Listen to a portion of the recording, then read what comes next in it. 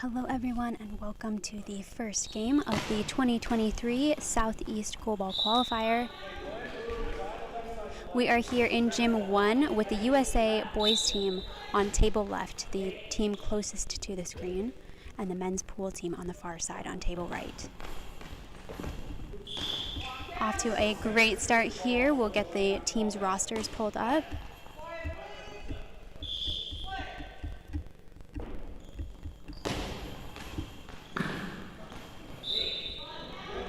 For the USA boys team, we have number 6 on left wing, number 1 in the center, number 2 on right wing.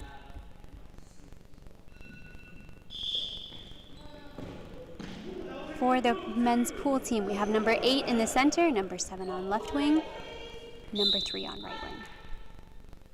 For the pool team, number 7 with the ball from the left wing post, angles straight down the line, and ball's out. It's going to be dropped in on the right wing. Number 2 passes off to number 6, takes the ball from the right side of the court to the left gap. From the left gap, crosses into the opposite wing. Number 7 with the block. 7 from the pool team, from the post, spins, cuts it into the near gap, blocked by the legs of number 2. Number 2 from the line with the spin. Bit of a bounce on that, pops up and over number 7 on left wing.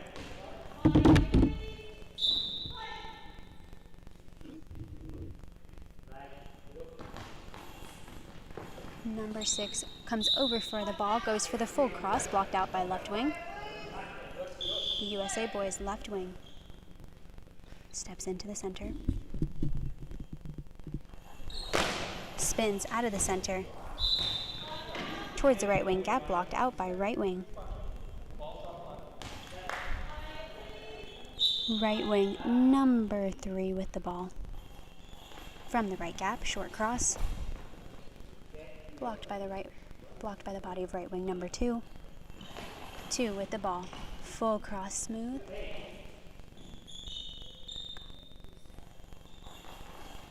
Blocked by the pool team's right wing. Goes straight gap. Center, number 1 for USA boys with the block. Passed off to the left wing, number 6. Number 6 with the spin bounce into the gap. And it's a goal.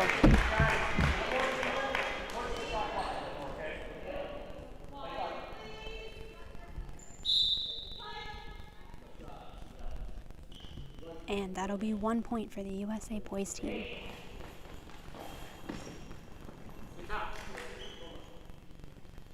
Number 6 from the USA boys team with the ball from the left wing corner.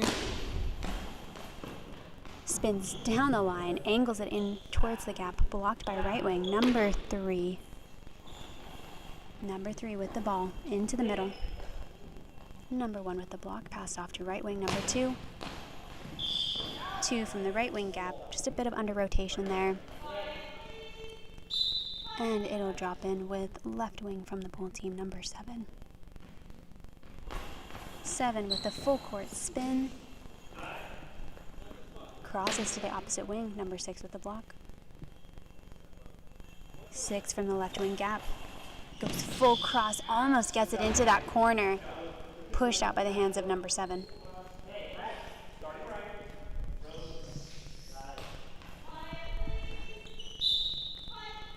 Pool team, left wing, number 7, steps into the gap, hands off to his opposite wing.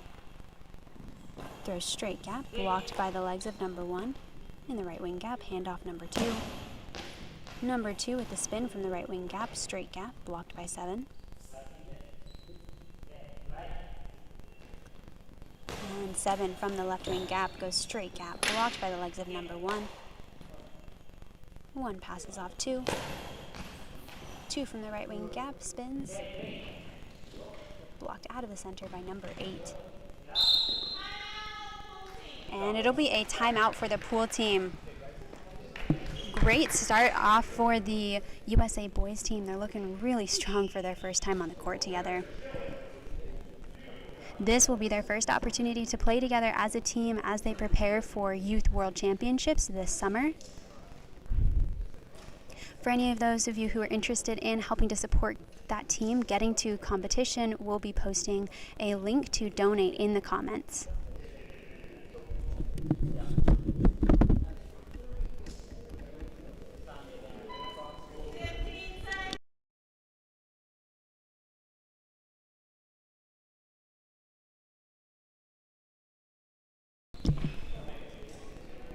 Before the timeout, we had a bit of a fumble on the men's pool team side. They'll need to get rid of the ball pretty quickly here. And we see number 8 throwing that on play. From the left wing post, passed into the center, blocked out by number 1 in the middle. Number 6, left wing, goes full cross with a smooth shot. Dropped in with left wing, number 7 for the pool team. 7 from the post, and angles that out before the half-court line. Right wing, number 2, Jacob Peterson with the ball from the right wing gap. Spins, short cross, blocked up and out by the legs of center, number 8 from the men's pool team.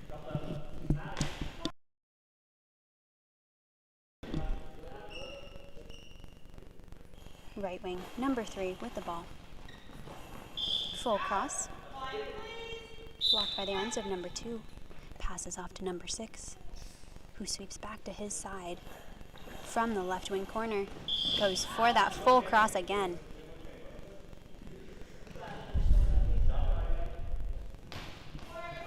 Dropped in with number 7.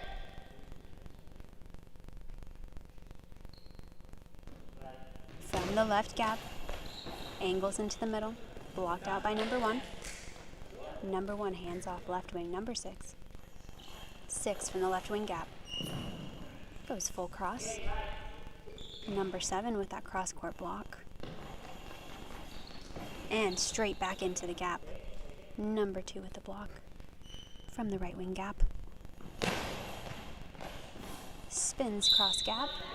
Blocked out by the body of number 3 on right wing. Number 8 comes over for the shot. Starting from out of bounds. Goes for the full cross. Blocked by the body of number 2. Number 2 steps into the gap. Spins and back into the middle. Quick return by number 8 into the left wing gap. Blocked out by number 1. Good reaction by number 1 in the center there. Number 6 from the USA boys team. Steps into the left wing gap. Goes wide towards the post. Number 3 with the block. 3 from the right wing gap. Straight gap, blocked by the arms of number 1 out of the center. Passed off left wing, number 6. Left wing, number 6 from the post. Goes full cross. 7 with the block. 7 spins out of the gap, cross gap, blocked by the arms of number 1. 6 to collect, and it'll be a timeout for the USA boys team.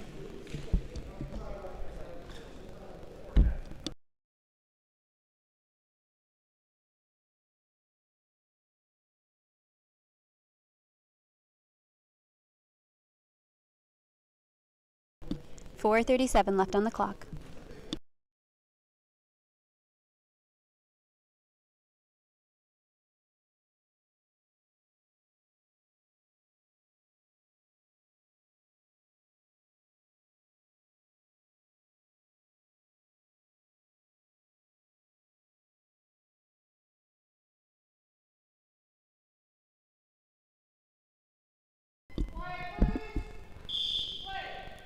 We've got some changing in positions here.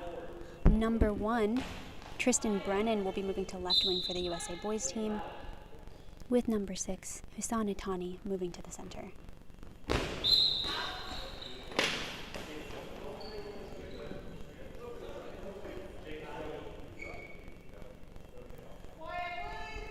Wings will now switch here, with number 2 moving to left wing, number 1 moving to right wing. Number 2 with the shot into the middle. Number 3 from the left wing. Oh, goes down the line and gets it just past the hands of number 1 on the right wing. And they tie up the score at 1-1.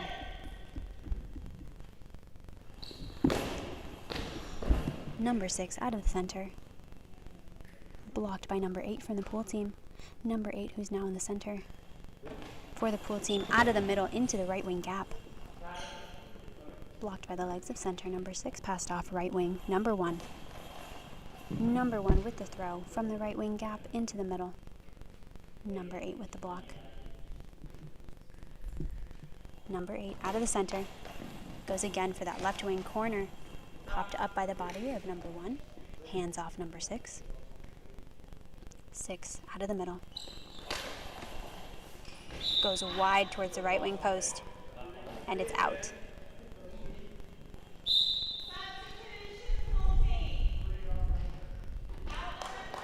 There's going to be a substitution on the pool team. Number 3 is out, and number 9 will be coming in.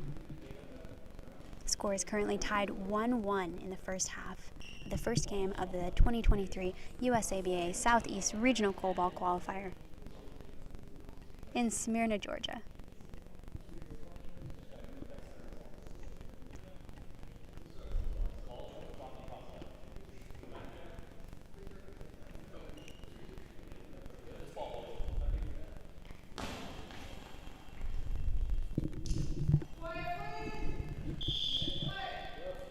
The ball will be dropped in with right wing, number 3, steps into the right wing gap, angles into the middle.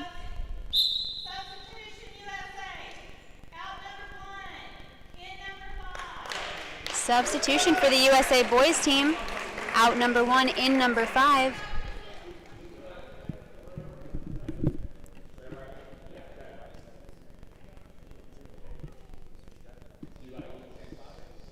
And it'll be number 5, Christopher Morgan, coming onto the court.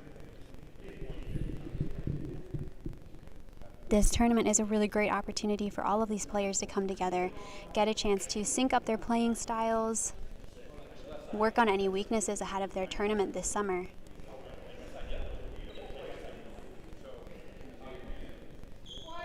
Number 5 taking right wing. And number 6 with the throw out of the middle to the left wing gap, blocked by number 8 in the center. Number 8 with the ball. Goes wide towards the left wing post, and number 5, Christopher Morgan, with his first block of the game. Number 5 goes straight down the line. 7 with the block. Number 7 spins from the left wing gap into the middle. 6 with the block, who takes it just right of the center. Goes straight gap, missed by the center, but backed up by number 7, pops forward, collected by 8 in the middle. Number 8 out of the center. Angles towards the left wing gap. Blocked out by Morgan. Morgan with the ball. From the right wing gap, and angles out.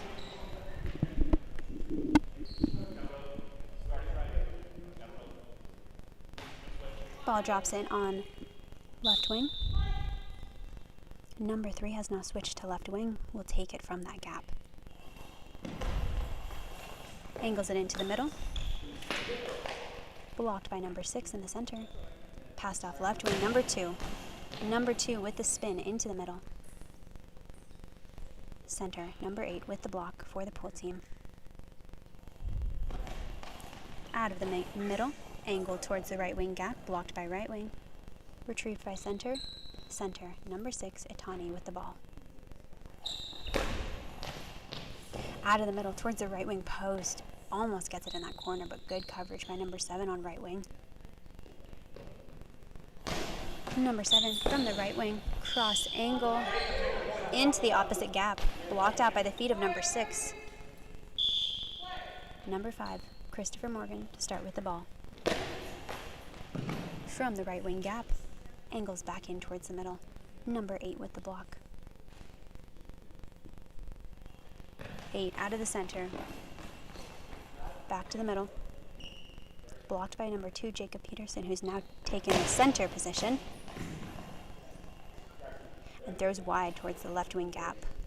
Blocked by left wing, number 3. Pass to center, number 8. 8 out of the middle. Back towards the middle. 2 with the block. Pass to left wing, number 6. from the gap, back to the right wing gap. Blocked out by the legs of the center. And dropped back in with number 7 from the right wing. From the right wing, full cross, and it's out.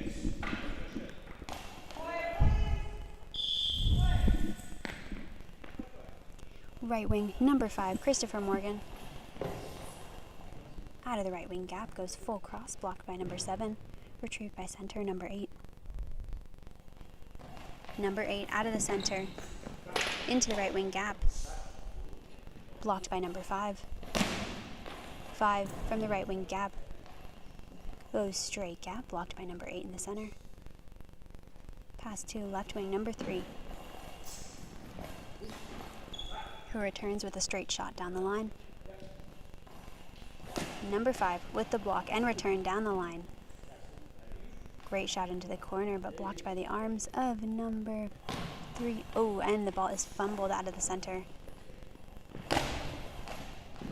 And a quick return back. Oh, missed by the center and recovered by number 7 on right wing.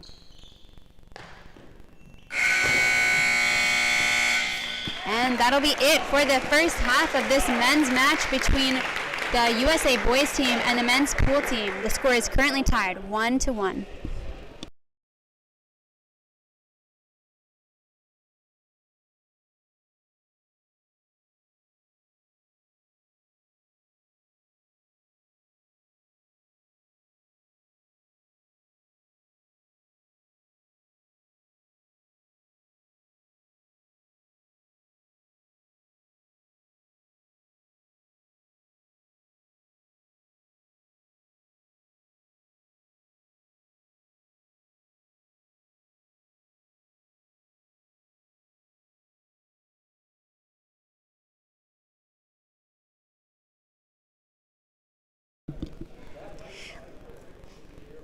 All right, everyone, and hi, this is Mary King. I am the USABA Sport Program Coordinator and also two-time Paralympic medalist in the sport of goalball. I retired after Tokyo, and I'm now excited to be commentating for some of the games here in Smyrna.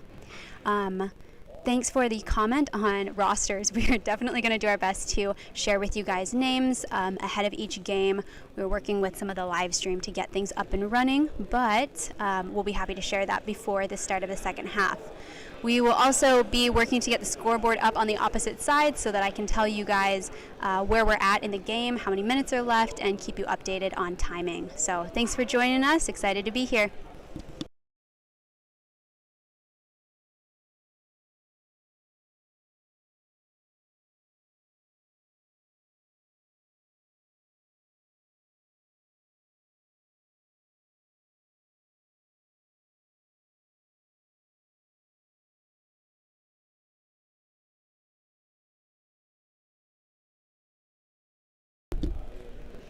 And some rosters for you all before the start of the second half between the USA boys team and the men's pool team. USA boys team will be the closest team to the camera on table left, with the men's pool team on table right, the team farthest from the camera. USA boys team, we have number 1, Tristan Brennan, number 2, Jacob Peterson, number 3, Kenneth Jacks, number 5, Christopher Morgan, 6, Husan Itani, 7, Kyrie Lofton. For the pool team, we have Alfonso Harrell, and number 3, Camilo Glass, number 5, Sean Ransom, 7, Timothy Brettenfield, number 8, Jefferson Palacios, and number 9, Jason Meda. For the boys team, for the USA boys team, we're going to be starting with some of those same players. Looks like number 6, number 2, and number 5. So it'll be that same lineup we saw at the end of the first half, with Jacob Peterson, number 2, number 5, Christopher Morgan, and number 6, Husan Itani. Bit of a change down there on the pool team side. Number 7, Timothy Brettenfeld, will be on right wing. Number 8, Jefferson Palacios, is going to be out of the center. And the change we'll see for this half is number 5, Sean Ransom, has come in to play on left wing.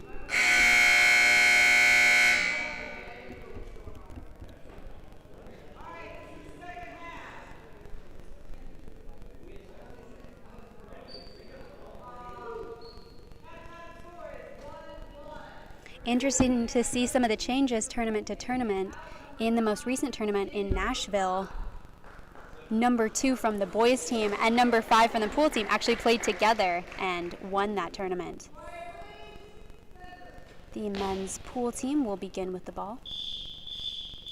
Number 8 hands off to number 5, Sean Ransom. Ransom with the ball from the left wing post. Oh, and we're going to start off with a high ball penalty.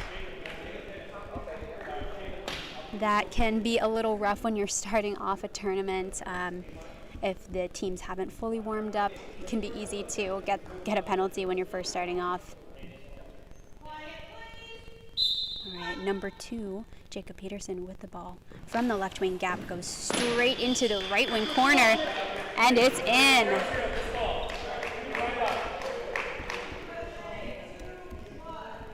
Brings the score to USA boys team 2 and pool team 1. Could be an important turning point for this game that has been pretty tight for the entire first half. Number 5 from the pool team takes it from the right wing gap, straight down the line. Left wing number 6 with the return, back across court, and returned again by number 5 from the pool team, full cross. Great quick return from the USA boys team. Seems like they knew that that player had swept across, so they were hoping to catch him on his return back to his spot. USA boys, number 5, Chris Morgan with the ball. Right wing gap, straight gap. Blocked forward by left wing, number 5. Number 5 from the left wing gap into the middle. Blocked by the center. Passed off right wing, number 5. 5 out of the right wing gap into the middle. Blocked over by the center. Ooh. Good thing that slipped straight out rather than shifting back. Number 7 with the ball from the right wing post into the middle. Number 2 with the block, handoff. Number 6. 6 from the left wing gap, goes straight gap, blocked out by the legs of number 8 in the middle. Dropping in with 7 on the right wing. Number 5, Sean Ransom, over for the ball. We'll see a switch of the wings. Ransom taking it from the right wing post back into the middle. Blocked by the center. Center with a quick shot back to the left wing post. Blocked by number 7, who had just switched to that position. 7 with the block. Handoff to number 8. 8 from the left wing gap. And it'll be a high ball for number 8, Jefferson Palacios.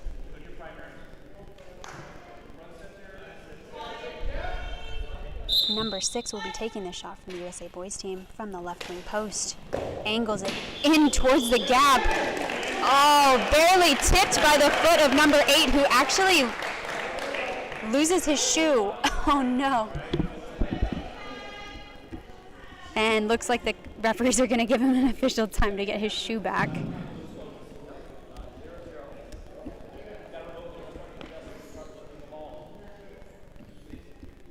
Bringing the score up to 3-1 with the USA boys team in the lead in the second half of this game. Pool team, number 7 with the ball, sweeps from right post to left post. Tries to go straight down the line. Angles out at the opposite team's high ball line.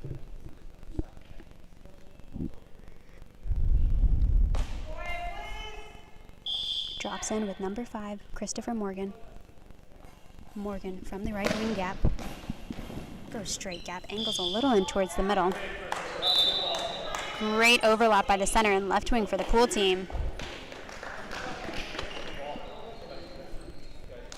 We're seeing great defensive coverage from both of these teams, really attacking the ball, playing aggressively, especially at the start of a tournament. Sometimes we can see teams with a little bit of jitters as they're just getting used to being back on the court, especially both of these teams bringing together players who haven't had a lot of history playing together, if any at all.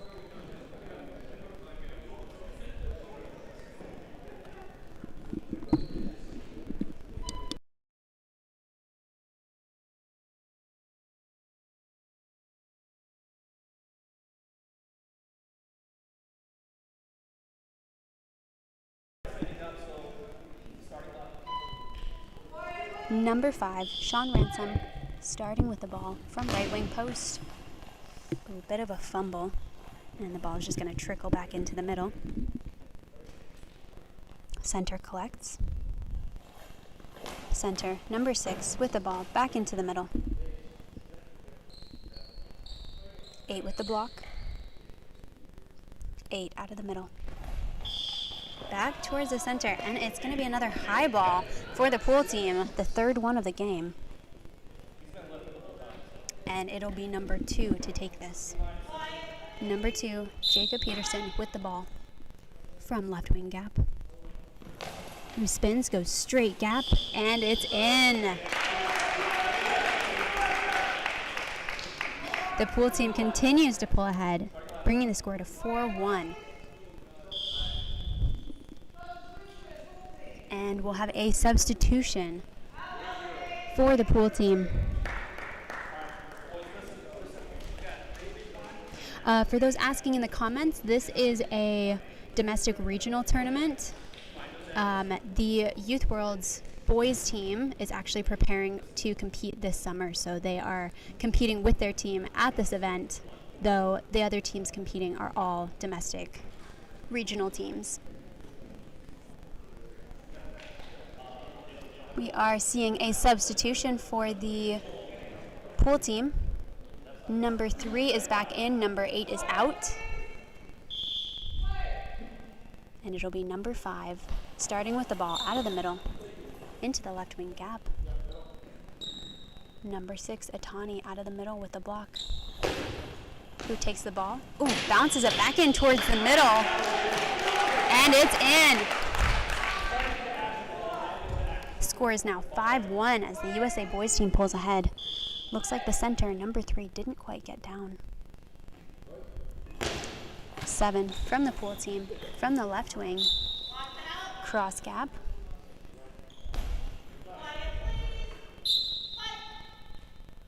Number 2 with the ball from the left wing post into the middle. 3 with the block. Number 3 out of the center. Smooth shot wide to the right wing post, blocked out by the center.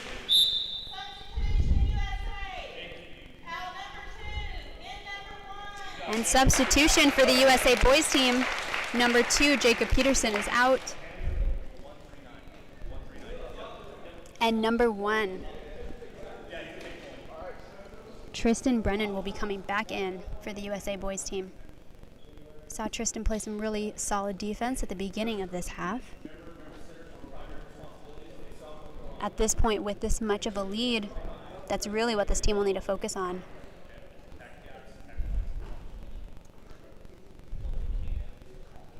Number 1 returning to the court, back in the middle. And left wing, Itani, number 6, with the ball. From the left wing post, back in towards the center. Oh, blocked forward by the feet of the center, and they've lost the ball. They're going to have to get rid of this on play. They wasted quite a bit of time with that, just rolling forward. And number 5 with the quick release back in towards the middle, popped out by the center.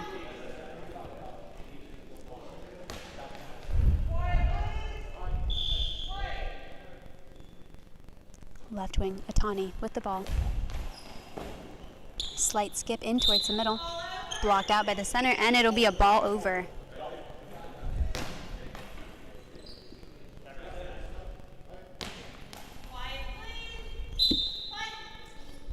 USA boys receive possession of the ball.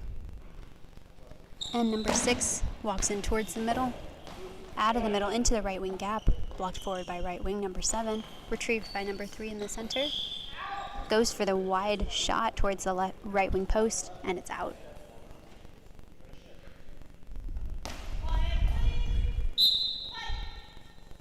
Right wing, Christopher Morgan with the ball. From the right wing gap, goes straight gap. 5 with the block, popped forward. Retrieved and returned out.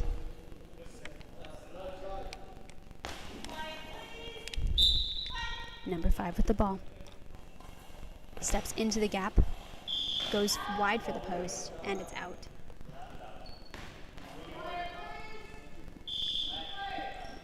Left wing, Ransom with the ball, steps into the gap, Short cross. Across the face of the center, blocked by the hands of number 1. Passed off left wing, number 6. 6 with the ball in towards the gap, popped up and over the arms of the center, and it's in. And you can hear people cheering for USA from the stands. Bringing the score to 6-1 for the USA boys team. Right wing, number 7 from the pool team, drops the ball out.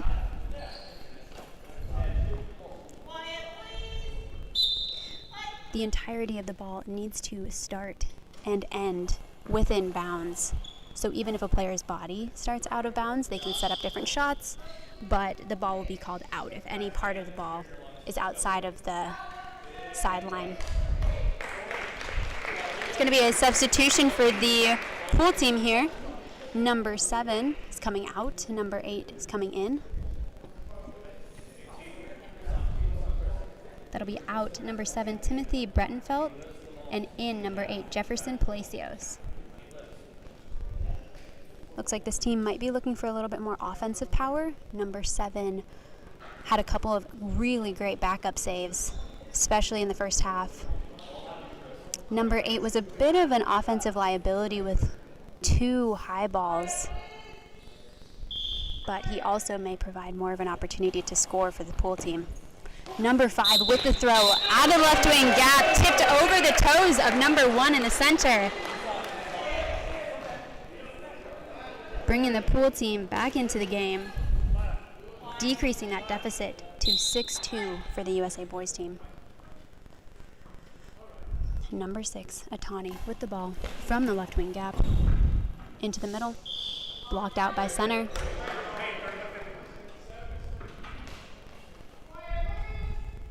Number 5, Sean Ransom with the ball from the left wing gap. Goes full cross, blocked by the body of left wing, Atani. Atani with the ball from the post into the middle, blocked forward by the legs of number 8. Passed off number 5, 5 from the left wing gap. Goes across the face of the center, blocked by the arms of number 1. Passed off left wing, number 6. 6 from the gap, cross gap, blocked by center. Handoff left wing, number 5 with an over rotation on that shot.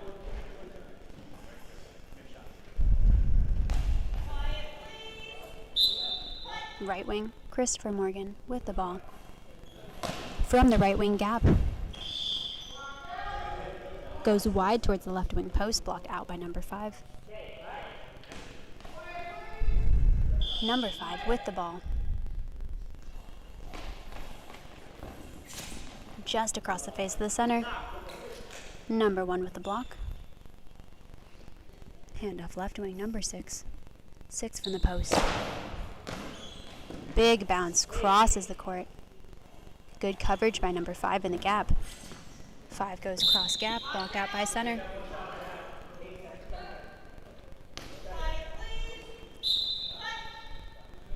Number 6 from the gap. Goes wide angle, blocked out by the body of number 5.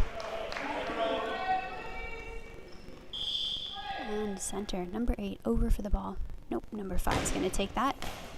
Big bounce, straight gap. Blocked by the legs of number 1, handoff right wing, number 5. 5 from the right wing gap in towards the middle. 8 with the block. Takes it out of the center, back towards the middle. Blocked forward by number 1. Handoff left wing, number 6. 6 from the sideline, cuts into the right wing gap. Good overlap by center and right wing there. And center with the throw out of the middle. And it'll be a timeout for the USA boys team, who currently lead 6-2 in the second half of the first game of the tournament.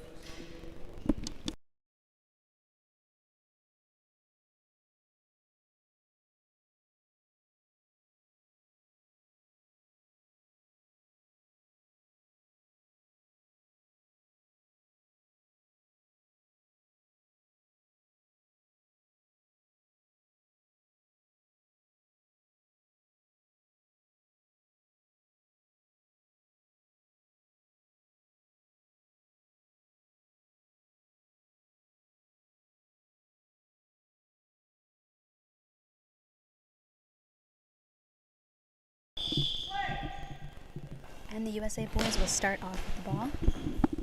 Number 5 out of the right wing gap. Goes wide towards the left wing post. Good coverage by number 5 who blocks that out. And an official time for number 5 with the eye shade check.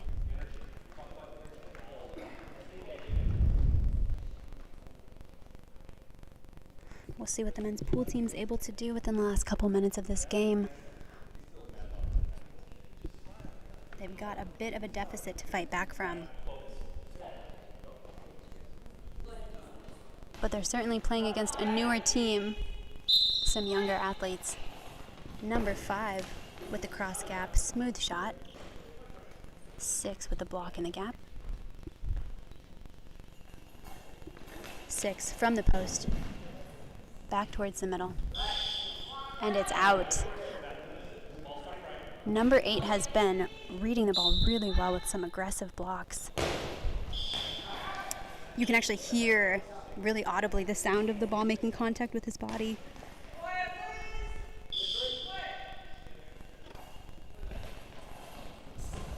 His ball read is great, but what we're also seeing is a lot of those shots that he's blocking are being deflected forward.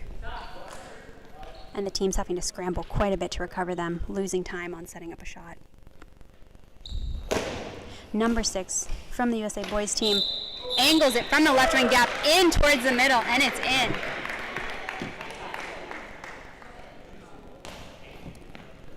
Bringing the score to 7-2. The center, number 8, and right wing both seemed like they maybe misread that a little bit. Right wing, number 3 with the ball, straight gap. Blocked by left wing, number 6. 6 from the left wing gap with a bit of a bounce. Pops it over the right wing, and it's in. Score is now 8-2 as the USA boys team pulls ahead in the first match of this tournament. They seem to be pretty conservative with their shots at the start of this game, but are putting a lot more on their throws. We've seen some of their hardest shots within the second half. 6 with the block, passes off to left wing. Christopher Morgan, who now switches to left wing from the gap. Straight gap. Oh, wings have just switched back. And center, number 8 with the ball into the right wing gap. Number 5 with the block. 5 out of the right wing gap. Ooh, cuts it into the center just barely and tips it over the hands of center, number 8. Score is 9-2. Wow, I don't know what has happened within the second half of this game, but the USA boys team have really picked up their throws. They started off pretty conservatively with lots of smoother shots, a little bit of skip, but starting to put more bounce on that. When it comes to defense, you are focused on a couple of different things. One of those is the lateral direction of the ball, left to right. Where exactly do you need to position your body? But when it comes to adding a skip or a bounce onto the ball, you also then have to read the actual height of the ball and time when you are moving to deflect that back down. So that, coupled with some really great with some really great accuracy on their shots, has led to a lot of success for the USA boys team. Ooh. There was a delay of game, it looks like, for the pool team. USA boys team have declined the penalty. Oh. Yep, they declined the penalty, which just means that now they have possession of the ball. Number 1. We'll start with it out of the middle. Smooth shot into the center. Number 8 with the quick return. Oh, back into the middle. Center dives out of the way. Pops over right wing and left wing. Oh, man.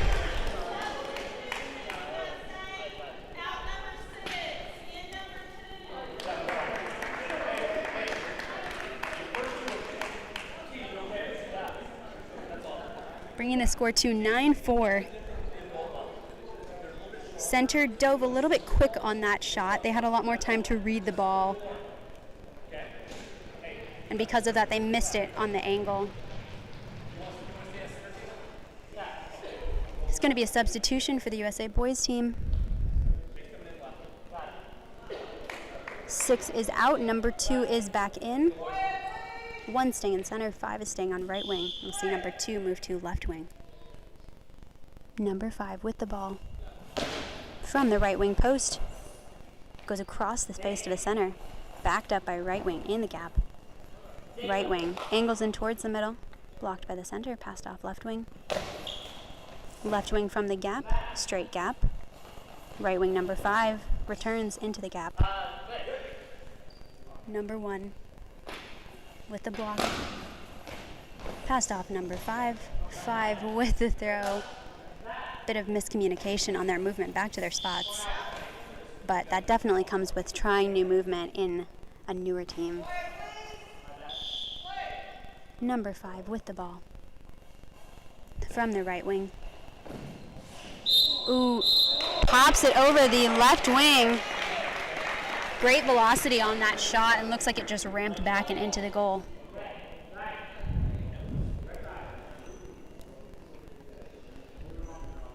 Score is currently 10-4 for the USA boys team. Number 1 with the block. 1 out of the center. Goes wide to the right wing post. And out. Number 5 from the right wing post. Goes straight line shot. Left wing, number 2 with the block. Takes it from the gap. Cuts in towards the center. Returned by right wing. Backed up by left wing in the center. Ooh, passes back to his teammates. Number 1 with the retrieval. And throw into the center. 8 with the block. Who goes wide for the right wing post. Number 5 covers. Returns across the face of the center. Right wing in the right wing gap. Goes back towards the middle. Number 1 with the ball. Out of the center. Goes wide, left wing post, and it pops in.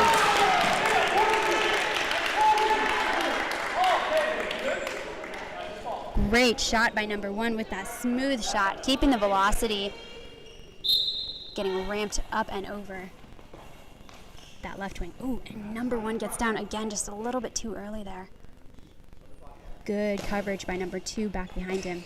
Number 2 with the ball from left wing gap, back into the middle. And 8 returns.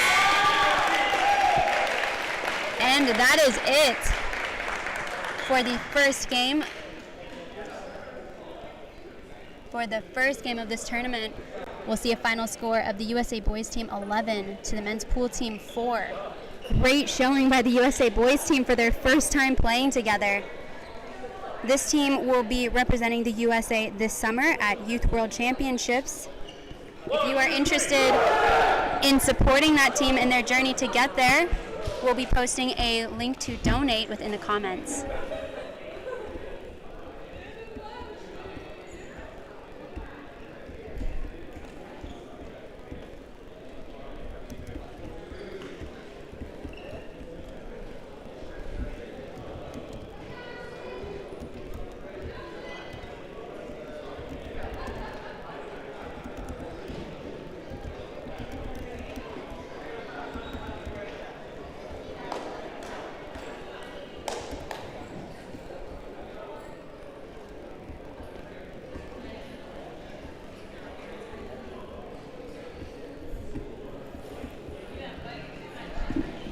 Thank you all so much for joining us here at the 2023 USABA Southeast Regional Goalball Qualifier.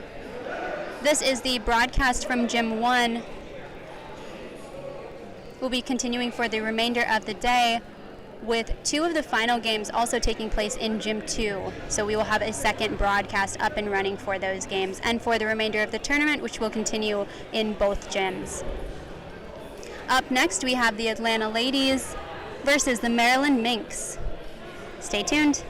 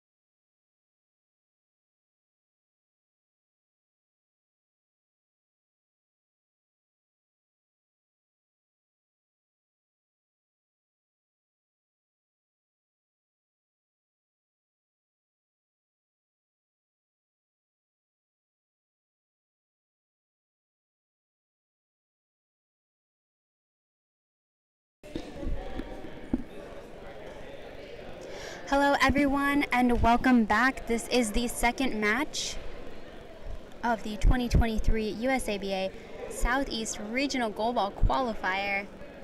I am your commentator, Marybeth Huking, USABA Sport Program Coordinator and a former member of the USA Women's National Goalball Team.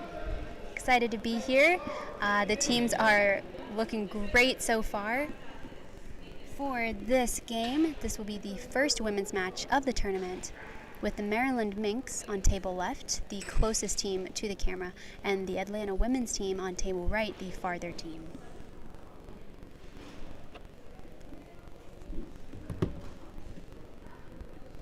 For the Maryland Minx, we have number 8 on right wing, number 4 in the center, and number 6 on left wing. Number 6 will be Bridget Cassidy, number 4 is Brianna Pumphrey, and on right wing, number 9 is Siobhan Lockhart. On the far side for Atlanta, we have number 3, Kiara Weaver, 5, Sarah Beth Tate, 6, Elisha Walker, 7, Tyzia Walker, 8, Wendy Vincent.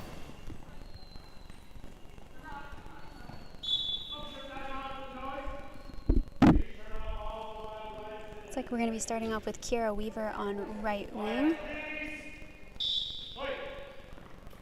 Number 4 is in the center. We've got a couple official timeouts here for some noise from inside and outside of the court. For the Atlanta team, we have number 8 on left wing, number 4 in the center, and number 3 on right wing. That was number 8, Wendy Vincent. Actually, I'm sure who number 4 is. All right, Siobhan Lockhart with the ball from the right wing gap in towards the middle. Center, number 4 with the ball from the middle to the right wing, to the left wing gap. Left wing, number 6 with the block, who spins at a left wing gap, straight gap.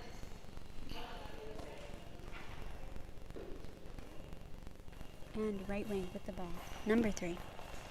From the right wing gap, straight gap. Blocked by left wing, passed into center. Center with the spin out of the middle.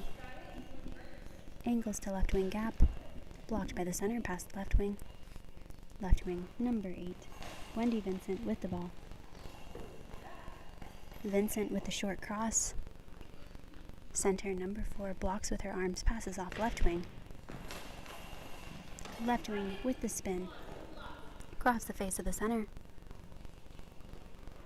Center with the block. Angles it back to right wing gap. Right wing, Siobhan Lockhart with the ball. From the right wing gap, angles it across the right wing, who pops it up and we almost see that roll in. Number 3, from the right wing gap.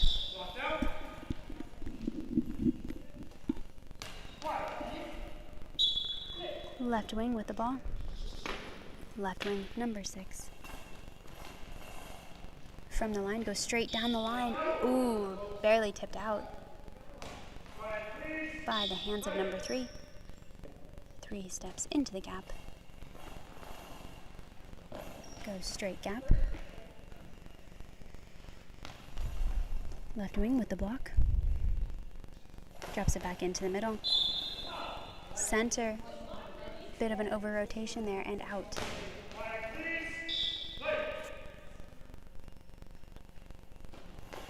Left wing from the corner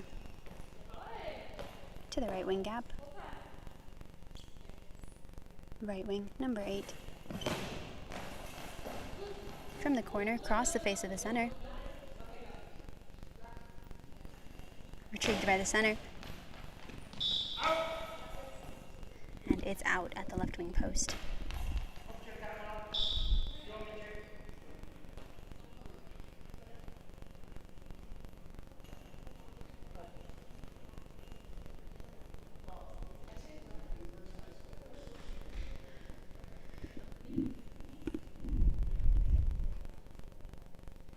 Just an eye shade check for left wing from the Maryland Minx. Number 9 is over for the ball. Takes the ball from left post to right post and drops it out.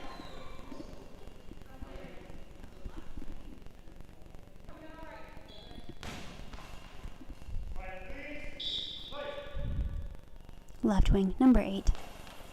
From the gap, back to the middle. Number 4 with the block. 4 from the right wing gap, throws back towards the middle. Blocked by number 4 from Atlanta. Passes back to right wing, number 3. Number 3 from the gap.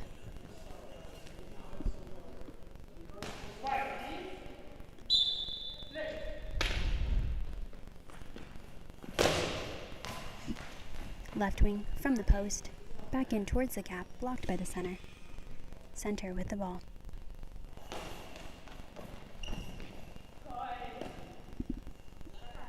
Angles towards the right wing gap. Blocked by right wing, number 9, who returns full cross. Number 3 with the block. Passed off to center. Center out of the middle. To the left wing gap. Left wing, number 6. Spins out of the gap, goes for the right wing post. Oh, and barely misses that.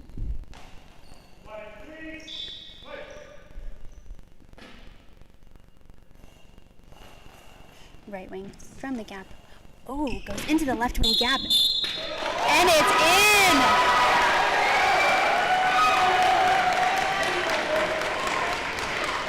That'll be 1 for the Atlanta women's team. We saw left wing from the Minx dive way too soon, just dove towards the line. There's a huge gap open in the left wing, between the left wing and the center. Ooh, and right wing, number 9, almost returns that from the right wing gap into the middle, pops over the center, retrieved, and left wing, number 8 will take that. Crosses the face of the center. Left wing, number 6, from the gap, straight gap, blocked forward by the center. Center with the ball from the right wing gap to the left post, blocked by left wing, pass to center. From the center, ooh, angles towards the left wing post. Pops over the left wing. And the Minx tie up the score 1-1 in the first half of this women's match.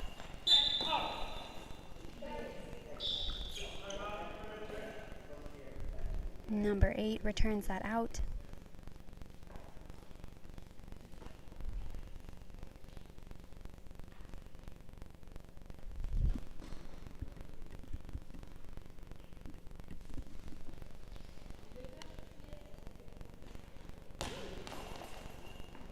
Quick equipment check for the Maryland Minx. Number 9 passes the ball over to number 6. Oh, and it is out at half court.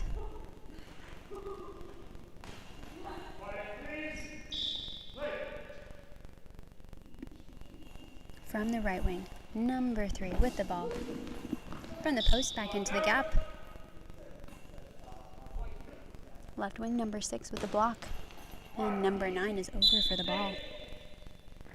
Number 9 sweeps from left to right. And from the right sideline, it cuts back into the gap.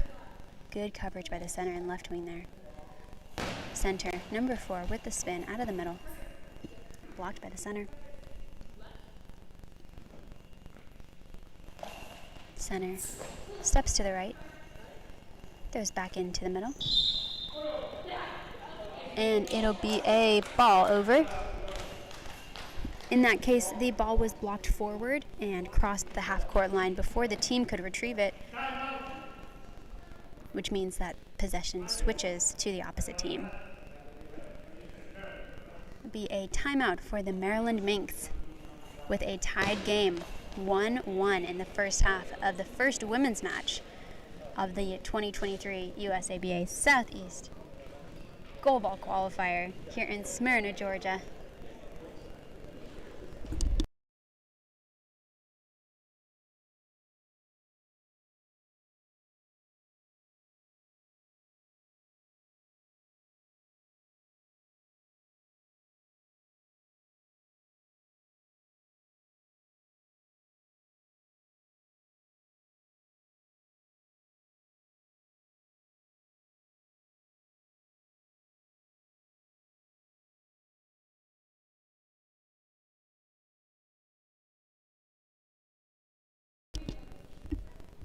Oh, it's going to be an eye shade penalty on number 8 from Atlanta. During play, you may not touch your eye shades for any reason. If you need to adjust them, you actually have to raise your hand and have an official come over to do what's called an eye shade check.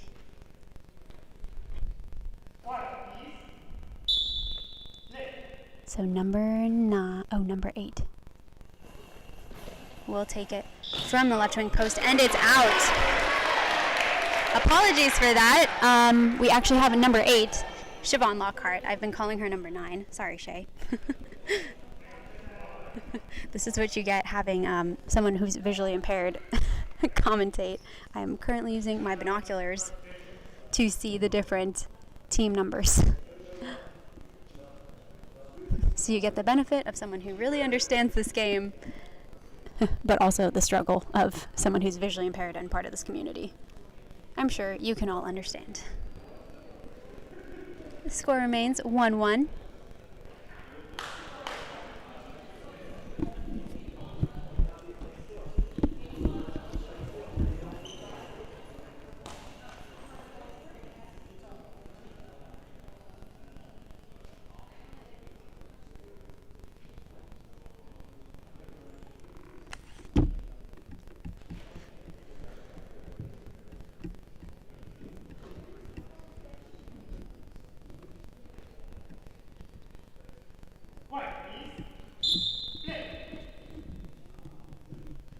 Not seeing any changes down here.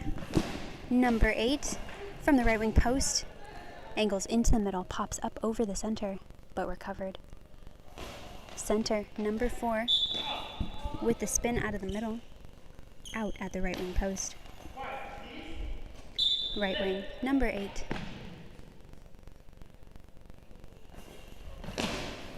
From the gap, crosses in towards the middle, popped up over the center, and out.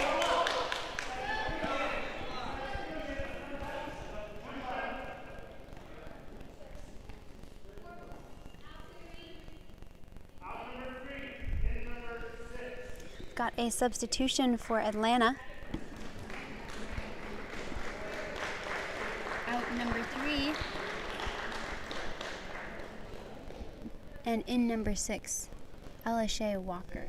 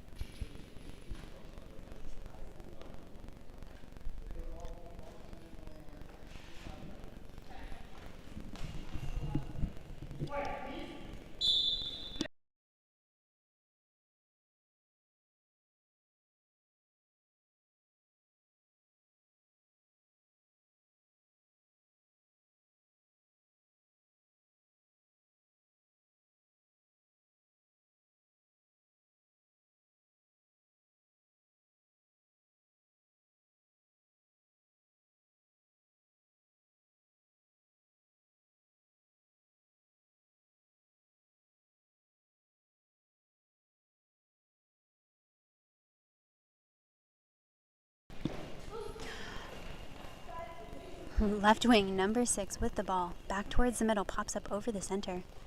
Almost trickles back in, but recovered by the wings. Number 4 out of the middle. We may be looking at a 10-second penalty.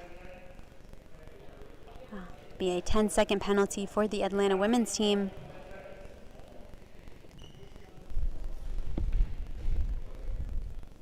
As this is a team penalty, the Maryland Minx will get to select who they would like to throw the penalty against.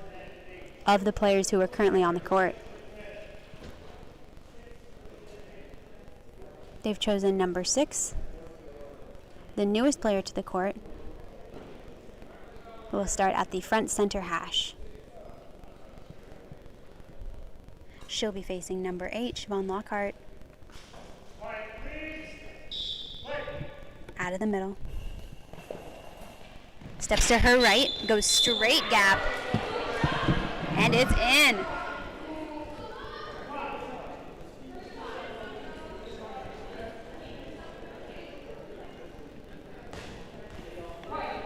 That'll bring the Maryland Minx score up to 2-1 against the Atlanta women's team. Oh, and it'll be a back-to-back penalty for the Atlanta women's team. Or a clarification from the officials. For those who asked in the comments, yes, I used to compete. I competed with the USA women's team in Rio and in Tokyo, and recently retired. And now I am the sport program coordinator for USABA. So I get to help on the other end of things with some of the planning and now commentating.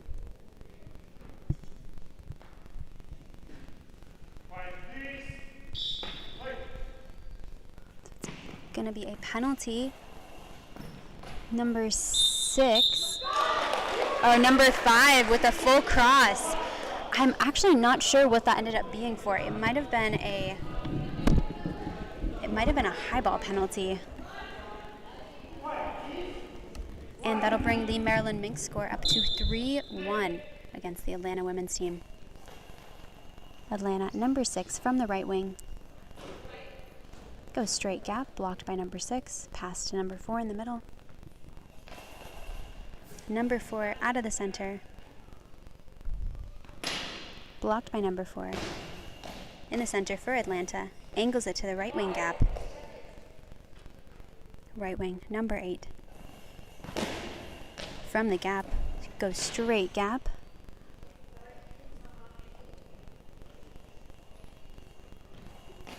Blocked by number 8. Oh, and it'll be a high ball for number 8.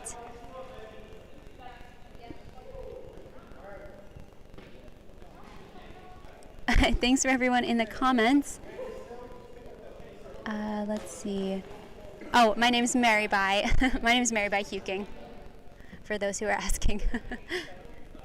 All right, we have another penalty situation here, again against number 8, who is actually a little bit lost on the court. She's standing in front of the left wing. And number 8 actually throws straight at her.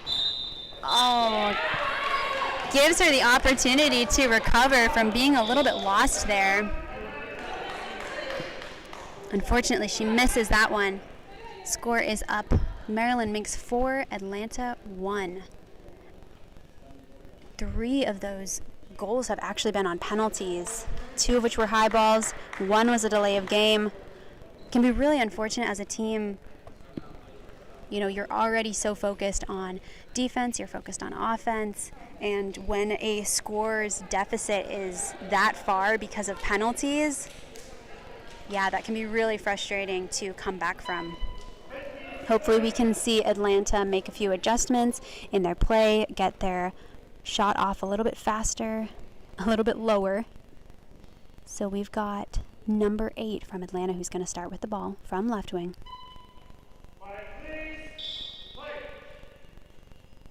Going to see what she can do to keep that low. And this time she actually runs out of bounds with it.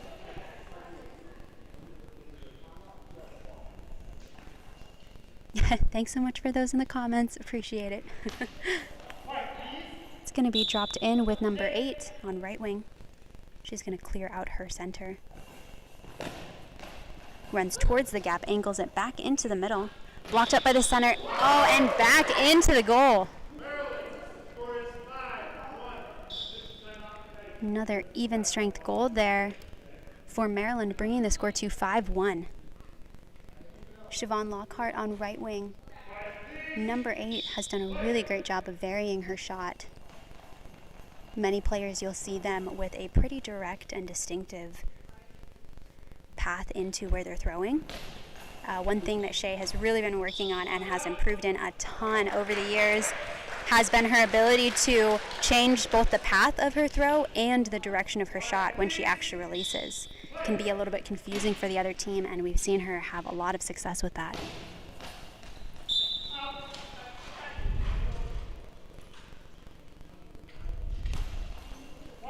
Number 8, Siobhan Lockhart with the ball for the Minx. Starts in the right wing gap, runs towards the sideline, goes straight down the line, and it's in. What a beautiful shot.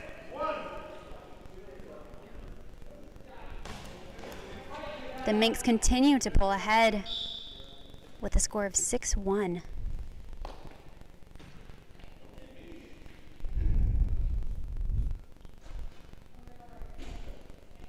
Great shot by number 8, Siobhan Lockhart, straight down the line. Number 8 just wasn't able to extend all the way to cover that line. Number 8 with the ball from the left wing, and it's out at the right wing post.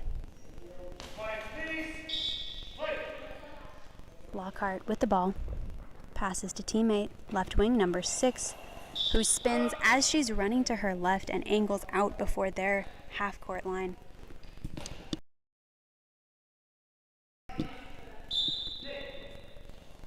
Atlanta, right wing, number 6, from the gap. Straight gap. Blocked by number 6 from the Minx. Passed off 4.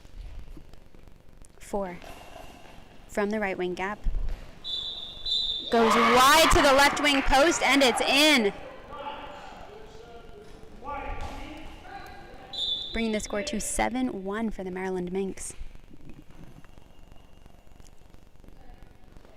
4 from Atlanta with the ball. Out of the middle. Goes wide to the left post.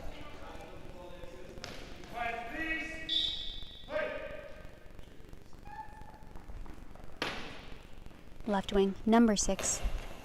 Spins out of the left wing gap. Pops it a little bit. On right wing, number 6, who recovers. Number 6 from the gap, into the middle.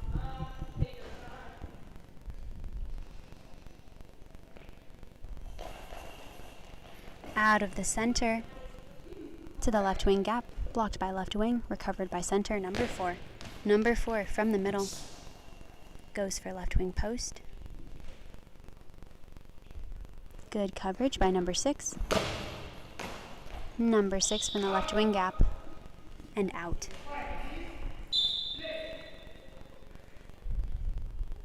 Six with the ball. Hands off to number 4. 4 from the right wing gap. Again to that left wing post. Number 8, Lockhart, comes over for the ball, sweeps from left to right. From the right post, angles back into the gap. Blocked forward by number 4. 4 out of the center. Angled to left wing gap. Left wing. Number 6 with the block and return into the right wing corner, and it's in. Some great corner shots by the Minx this game. The score is 8-1.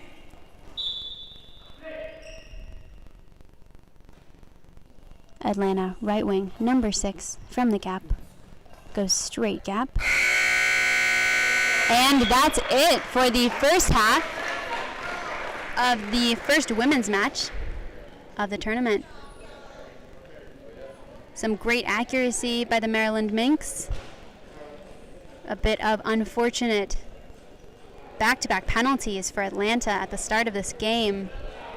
We'll see what they are able to do in the second half to bring things back. Thank you all so much for joining us. This is the 2023 USABA Southeast Goalball Qualifier in Smyrna, Georgia. We'll see you after the halftime.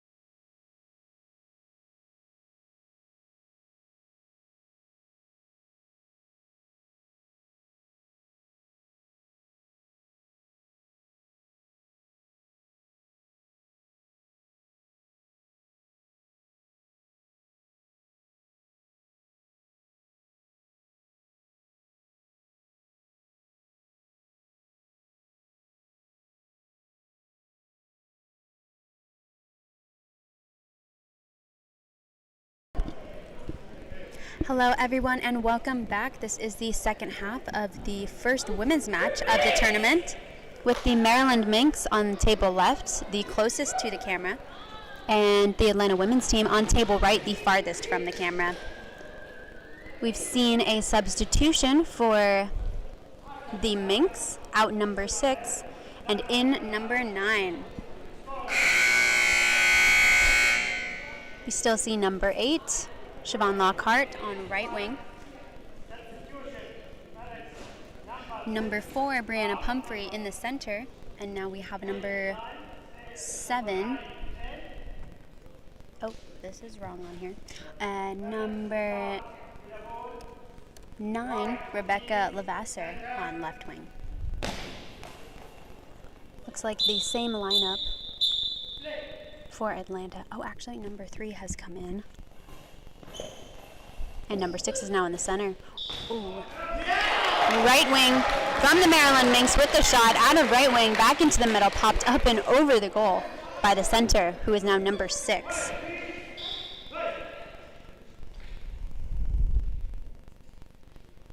Left wing, number 4, who was previously in the center, with the shot out. Number 8 will start with the ball from the right wing gap. Full cross, kicked over by the center and out. Right wing, number 3, from the gap. Goes straight gap, blocked by number 9. In the left wing gap, who goes straight down the line.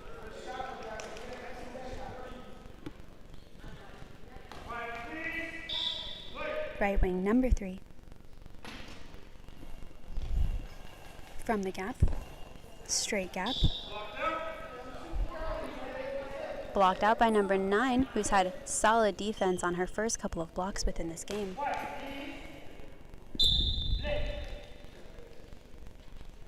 Nine from the left post. Down the line. Ooh, barely blocked out by the arms of number 3. With the call out from their coach to keep mixing up their shots. Right wing, number 3, with the spin. Straight gap. Center with the block.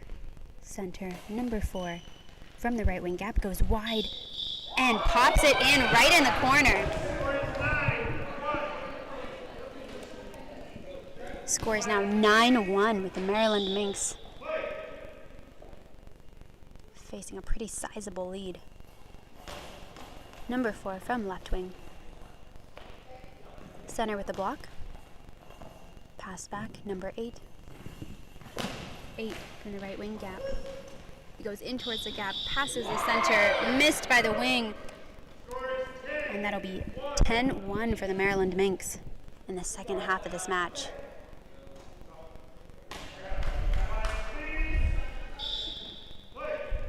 Ball drops with number 3 from Atlanta. From right wing gap. Straight gap. Number 9 with the block. 9 from the gap. Crosses into the center. Blocked by the center. Number 6. Number 6. Angles into left wing gap. Blocked by the arms of number 9. Who returns from the gap, pops up and over the center, and retrieved. 6 with the block, pass to 3 on right wing. Right wing, angles the ball just out. And number 8 will come over for the ball. Nope, she's returning home. Number 9 will take it.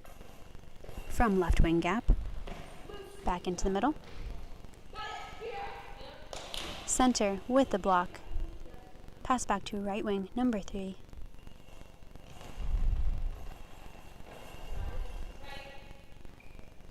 Right wing goes down the line. Number 9 with the block. Number 9 returns. Oh, and it'll be a high ball for left wing, number 9, Rebecca Levasseur.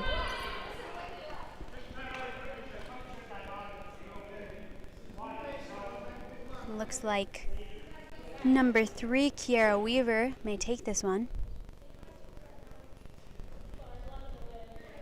Might be an opportunity for the Atlanta women's team to change the momentum and pace of this game and bring things back with this opportunity.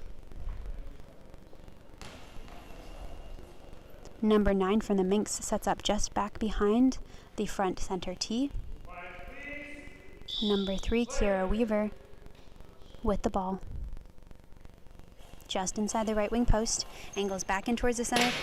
Oh, and it's missed by number 9. That'll be a goal for the Atlanta women, bringing their score up. It's now 10-2 with the Minx in the lead. Number 9 seems to have hesitated on her defense there. Moved towards it, then stopped herself and missed the ball. Number 9 takes the shot, moves into the middle, angles wide, pops it over the feet of number 6. With a little bit of redemption there. And number 3 will return. From the right wing gap, goes straight gap. Number 9 with the block. Pass to 4 in the middle. Ooh, 4 with the spin. To the left wing gap. Oh, to the left wing post, I'm sorry. And it's tipped out by the hands of number 4. These girls are fighting till the end. Number 4 with the spin. To the right wing gap. To the right wing post. Number 8 returns with a cross into the middle. 6 with the block out.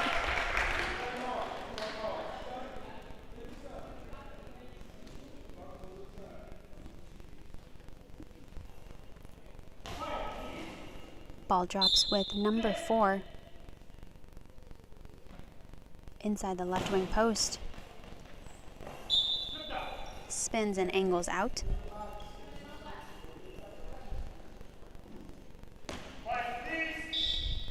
Right wing, number 8. From the gap. Goes across the face of the center, kicked back by the legs of number 6. And some coverage by number 3 in the right wing gap. We had an unofficial time just to remind the audience to remain quiet while the ball's in play. Just a bit of enthusiasm while the girls were still scrambling for the ball. Number 3 with a straight gap shot. 9 to block. 9 out of the gap. Ooh, she had some momentum on that. There was some rip on that ball.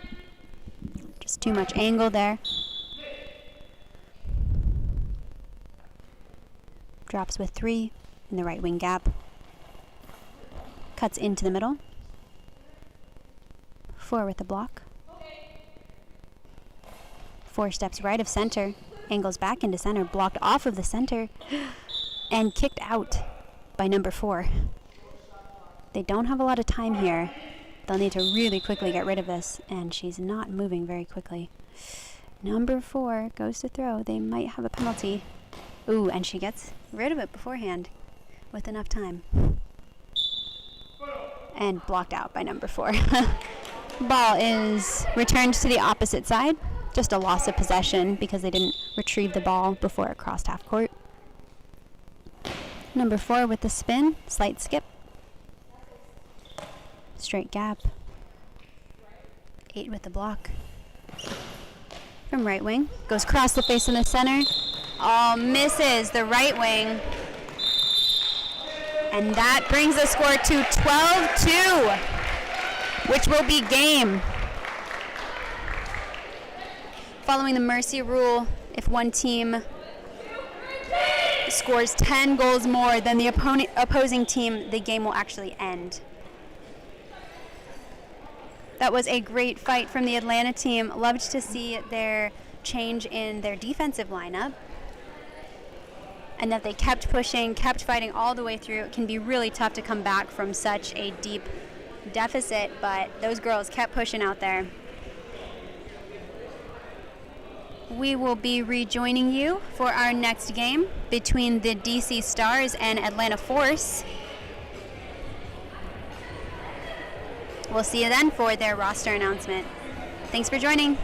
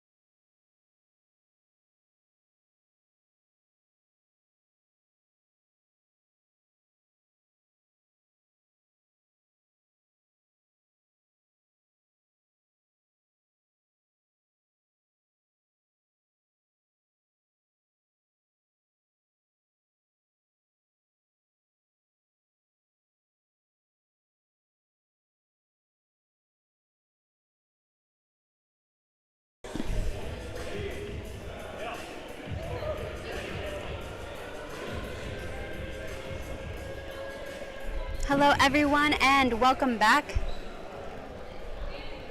to the broadcast of Gym 1 from the 2023 USABA Southeast Goalball Qualifier. Next up we have the game between the Atlanta Force and the DC Stars.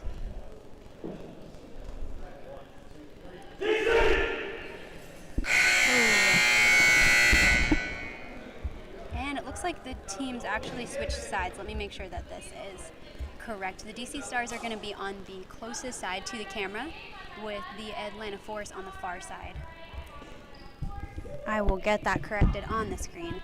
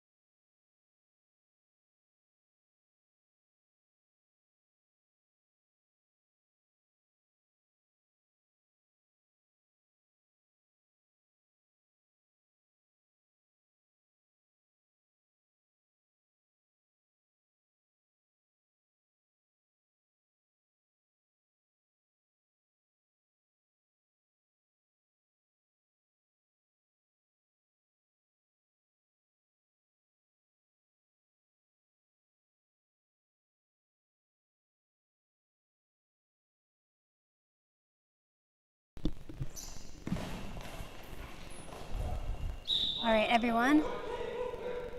Sorry about that change. We have the DC Stars on the near side, the Atlanta Force on the far side.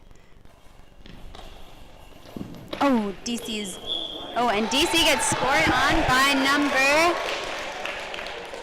number 3 from the Force.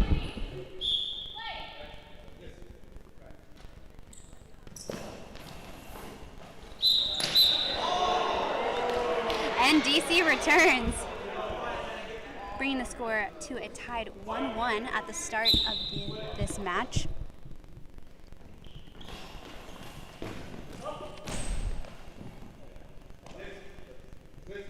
And from the Force, number 4 with the straight gap shot, blocked by number 1 on right wing. Number 1 goes for the full cross, and it's out. Number 3 from the right wing gap goes for the line shot, out at release, blocked by number 9 on left wing. From the left wing corner, number 9 with the full cross, blocked up by center, recovered by number 4. Number 4 across the face of the center, blocked by number 5. Pass left to number 9. Number 9 angles into the middle. Number 7 with a block, passed off right wing. Right wing 3, out of the gap.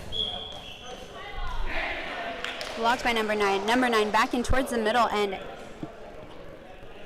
with our first penalty of this match, a high ball against number 9 from the DC Stars.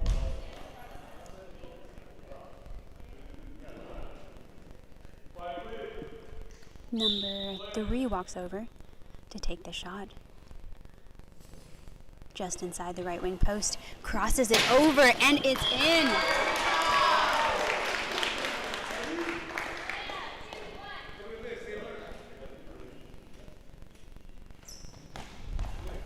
And Atlanta Force pulls ahead 2-1 the start of this match.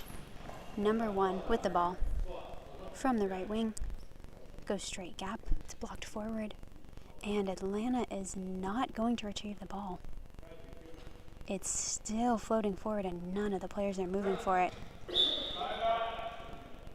Oh, they're going to give them the timeout? So the players did not have possession of the ball. It was floating forward. One of the players on the court called for a timeout, which technically the officials have the discretion to grant. However, the team didn't technically have possession of the ball. So the referee is actually going to rescind that timeout, and this is going to be considered a 10-second penalty against the Atlanta Force. Really unfortunate, just kind of a lack of communication there between the players as to who was going forward for that ball. With a team penalty, they've selected number 7 to defend.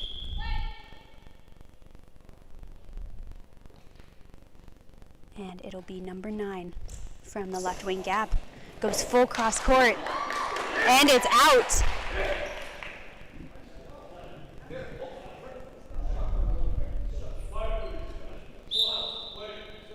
Number 4 from Atlanta. From the left wing gap. Into the middle. Popped up by center. Retrieved. And center, number 5. Out of the middle. Big bounce towards the right wing gap. Right wing, number 3. With the block. And cross from the gap. Right wing, number 1. With the quick return. Blocked out by number 3.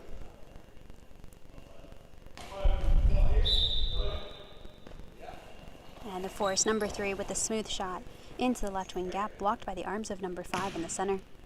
Passed off left wing. Left wing from the post. Crosses into the middle. Retrieved by number 4. 4 from the left gap into the middle. Blocked by number 5. 5 steps to his right. Goes straight gap, popped up by left wing, and blocked out. Left wing. From left gap. Angles to the middle. Blocked forward by center. Passed back, number 9. From the gap. Goes full cross.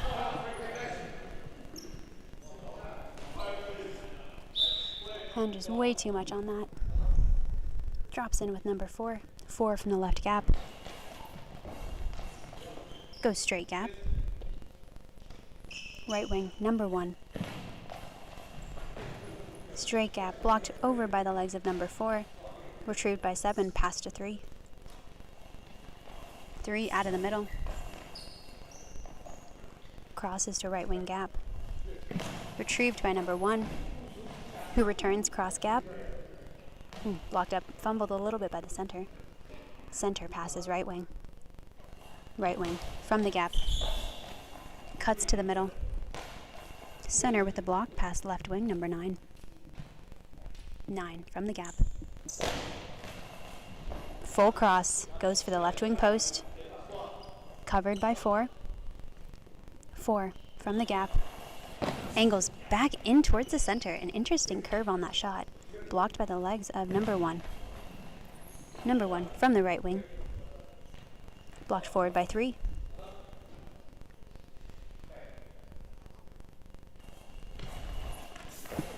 Number 3 shoots down the line.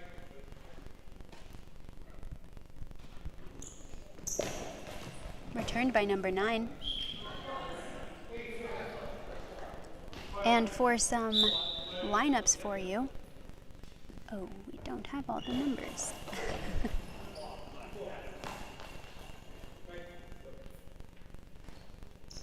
All right, I believe number 1 on right wing for the DC Stars is EJ Sloop. It's not listed here, but in the center we have number 5, Caleb Burkmeyer, and on left wing, number 9, Tyrone Bretherton. For the Atlanta Force, on right wing we have number 3, Eddie Monroe. In the center, Tito Vega. And on left wing, number 4, Brandon, I always mess up your last name, Sankor.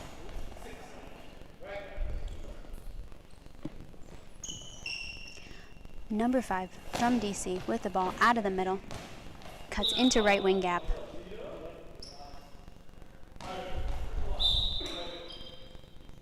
Monroe with the ball. From the right corner. Angled to the middle. Blocked by center. Passed off left wing.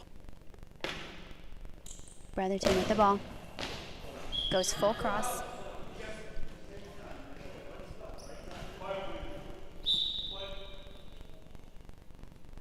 And it's out. Left wing, Sankor. Angles from the post into the middle. Blocked by Burkmeyer. Passed off, Sloop, right wing. From the right wing, into the middle. Number 7, Vega with the block. Passed off left wing. Left wing throws back in towards the center. Berkmeyer with the block. Passed off Brotherton, left wing. Left wing from the corner. Across the face of the center. And covered by left wing, number 4. That'll be a timeout for the Atlanta Force in the first half of this men's match. The Force currently lead 2-1.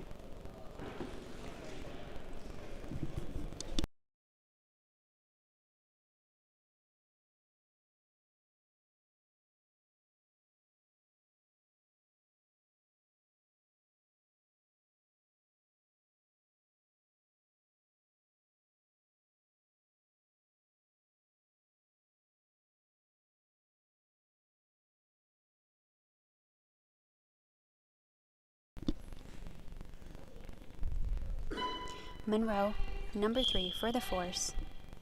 From the right wing gap. Goes full cross. Ooh, out at the opposite team's front line. Sloop with the handoff to Brotherton. Brotherton sweeps from right to left. Goes full cross back and out.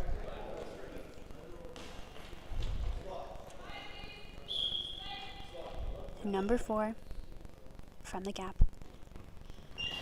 Spins, angles back towards the right wing. Right wing with a quick return. Blocked by the legs of number 4. Passed off to Monroe. The right wing gap. With the skip shot back to center and blocked out. Number 9 from the left post. Big angle back into the center. Blocked by the arms of Vega in the middle. Passed off left wing. Number 4 from the gap. Who angles and releases that out. Dropped with the right wing. And an official timeout for noise in the facility. Some announcements over the loudspeaker. DC Stars will have a reset 10-second clock. Receive the ball back. Brotherton sweeps from right to left. From the left gap. Across the faces of the center. Backed up by number 4 in the gap. Number 4 with the spin. Smooth shot into the right wing. Blocked forward by number 1. And Force will receive possession of the ball. Number 4 from the corner, cuts into the gap. Quick return by number 1. And blocked out. Good idea by number 1, but hitting a little bit too much body with his quick returns. When you are throwing back at a player who's just thrown, you really want to focus on getting them out of position or tipping off of a hand or a foot, getting that best opportunity of scoring. Brotherton from the left gap. Cuts to the middle.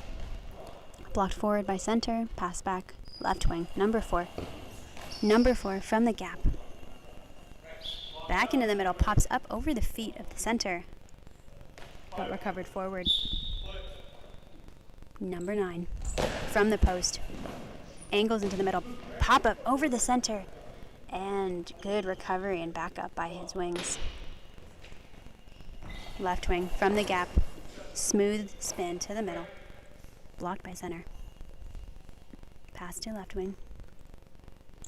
Brotherton in the 1. Cross the face. Gap to gap shot blocked by number 4. And the ball's loose again. Ooh, this time they pass it out. Another situation really similar to what caused them a 10-second penalty earlier in the game.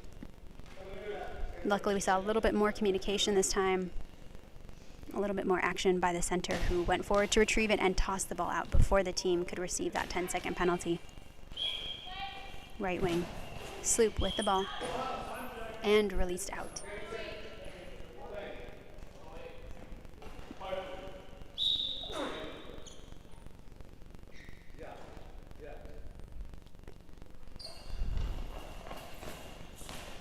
Oh, thanks for the correction, Christian. All right, we've got Kurt on the right, Caleb in the center for DC, and actually on left wing. Sorry, I guess that's Zion. I have it listed incorrectly on this roster sheet.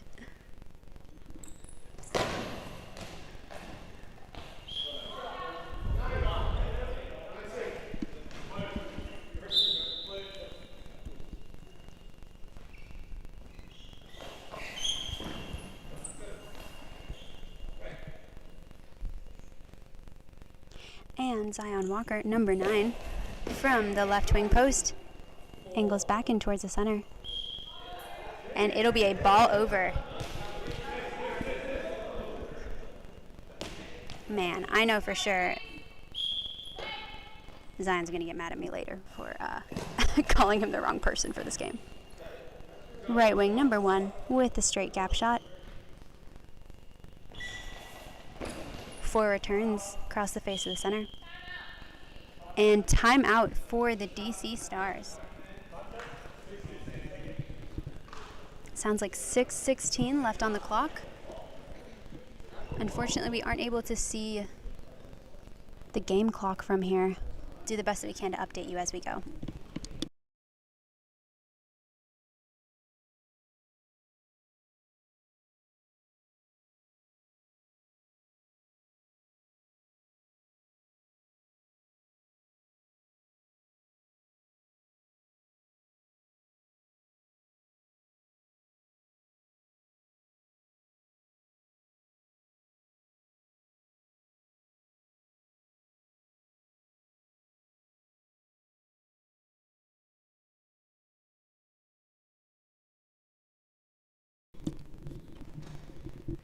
Walker with the ball from the left wing gap.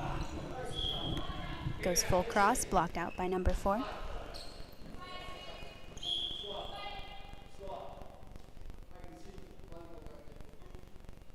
Ooh.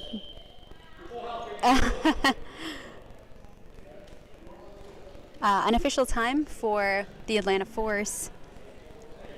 Typically when your team has the ball, if you need an unofficial time, the officials will wait until the ball has been thrown to the opposite side, but one of the players could fully see his mask was completely up, so they called that for him.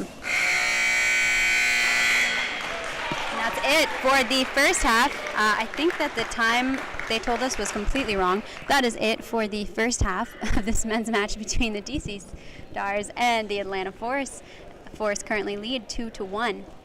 We will rejoin you for the second half of this men's match.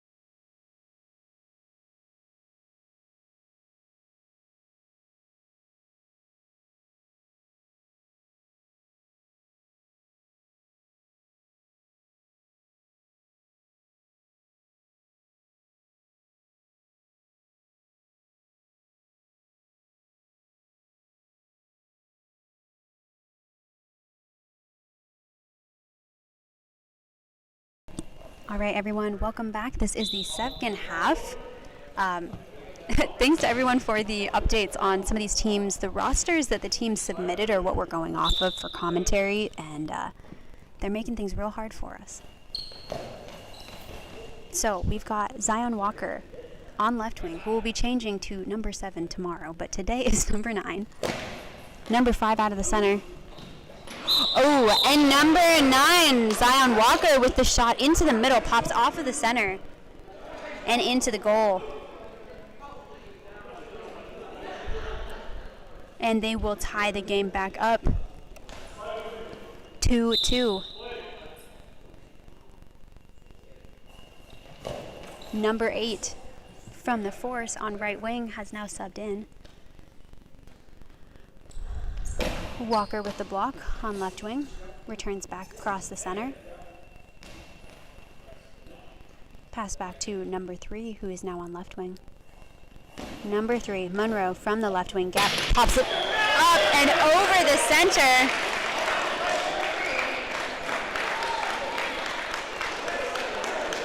Bringing the score to 3-2.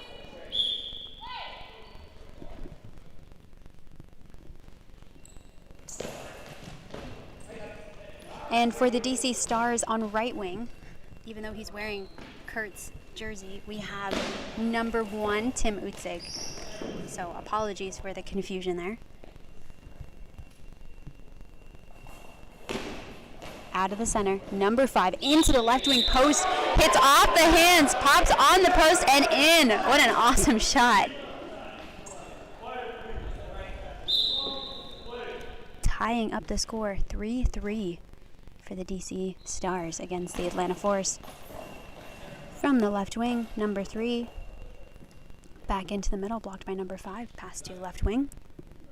Walker from the left wing post, in towards the middle. Center with the block. Number 6, out of the middle. Back to the center, blocked by 5. 5 angles into the left wing gap, blocked by the center. Past left wing. Left wing number 3 with the straight gap. Blocked slightly over by left wing, by right wing number 1. Retrieved by 5. 5 angles into the right wing gap, pops over the hands of number 6 in the middle.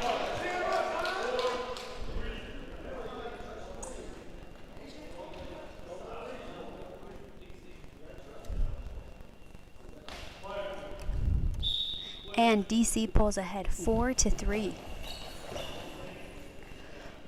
Number 8 from the gap goes straight gap, blocked by number 9, Zion Walker.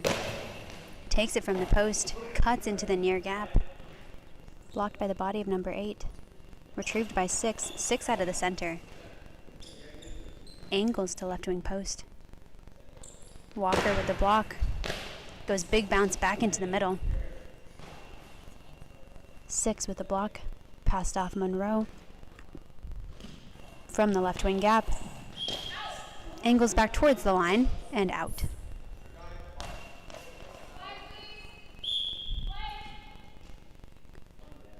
Right wing, number 1, Utzig with the ball. Ooh, goes straight gap, and number 3 dives in for that. DC pulls ahead 5-3 against the Atlanta Force. Monroe, left wing. Number 3 from the post, angles to the middle. 5 with the block. Berkmeyer, number 5, angles into the left wing post, and it's in! Oh, that same shot. And the DC Stars pull ahead 6-3 against the Atlanta Force in the second half of this match.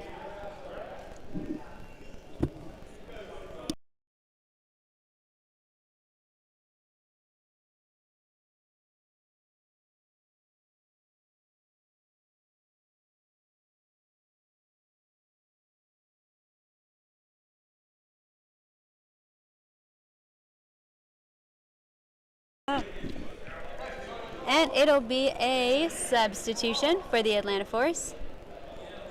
out number 3, in number 4.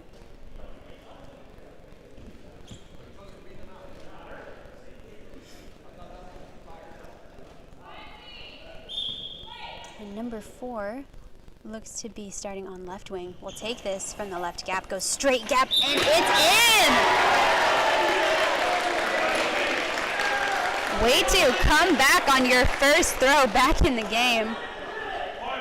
Closing that gap a little bit. DC now leads 6-4 in the second half of this match.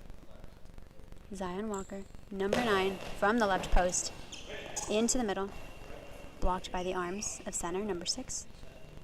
Pass to left wing, number 4. Cuts it into the right wing. Right wing, number 1. From the gap to the middle. Blocked forward by 6. Retrieved. Pass back to number 8. 8 from the right gap. Back into the middle. Number 5 with the block. 5 out of the center. Angles to left wing gap. Quick return by number 4. Back at the center. Popped up and over the legs of the center. Berkmeyer in the middle. Popped up and over the goal.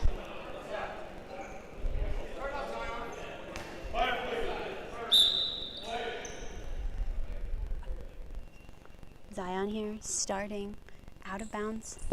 Spins back in. Angles back towards the middle. Bit of a fumble by the center. Passed off left wing. Left wing, number 4, with the full spin and release out.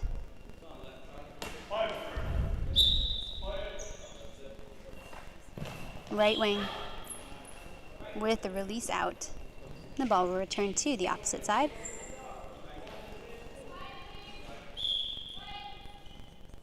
Number 4 from the gap. Straight gap. Center with the ball. Out of the middle. Middle blocked by the center, number 6. Pass back to number 8. From the right wing gap. Ooh, goes cross gap. Barely blocked by the feet of number 1. 1 from the right wing gap into the middle. Blocked by center. Pass to left wing. Left wing, number 4, from the gap.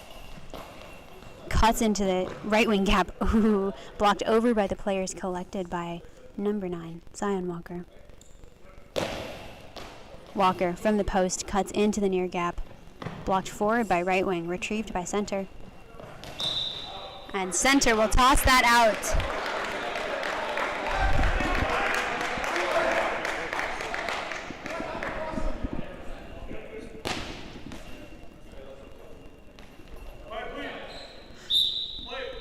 Left wing, number 9, from the post. Ooh, goes for the near gap. Blocked by the legs of number 8.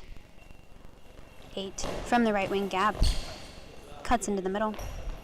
Blocked by center. Past left wing. Left wing from the post. Spins and again goes near gap. Blocked by the feet of right wing. Pass to left wing. From the left wing gap into the middle. Oh, and it's through the legs of right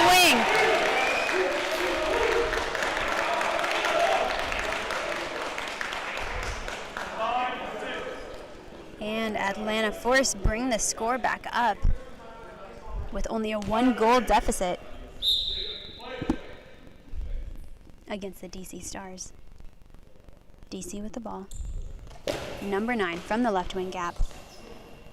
Straight gap, blocked forward by right wing, number 8. 8 goes full cross, blocked out by the hands of number 1, Tim Utzig. Number 1 with the ball. From the right wing gap, straight gap. Blocked by center, past left wing. Left wing, number 4. Straight gap, popped forward by the toes of center. Berkmeyer passes to right wing. Number 1 with the cross gap. Blocked by center, passed off right wing. Right wing from the gap. Returns cross gap, blocked by the feet of center. Berkmeyer, number 5, out of the middle. Angles into the feet of center, number 6. Pass to number 4. Ooh, and that'll be a high ball for number 4 from the Atlanta Force.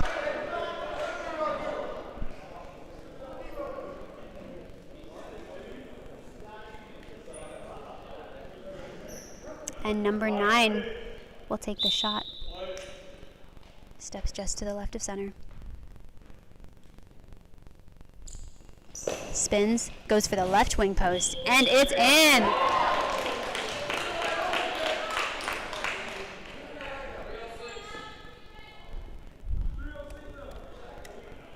Sounds like 3:06 on the game clock.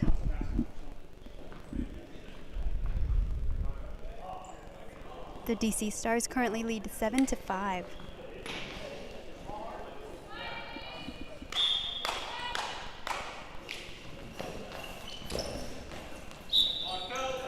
Ball is blocked out by number 5. Berkmeyer out of the middle. Drops with 9. Walker on the left wing post. Spin from the post, cuts into the gap, and a wide open gap there. Missing both the center and the right wing. Score is DC Stars 8, Force 5.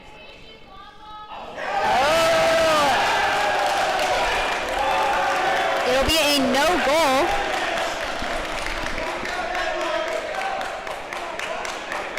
It'll be a no goal as it was actually a long ball penalty against number 9.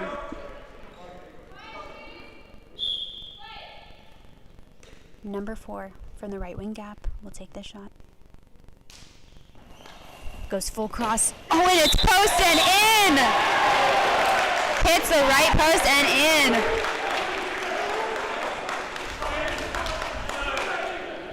in. The Atlanta Force are keeping this game close. Zion Walker, number 9, will now switch to right wing. Out of the right wing gap. Blocked by the center. Number 4 from left wing gap. Spins and out.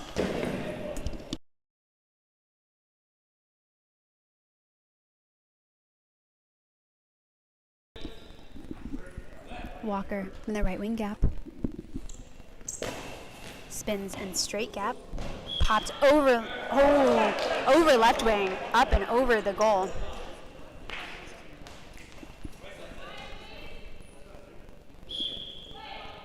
Number 4.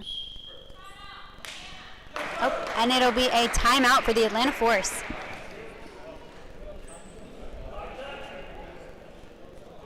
The DC Stars hanging on to a very tight lead here.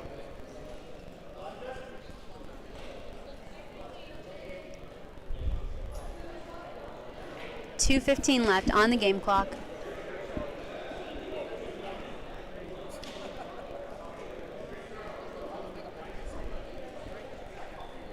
We'll see if there are many defensive changes. With only a couple minutes left, Zion Walker is going to move back to left wing for the DC Stripes, or DC Stars. Atlanta Forces lineup will remain unchanged. Number 4 throwing right on play. Goes cross gap. Blocked out by number 9. Number 9 from the post.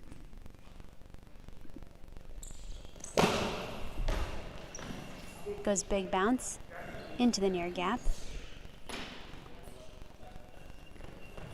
Right wing with the block. And returns back into the center. Berkmeyer, number 5, out of the middle. The low skip, blocked by center. Pass back to right wing, number 8. 8 from the right wing gap, full cross. Deflected out by the arms of number 1.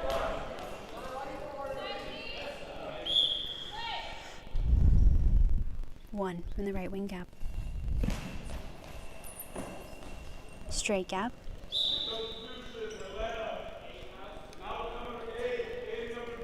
And we'll see a substitution for Atlanta.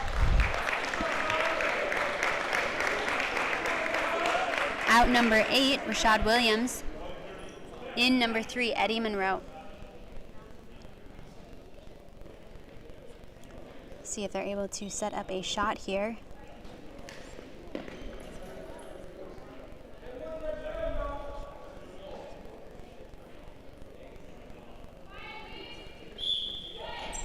Number 3. From the left gap. With the curve into the same gap, blocked by center, or blocked by right wing, pass to center. Center, number 5. Cuts to the right wing gap. Number 3 has now moved over to the right wing, takes it from the gap. Cross gap, blocked forward by the legs of number 5. Pass back to Walker on left wing. From the left wing gap, goes straight gap, pops over the center, rolls over and retrieved by number 4 on the left wing. Number 4 with the spin and cut into the gap, blocked by right wing number 1, retrieved by center. Center, number 5, angles into the left wing gap, and it's in! Looks like that went in between the feet of center for the Atlanta Force.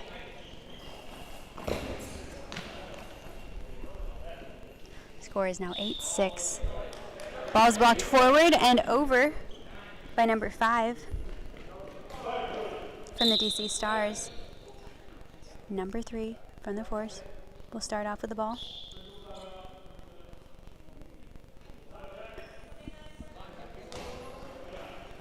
Number 3 with another eye shade check.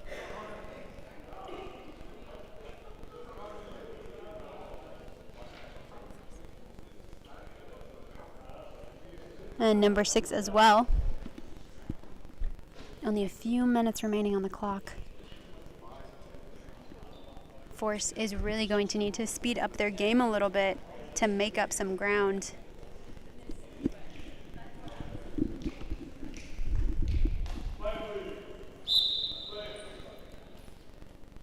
Force, number 3. Out of the middle. I believe that the 10-second timers didn't reset their clocks. So it looks like Force will get another 10 seconds on the clock. Anytime there is an eye shade check or an official time, a team's 10-second timer restarts. It sounds like that didn't happen. Force, number 3, from the right wing gap, goes straight gap, blocked by the arms of number 5. Berkmeyer, number 5, out of the middle. Skips it into the middle, popped over the center, over the legs of number 4. Good recovery by right wing. And one final throw by number 4 from the left wing gap. And the DC Stars will take that 8-6 over the Atlanta Force. In this day 1, in Gym 1 at the 2023 USABA Southeast Goalball Qualifier in Smyrna, Georgia.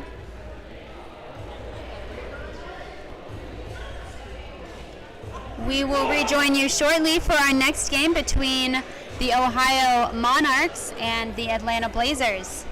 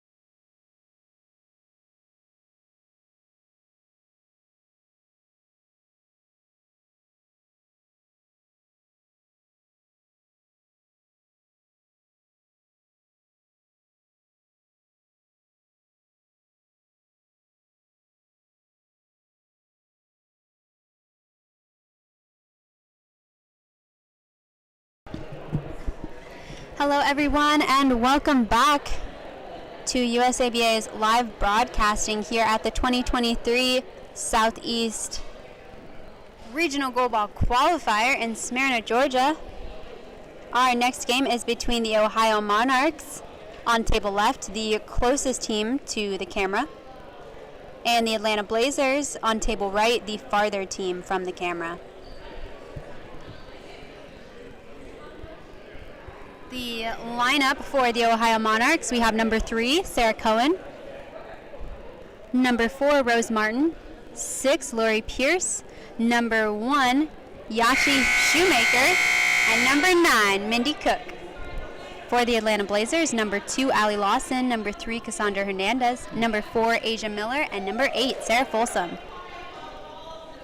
For Atlanta, we've got number 8, Sarah Folsom in the center, 4, Asia Miller on left wing, and number 2, Allie Lawson on right wing. Asia Miller will start off with the ball. From the left wing gap, goes straight gap. Blocked by Mindy Cook, number 9. Bit of a fumble to pick up the ball. Pass to left wing. Quickly gets rid of the ball. Straight gap. Lawson with the block. From the right wing, straight gap shot. Good overlap between center and left wing there. Left wing from the gap back into the middle. Blocked by the legs of Folsom in the center. Folsom, oh no, with the handoff to Allie Lawson. Bit of a collision between the players during that handoff. Lawson back into the gap. Blocked by number 4. 4 from the left wing. Cross gap. Miller with the block. Miller from the left wing gap goes straight line shot. Great coverage by Mindy Cook with 2 of our USA women's national team players down from each other. Cook from the right wing. Cross, full cross there. Just barely out. And Asia Miller over for the ball.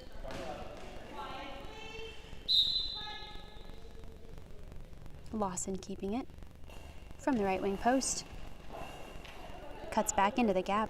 Blocked by number 4, Rose Martin. Martin from the left wing gap. Straight gap. Blocked by the feet of Folsom in the middle. Folsom with the ball. Out of the center. Goes wide for the right wing post. Blocked out by Cook on right wing.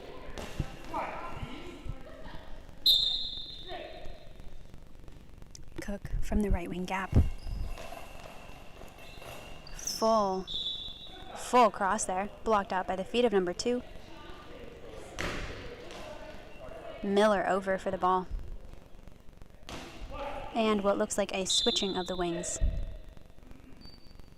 Miller from the right wing gap. Goes straight gap. Kicked forward by the legs of Lori Pierce in the middle.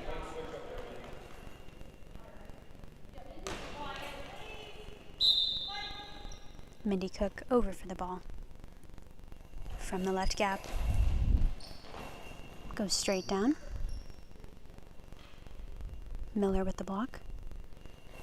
Miller from the right wing post. Cuts into the near gap. Blocked forward by left wing. Retrieved by center. Passed back to right wing. Cook on the right. Who gets rid of that quickly. Bit of a skip into the center.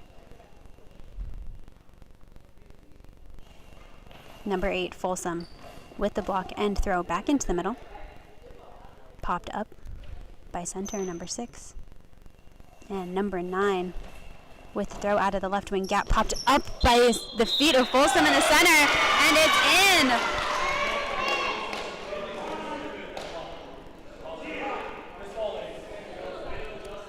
in! And that'll get the Ohio Monarchs on the scoreboard, currently leading 1-0 against the Atlanta Blazers. Miller, number 4, from the right wing gap, with a skip into the same gap, blocked by the hands of center. Pass to left wing, Pierce. Pierce with the smooth gap shot, returned by Miller. Oh, and it's a high ball for number 4.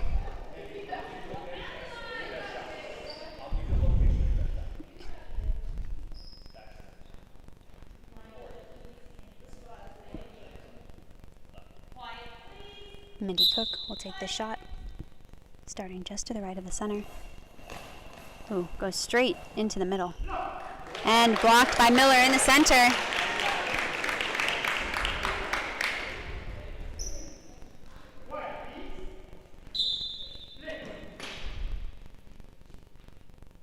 Number 2, Lawson sweeps from left to right, goes straight gap. Blocked by Martin in the gap. Martin from the left wing gap, goes straight gap. Blocked by number 8 out of the middle. And 2 who retrieves and throws straight gap. Martin with the block. Passed off to Cook. From the left gap. Cuts it into the middle. Number 8, Sarah Folsom with the ball. Out of the center. Angles for the right wing post. Number 9 with the block and quick return across the face of the center. Blocked out by number 8.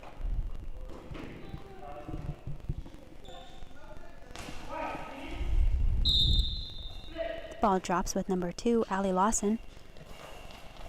From the right wing and cuts it into the gap. Gets it through the arms of center and right wing in their overlap. Tying up the score to 1-1.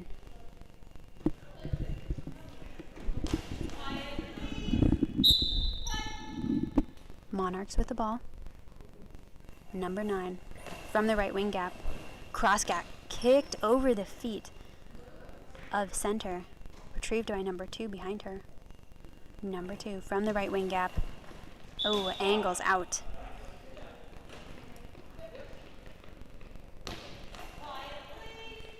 Number 9 over for the ball. Nope, returns home. Number 4 from the left gap. Into the middle. Blocked forward by Folsom. Oh no. Pass to Asia Miller and pass through her legs. Oh man. That'll be another point on the board for the Monarchs. A really unfortunate goal. Looked like Folsom passed it directly at Miller. Went right in between her feet. It was a really great pass. I think that Asia might not have been quite ready for that one. Unfortunate, but things like that happen. You gotta keep playing, gotta let it go.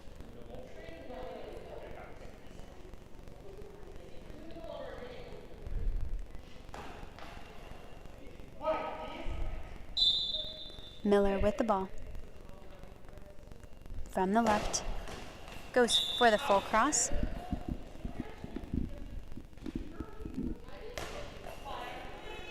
Number 9 over for the ball. Sweeps back to her right. Out of the right gap. Straight gap.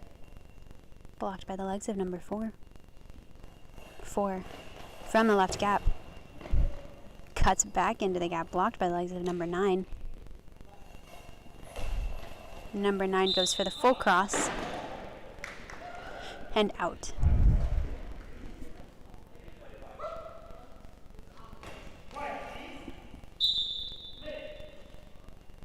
Allie Lawson, number 2, sweeps around her center from the left wing gap, goes straight gap.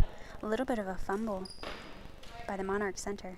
Retrieved by number 9, who sweeps back over to her left, goes straight gap. Sweeps back and barely saved by number 4. Great recovery by number 4 there.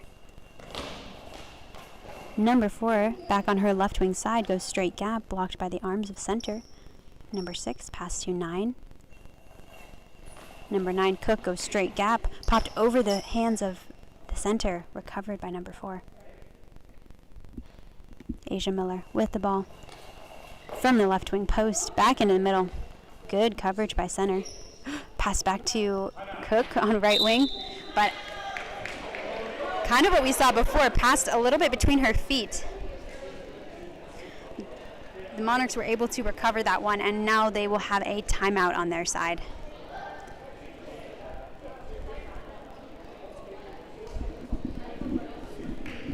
Great game so far by both teams. Love to see the movement by the Monarchs. Mindy Cook is just running all over the court to cover her team, taking shots from all over the place. Really awesome to see her leadership within this role. She has worked really hard to put together a team to represent Ohio. And this will be, I believe, their second year competing at regional qualifiers. It's been awesome to see how far that team has come. Mindy from the left wing gap throws right on play. Angles it slightly out towards the right wing. Lawson, number 2, with the throw back out. 4 minutes remaining in the first half. Ball drops with left wing. Number 4. Ooh. And that'll be a high ball for number 4, Rose Martin. And an opportunity for the Blazers to tie things back up.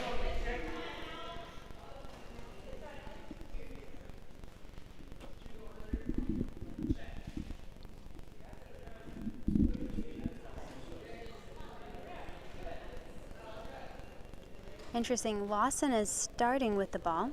We'll see if she's going to be the one to throw it.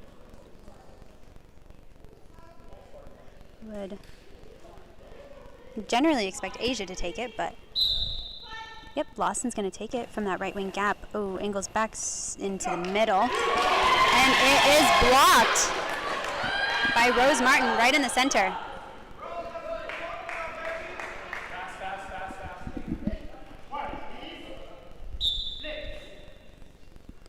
Martin, number 4, from the left post, releases out.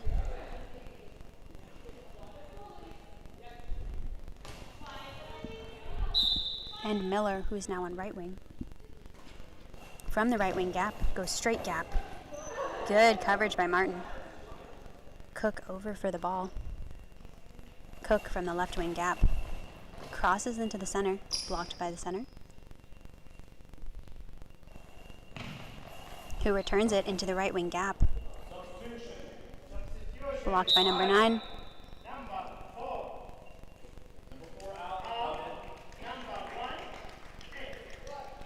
It'll be a substitution. Out number 4, Rose Martin. And in number 1, Yachi Shoemaker.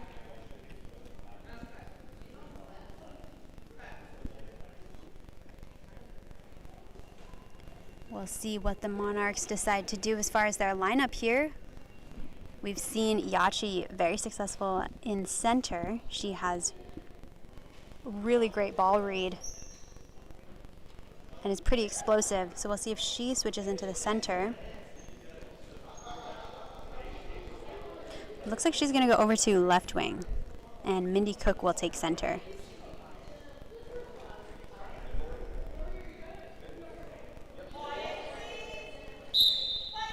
Cook out of the center, into the middle. Number 8 with the block. Hand off to Miller on right wing. Miller for the right wing gap. Goes left wing post. Good coverage by number 1 for her first block of this game. Right on the line. Number 1 goes back into the middle. 8 with the block. And return to the left wing gap. Kicked up and out by the legs of center.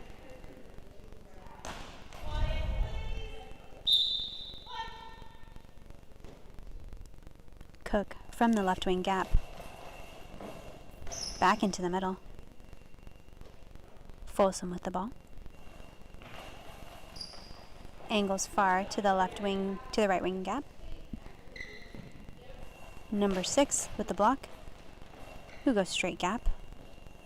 Blocked and quick return by number 2 into the same gap. Great coverage by number 9 in the right wing gap. Number 9 out of the middle. There's back to the middle, just barely crossed the center. Pass back to number 4. Number 4, Miller with the straight. Oh. We saw a straight skip shot by number 4, which barely popped up and back. But I believe they're being called on a 10-second penalty.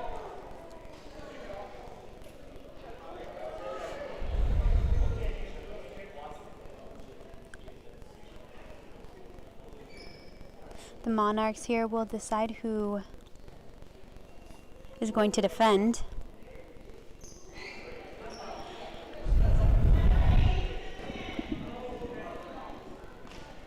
And it'll be Sarah Folsom, number 8, to defend this 10-second penalty.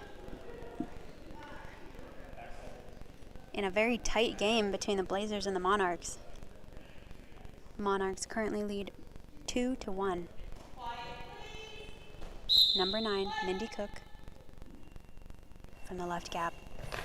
Goes straight gap. Oh, great read, and Sarah Folsom is almost there to cover that. Just not quite far enough. And the Monarchs will pull ahead. 3-1 in this first half. Asia Miller, number 4, from the right wing gap, into the middle. Mindy Cook with the block.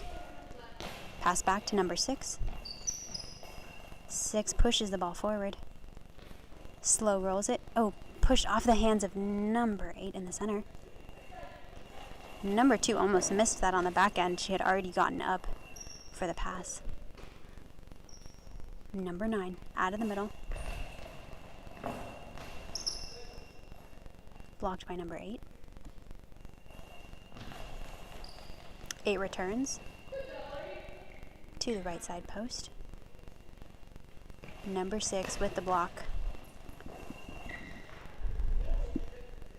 Straight gap.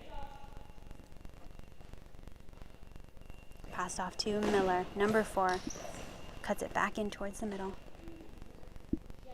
Number 9, Mindy Cook. Steps towards left wing. Goes straight gap.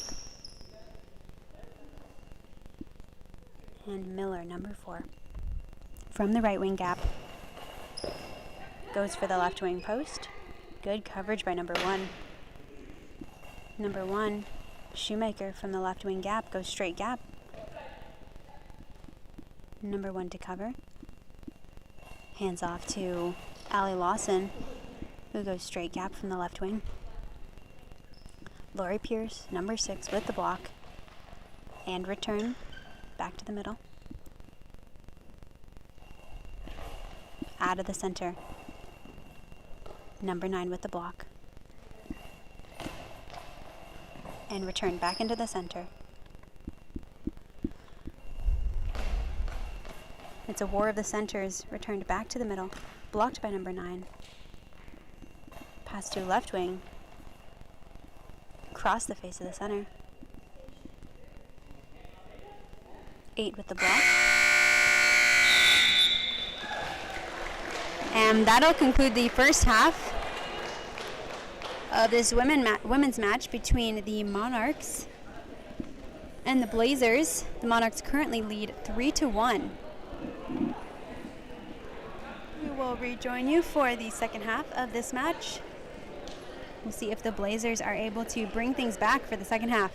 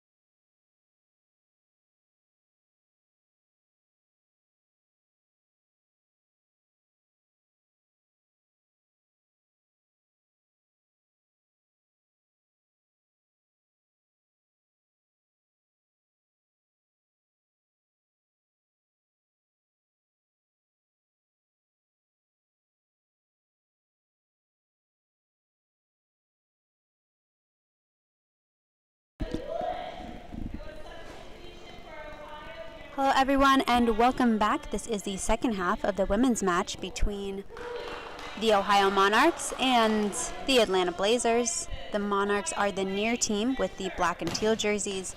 The Atlanta Blazers are the far team with the green jerseys. There's a substitution for Ohio. Sarah Cohen is in on left wing, number 3, and Yachi Shoemaker is out, who is number 1. Looks like we have the same lineup for Atlanta. Number 2, Allie Lawson from the left wing. Throws in towards the middle, blocked by the center. Mindy Cook and returned into the left wing gap. Blocked forward by center. Passed back to Asia Miller, number 4. Ooh, straight into the center and right underneath number 9, Mindy Cook.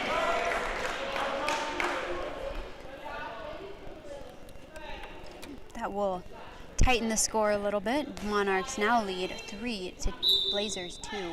Great shot by Asia Miller with just a lot of velocity on her throw. Number 4, Rose Martin from the left wing goes straight down the line, blocked out by number 2, Allie Lawson.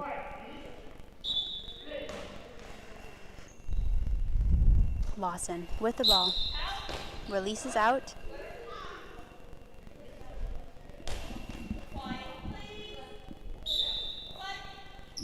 And Cook over for the ball. From the right wing gap, cuts into the middle, blocked by the arms of number 8. 8 returns out.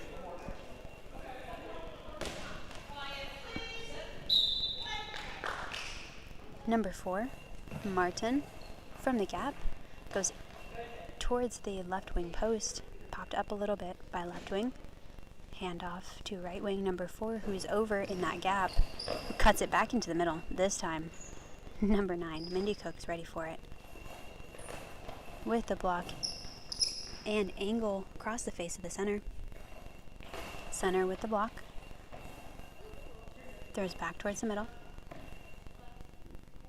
Number 9 blocks, passes to number 4 to her right. Crosses back into the center. Blocked out by the center, Sarah Folsom. Retrieved by number 4, Asia Miller, throws down the line. Ooh, barely popped out by the hands of number 3, Sarah Cohen.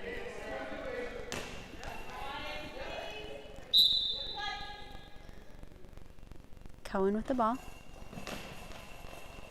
Straight gap, blocked by number 4. Passed off to number 2. And Coach Howe calls a timeout on that one. Just too slow of a handoff. Probably didn't want to risk a 10-second penalty.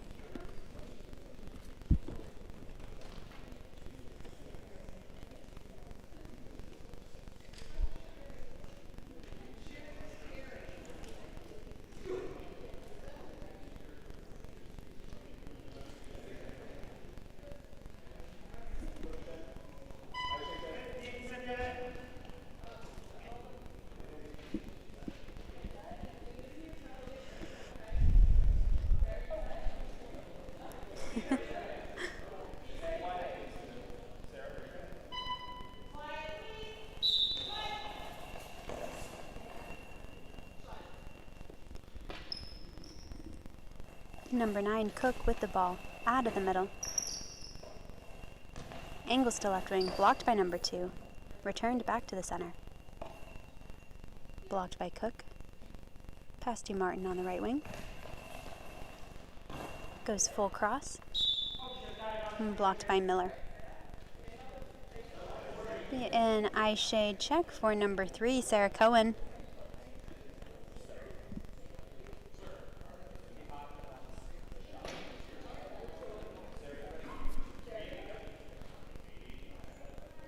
Really amazing to know all of these incredible women and all the things they do outside of sports.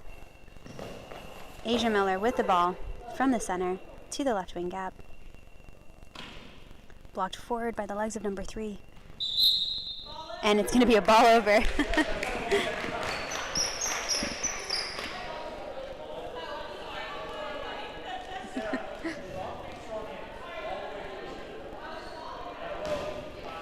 Sarah, if you guys did not know, is quite the singer.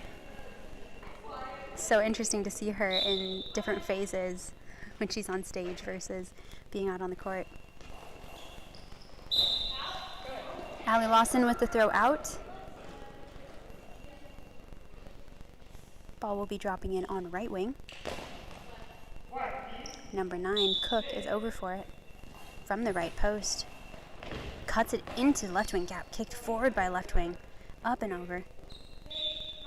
Retrieved by number 8.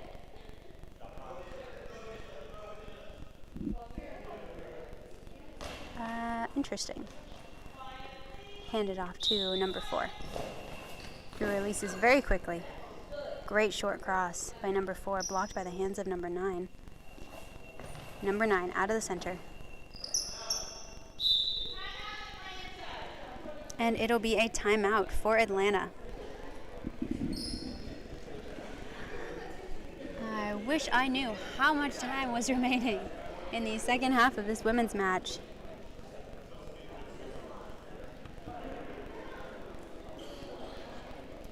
The Monarchs currently lead 3-2. We've seen a really great showing by Sarah Folsom out of the center for the Blazers. Last year at this tournament, I believe that was her first tournament ever. And since she has been training out at the resident program, has improved so much in her playing and her confidence on the court. She's really, she's out there in center position. It seems like she knows exactly what she's doing. Is communicating well with her team, is adapting well to different throws. Yeah, awesome to see the improvement there. Asia Miller will start off with the ball. Out of the center. Goes big bounce. Great coverage by Mindy Cook in the right wing gap. And Cook will return. Angles to the left wing. Blocked by number 2, Allie Lawson, who returns down the line. Rose Martin with the block out. Martin from the right wing gap. Or from the right wing post. Crosses the center. Blocked by the legs of Folsom, number 8. 8 out of the middle. Blocked by Mindy Cook from the center, who steps over to her left into the left gap. Cuts it back into the middle. Blocked by number 8. Straight back into the center.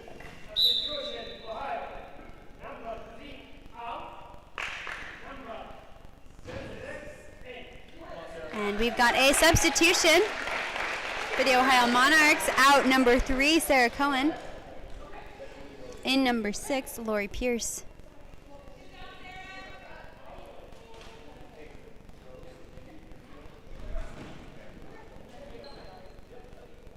We saw Lori really lock things down in the center during the first half. If she's able to do the same for the second half, they stand a great chance of holding on to this lead. But you can never really count out Asia Miller when she is down. I think those are the times I have seen her step up. Ooh. And we've got a straight down the line shot from Rose Martin on number 2, Allie Lawson. And they will bring their score up to 4-2. Miller with the ball from the left wing gap. Great skip into the middle, blocked up and forward by center. Retrieved by left wing, who goes with the straight gap shot. Blocked by center, passed off right wing. Allie Lawson with the straight gap shot. Blocked by Martin on left wing. Martin from the wing line. Into the middle. Blocked by center, who returns. Martin again with the block. Goes straight down the line. This time, great coverage by Allie Lawson on right wing. Miller is over for the ball. Miller from the right wing gap. Oh, shoots it straight into the gap. kind of what I'm talking about, that you sort of can't count out Asia. Sometimes a little bit of a deficit, you'll see her put a lot more velocity on her shot. Mindy Cook sweeps from right to left, cuts it across the face of the center, blocked by the center. Folsom with the ball towards the middle, blocked by the feet of Pierce. Out of the middle, blocked by Folsom. Handoff Miller. Miller from the left wing line goes for the line, and just an absolute dive out by Mindy Cook on right wing now. Cook, number 9, sweeps from right to left, angles in towards the middle, blocked by center. Folsom angles towards the right wing gap, popped up a little bit by the center, but recovered. Number 9, Cook from the right wing gap, straight gap. Miller with the ball. From the left wing post, cuts it into the center, pops over the center. Oh, and great backup by Rose Martin, just behind her. Great coverage. The ball popped up, bounced off her shins. She was in the exact spot she needed to be to back up her teammate. Lawson, number 2, from the right wing, goes full cross. Cook, number 9, deep in the gap for the save. Number 9, from the right wing gap, full cross. And just a little kick out by number 2, Allie Lawson.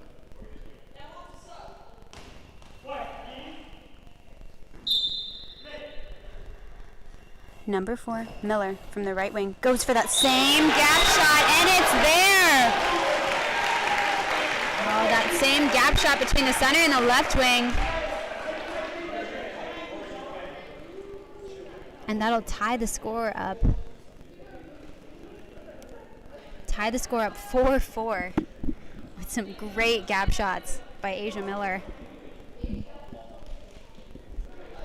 We saw both of those girls make it there. They just didn't quite make it in the right timing.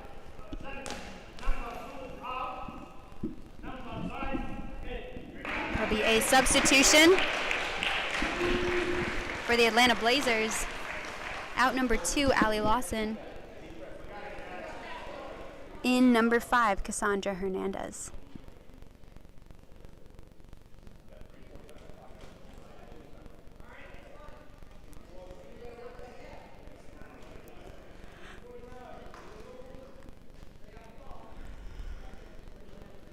Looks like the lineup for the Monarchs is staying the same. An interesting move now that we know that the Blazers will likely continue to go for that gap. It'll be important that center and left wing really extend in there to cover that. Cook with the cross gap. Cassandra, number 5, with her first block of the game. Goes into the middle, popped up by the feet of Lori Pierce, and recovered. And number 6, Lori Pierce, will be coming out. Number 1, Yachi Shoemaker is coming back in. This seems like a really smart move, coaching-wise, to reset their defensive lineup. And especially one that saw a lot of success earlier. We'll see if Mindy's going back into the center, what they choose to do here. But Yachi had really locked things down on left wing. With a tied game like this, you got to think about where those weaknesses are and what the other team's going to be going for.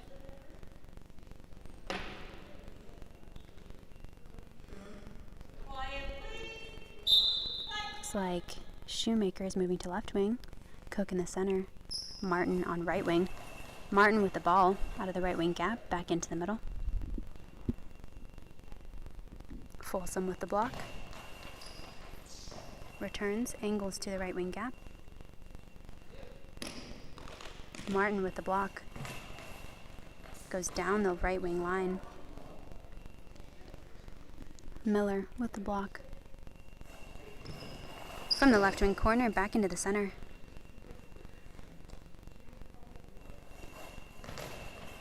Out of the middle from Mindy Cook. Back to the center. Folsom with the ball. Angles wide to the right wing post. Blocked by number 4. 4 from the line. Release is out. The score remains tied 4-4 in the second half of this match. Miller from the left wing steps into the gap, goes full cross gap over the toes of center and into the goal.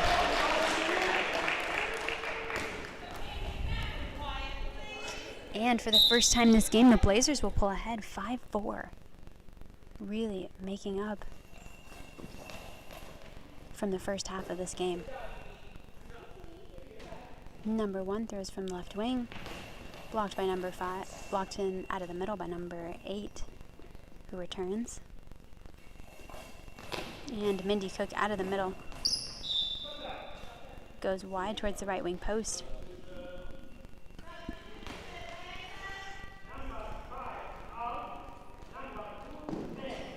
Substitution for Atlanta.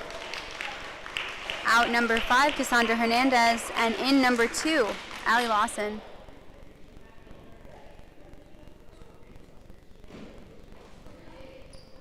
Interesting move. Number 5, Cassandra came in, and her defense was pretty solid in that corner. Interesting to see them make a change so quickly after taking that lead.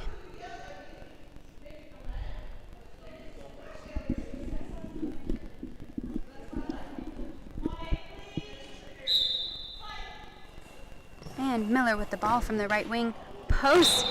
Oh, tips up and over the feet of number 1 and over the goal.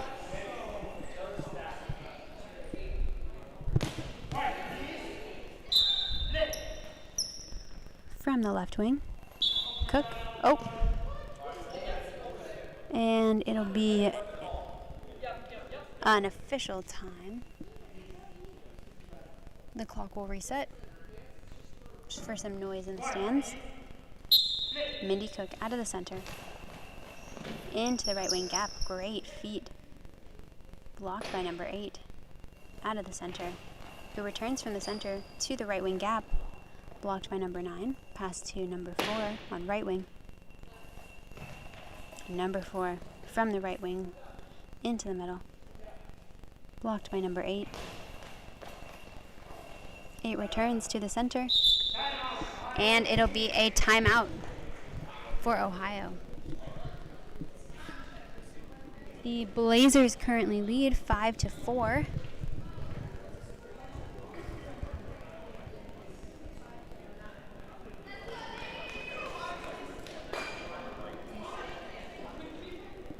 Oh, and Linda's gonna go check how much time is left. Very helpful, since we have no visible clock near us. Great comeback by the Blazers. Way to really stay in the game. 1:32 left on the clock. Could be anybody's game at this point, but the Blazers have really come back with a lot of momentum. And Asia seems to have really channeled that momentum into her throw. Mindy Cook with the throw out of the center. Blocked by Allie Lawson on left wing. And Lawson with the throw out.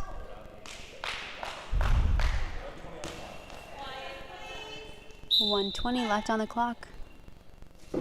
Number 4 from the right wing gap.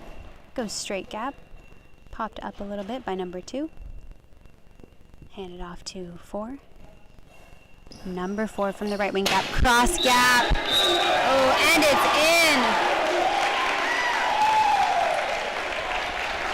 in. The Blazers continue to pull ahead.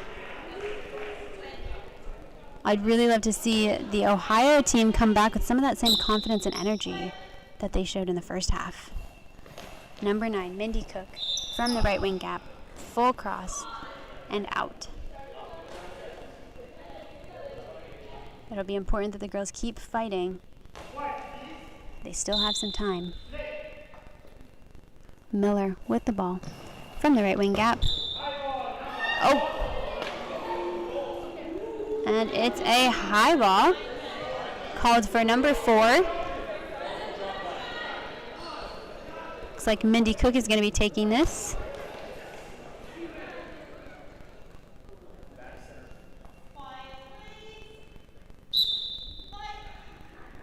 Mindy Cook from the left wing gap. Goes straight towards the center. And it's blocked. 43 seconds left on the clock. We'll see how Ohio is able to use their time to set up a couple more shots.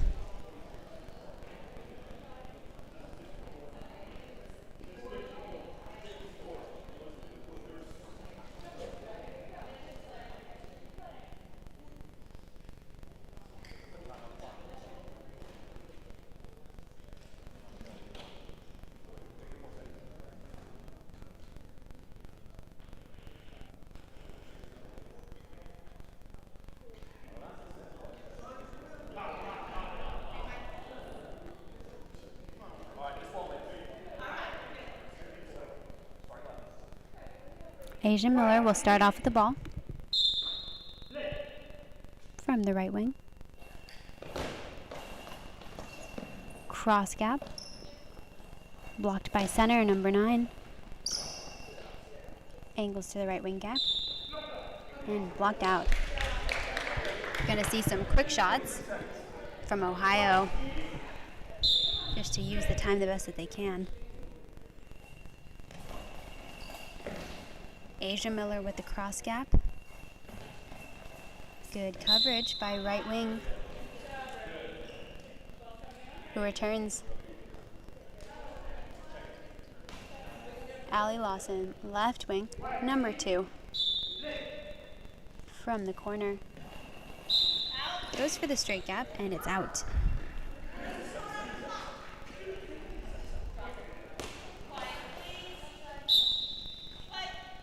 Mindy Cook over for the ball. From the right wing gap, into the middle, popped up through the arms of center, and that'll be a goal.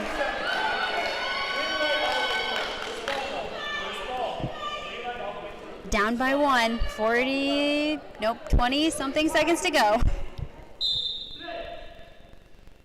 Right wing, Asia Miller with the ball. Goes straight gap. Blocked up and almost backwards by number 1 with the quick return. Number 4 blocks. Number 4 from the gap. Goes full cross. Blocked forward by right wing. And it'll be a timeout for the Monarchs. They have enough time to potentially tie this game back up. Great call by their coach to get them that one final offensive setup. If he hadn't called that, they would have had to set up from where they were, but now they can be ready, talk about the play, get ready for it, and throw right on the call.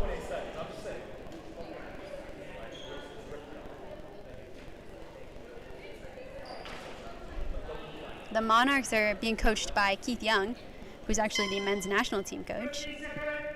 And Mindy Cook will start off with the ball. From the left wing gap, she's going to throw right on play.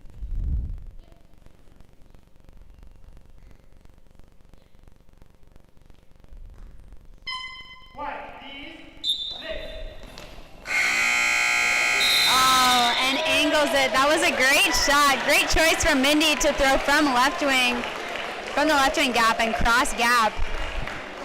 But the Blazers will take this with a 6-5 victory over the Monarchs. Great effort from both of these teams. We saw a lot of heart out there. And a lot of energy and intention from the Blazers to come back.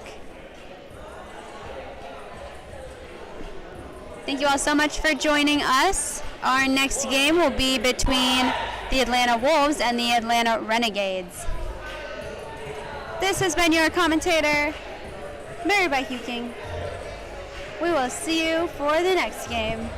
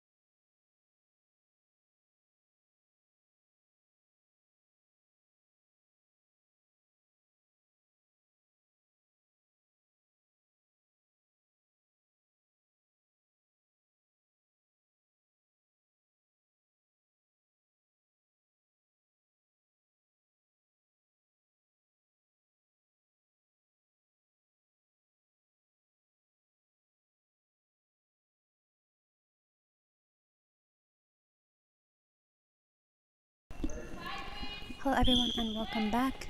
This is the start of the match between the Atlanta Wolves on table left, the closest side to the camera, and the Atlanta Renegades on table right, the far side. The Wolves currently lead 1-0. Currently on the court for the Wolves, we have number 1 on right wing, number 9 on left wing, and number 4 in center.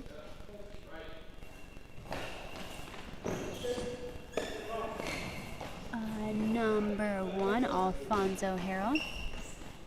Number 4, how do you say that name? K1. Oh, number 4, K1 Shepard. And number 9, Felix Walker.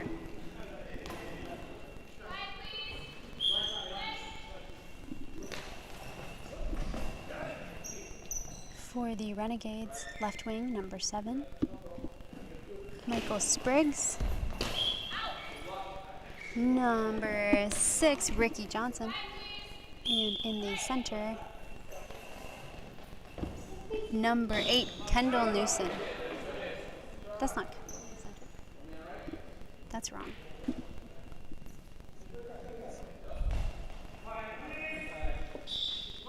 We will identify whoever's in the center, but it's number 8 at the moment.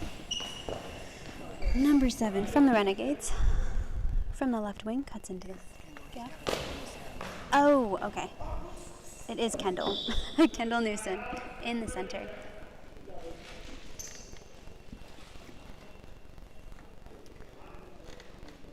We're used to seeing very bright, light hair.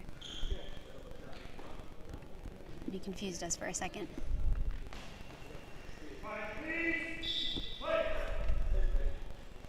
And number 7 from the Renegades, from the corner with the full cross, blocked by the legs of number 4 out of the middle.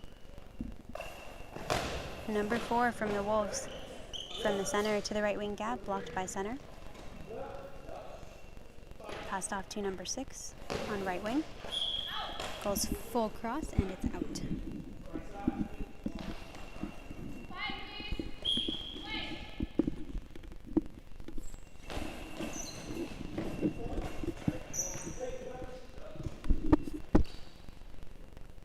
From the left wing,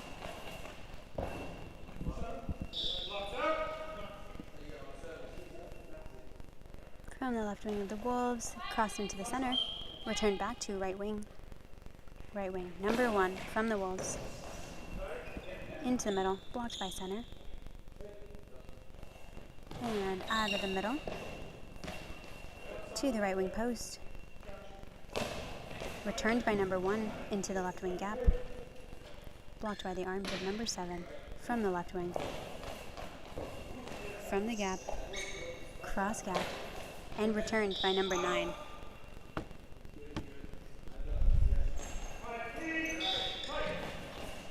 Left wing from the Renegades with a straight gap shot, blocked by the arms of number 1.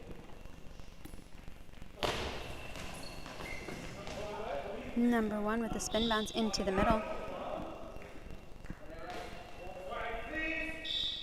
blocked out by center. 7 with the ball. Spins, across the face of the center to the left wing gap. Blocked out.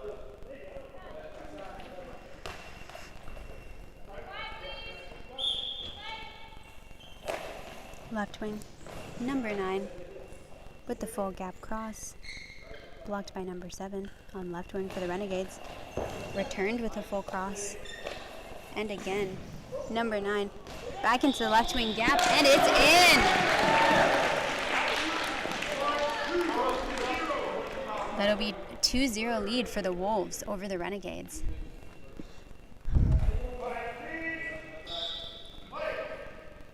Right wing, number 6. From the gap, spins and releases out.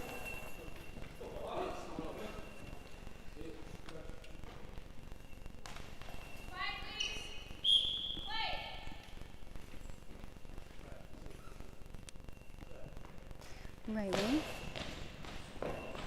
starts from the left, brings it back to the right, crosses over. Right wing with the block. And retrieval after it's a bit loose. 6 from the right wing gap, goes straight gap, returned by number 9. Cross. And that'll be a timeout for the Renegades. Wolves currently lead 2-0 in the first half of this men's match between the Atlanta Wolves and the Atlanta Renegades.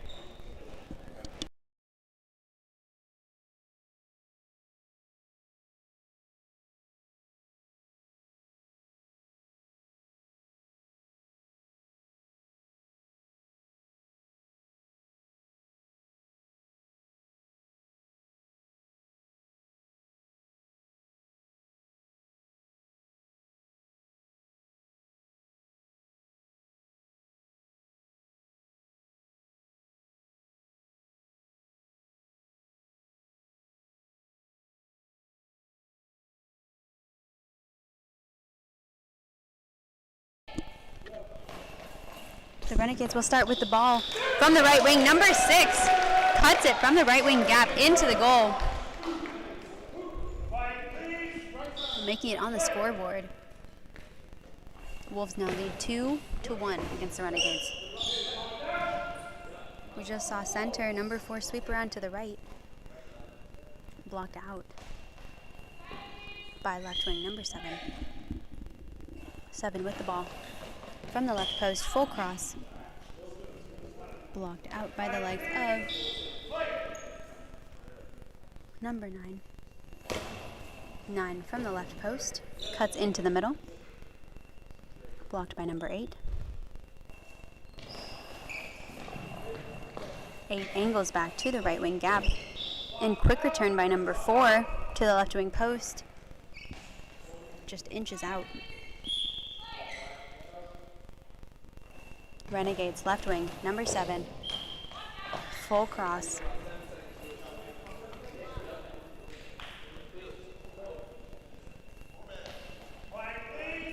Four minutes remaining in this first half.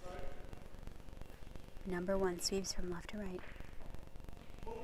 From the right wing gap, spins into the near gap, blocked by center. Pass to left wing, number 7.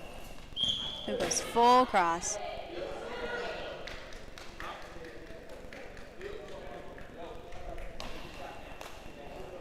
And it's going to be a high ball for number 7.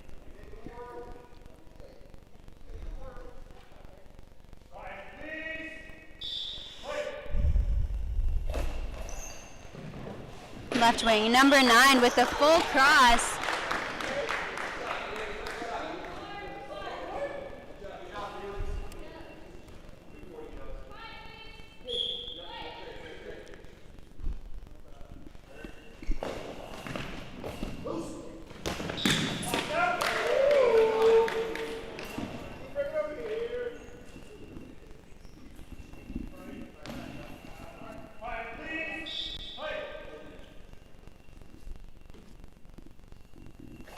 From the left wing, number 9.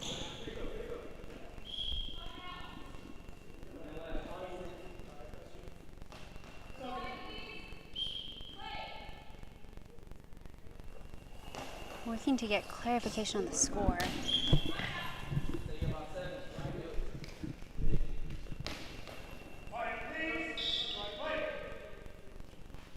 Right wing sweeps from left to right. From the right wing gap. Full cross to right wing post.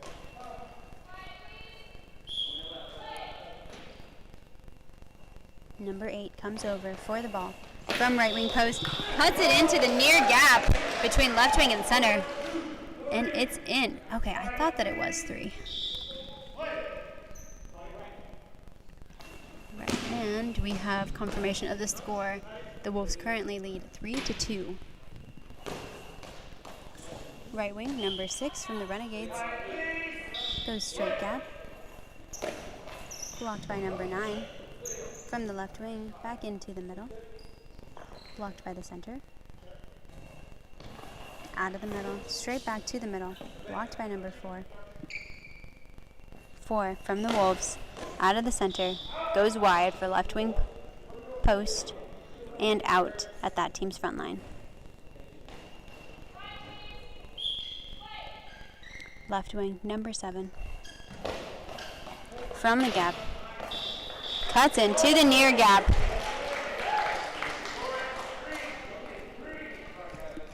And it's in between right wing and center. Tying the score back up to 3-3.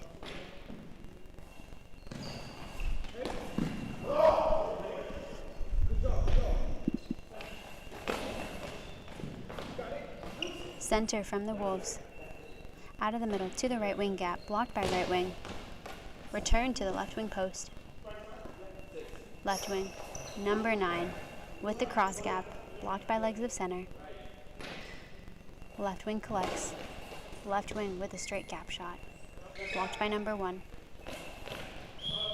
And full cross on the return.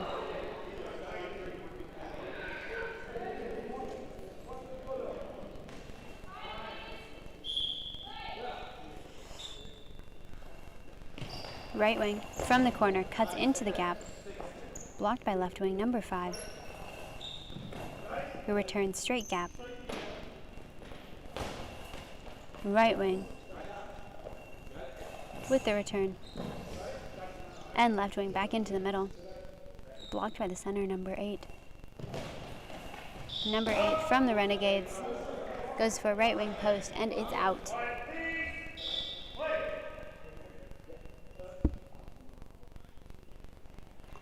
From the right wing, number 1 goes full cross.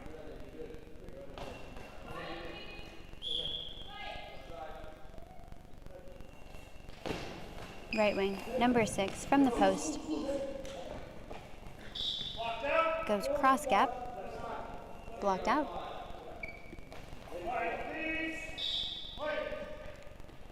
Right wing from the gap. Back into the middle. Blocked by center. Pass to left wing, number 7. And it's out.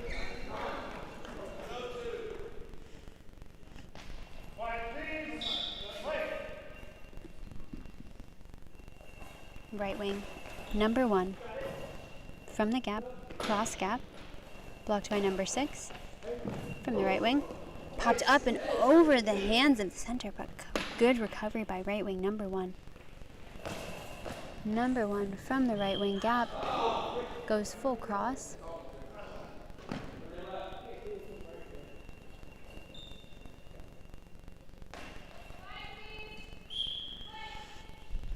Blocked out by number 8. Number 8 from the right wing gap moves back into the center. Blocked by the center number 4. Pass back to right wing. Number 1. Number 1 goes for the full cross. Too much angle on that, but if it had been a couple inches closer, that might be a good shot to go for. Right wing with the spin back into the middle. Blocked by the center, returned to the center. Blocked by number 8. Number 8 out of the middle. Back to the middle. Blocked by number 4. Pass to right wing, number 1. And 1 out of the gap, cross gap. Blocked out by center, number 8. And 1 second remaining. I think they're just going to hold the ball here. And that'll be halftime of this men's match between the Atlanta Wolves and Atlanta Renegades. Score is currently tied 3-3.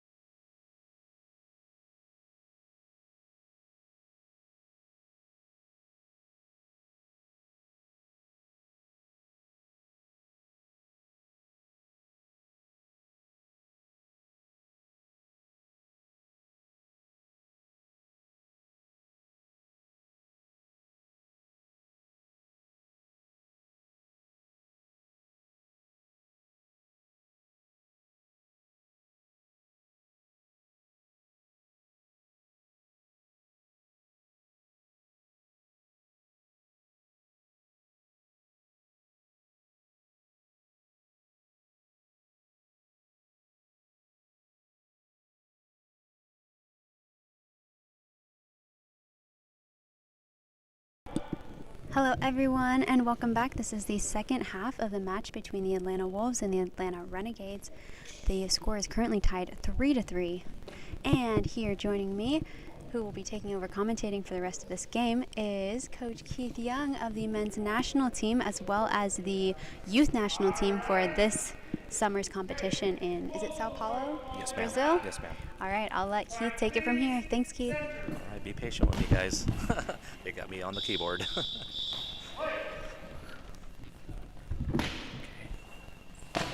So the Wolves, right wing, throws from the 8. Kendall has a nice easy block to his body. Kendall's throwing from center. Aims for that left gap. Hitting a little bit too much body right now. Right wing, let's go with ball number 2. Hits that 6-7 into the right gap. Number 5 from the Wolves, I believe. Sorry, the Renegades. Wolves right winger. Oh! That left winger, man, he just laid out. Left the gap open. Scores 4-3.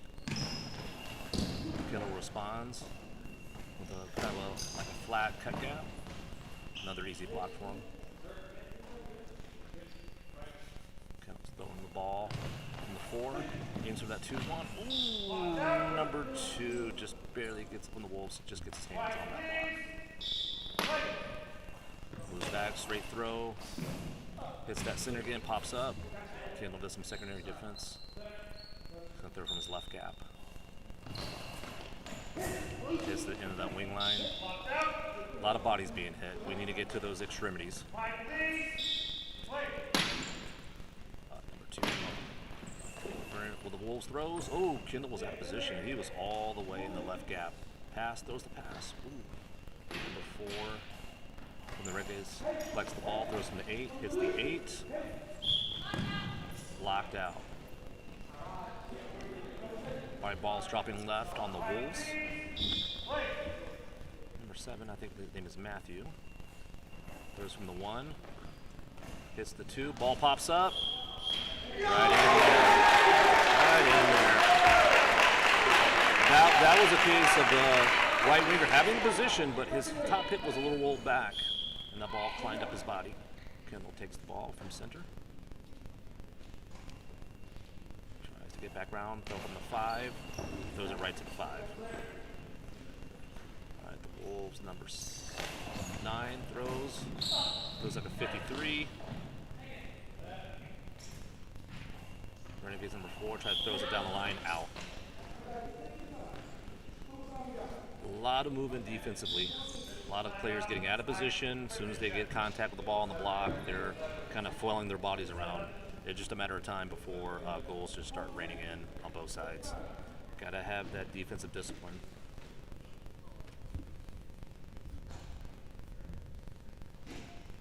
There's IJ check with Coach Greg. Referee Greg Clark from Utah. He's a coach too. Linda Wellborn's laughing at me. Yes. He also juggles. He does kids' parties on the weekends. Goalball the musical by Andrew Lloyd Webber. All right, ball's going on the left. Whoa! Someone dropped their water bottle. I believe it's a player from Texas. He's thoroughly embarrassed. That's okay. Ball's going to drop left with the Wolves.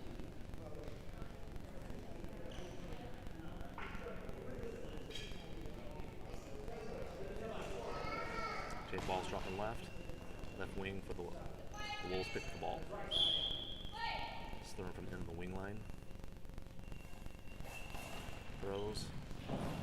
Gets the 4. Kendall collects the ball from the Renegades. It's thrown from his 4. Hitting hits that 2 again in the wing line. These younger players need to listen to that sound. Realize they're hitting a lot of body right now. Kendall passes the ball. Renegades. Right winger throws the ball. Hits the 8-9. Ball's loose. Center collects the ball. Passes about the left winger of the Renegades. Releases the ball.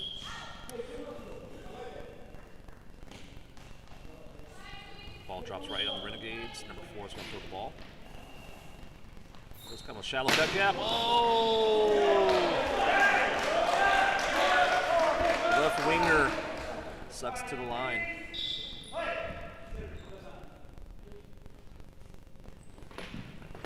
Right winger throws the ball. He crosses it. Kendall collects the ball. Throws. Another 55 right down the line. Right down the middle. Center picks up the ball. Throws like a 59.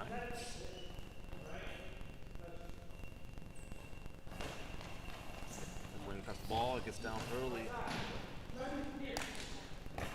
One of the dangers of playing feet out to the line at wing is that tendency wanting to go in the gap. Oh no, he splits this winger in the center for 23. Scores Wolves 6, Renegades 4. Kendall, the center for the Renegades, collects the ball. Let's go throwing from the left post. Oh, throws a cut gap. Right in there, nice 13. Good shot.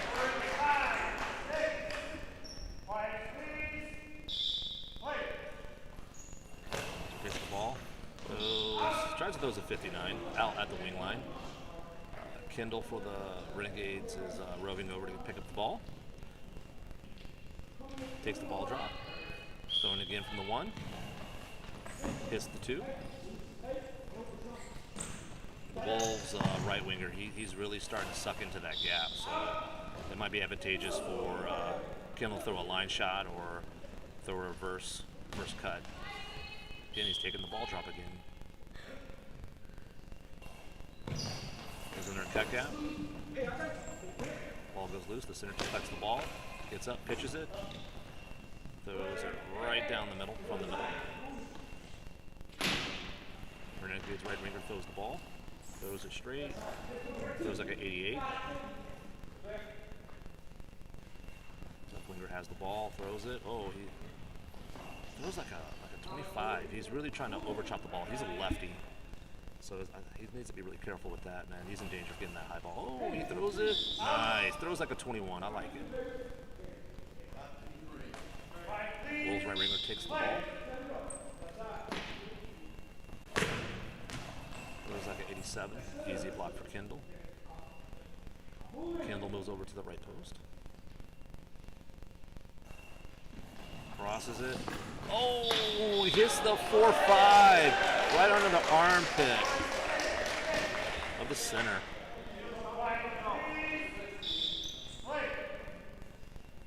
I really hate the fact these young players. Oh, he throws it. Right winger.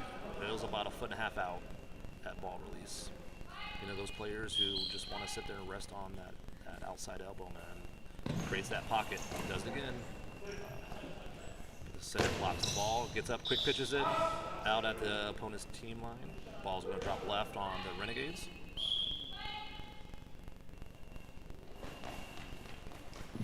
Left winger just throws it. Throws it straight. Throws a 22. End of the wing line to end of the wing line. Wolves. Oh! Throws like an 87. Almost found it back in the net.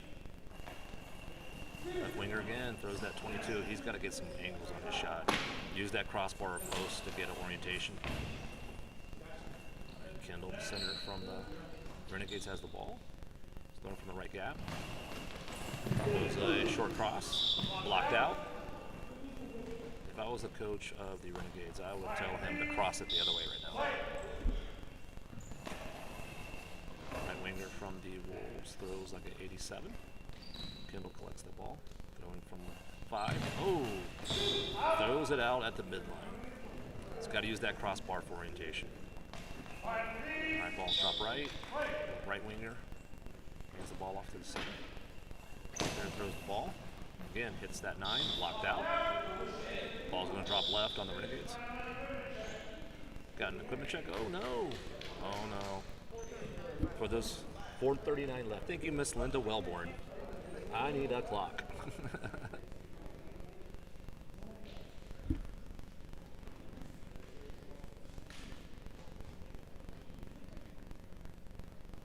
Probably going to be called an eye shade penalty. You know, Even when the referee calls official line equipment check, players, you gotta wait for the referee to get you orientated towards your net and wait for them to give you the permission to do the eye shade check.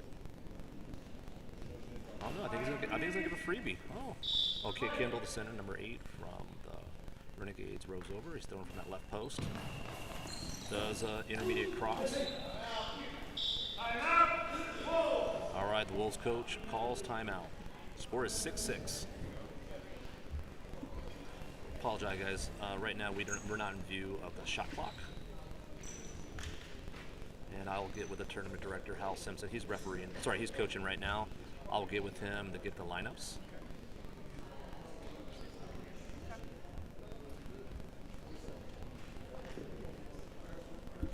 So if I was the Renegades, I would caution that left winger selling out to his left gap. If I was the Renegades, sorry, the Wolves coach, if I was the Renegades coach, I would definitely start having them cross it and aim for that right post. See what kind of adjustments both teams have. The left winger for the Wolves has the ball. It's going from the 2. Oh, hits on easy 4. The center, the center was in his left gap.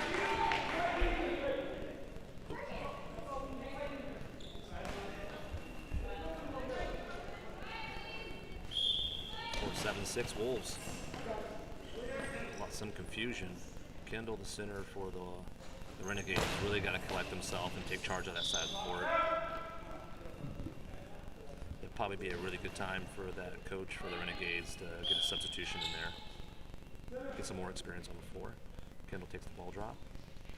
It's thrown from his 8. Hits the 7.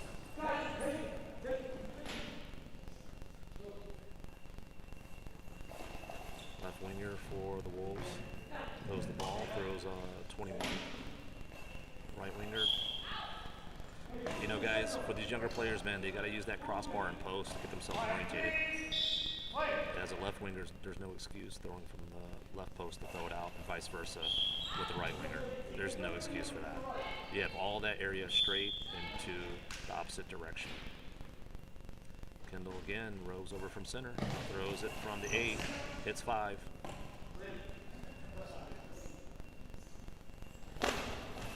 Osen throws the ball, hits right of center.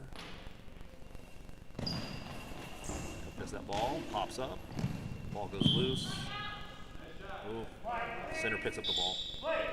Again, for these young players, these little things, man. If you block it out, short shot clock, oh, throws a 57. If you need time on the clock, man, and you block it out, let the referees get the ball and you go get orientated back in your spot. If you get disorientated, use that shot clock, you're going to push your team into getting possibly a 10-second penalty or even a high ball. Ball's dropped left with the Wolves. Score is 7-6 Wolves. Left winger for the Wolves. Throws from the end of the wing line, left wing line. Tries to find that line shot again. It's not there. Right winger from the Wolves picks up the ball. Throws it from right gap, but throws it right at center. Center picks up the ball. Throws it, easy block for Kendall. Kendall rallies back, throwing from the left gap. In from that left post. Nice block by the right winger, number 2 from the Wolves. If I was the Wolves coach, I would really try to trap that ball, get up and quick pitch Kendall. He's taking a lot of throws out of there. He's going to get fatigued. Kendall blocks the ball, passes the loose ball. The right winger throws a full cross.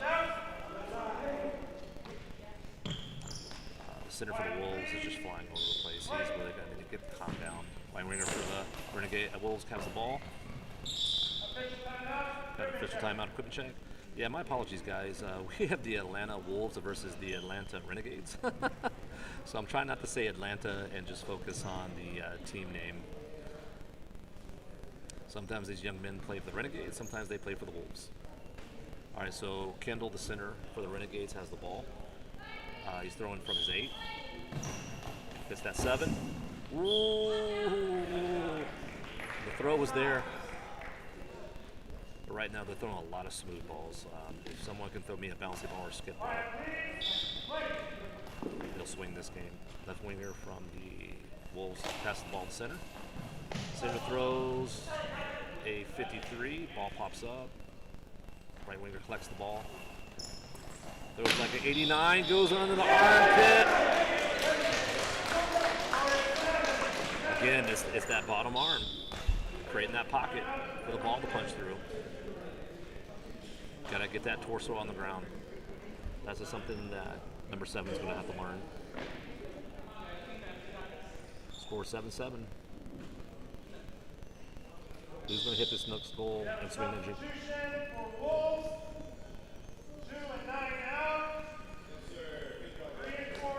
I like it. I like it. Give these young guys some experience. Score 7-7. What's up? I do not. Oh, wow. Oh, wow.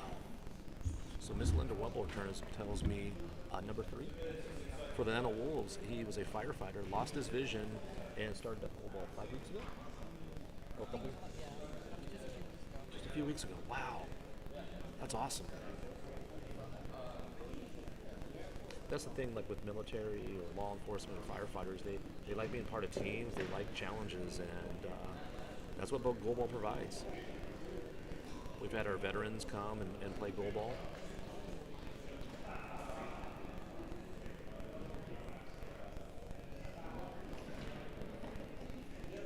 So the one of the interesting things, yes, you're bringing in some bigger bodies to the Wolves side to see if they're going to do anything different offensively and defensively with this.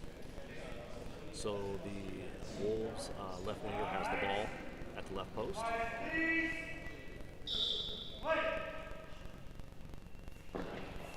There's a slow ball down the line. Right winger for the Renegades throws the ball. Throws a cut gap. Ooh. Left winger for the Wolves throws it out. For a lefty, man, he needs to pull that ball over from left to right. There's some opportunity there. Again, Kendall for the Renegades picks up the ball from center, throws it hit right in the center. So that's what we're seeing right now. I'm not aware of the Renegades coach, but Hal Simpson has a little bit more experience, so he's starting to use those timeouts. It looks like our new player, number 3 there, probably got disorientated, and so he wanted to call a timeout just so that he stays in the right position, doesn't get placed out of position. And that's okay. That's a good teachable moment. And what's cool is some of the bench players from the Wolves are out there to give him encouragement and stuff. So that's really nice to see. So K1, the center of the Wolves, he's playing center. He has the ball over at the 1. I'm not hearing any type of instruction or feedback from the Renegades coach. So Coach Hal Simpson gave instruction to the right winger to give to K1. K1's moved over right. K1's moving back left.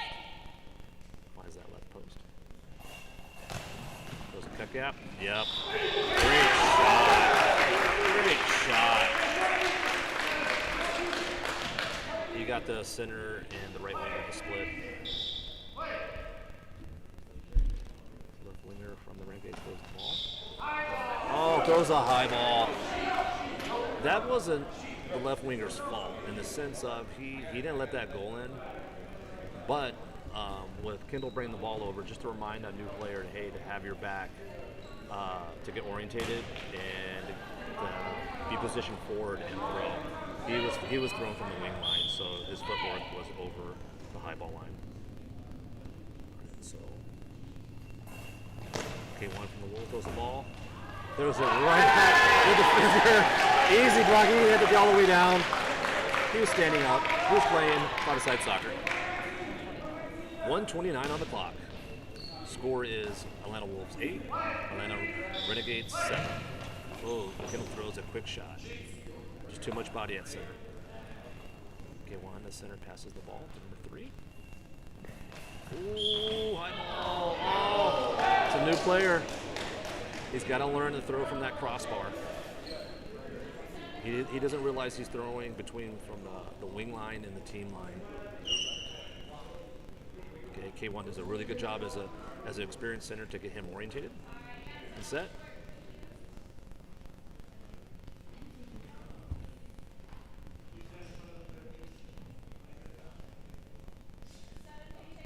Yep, good job.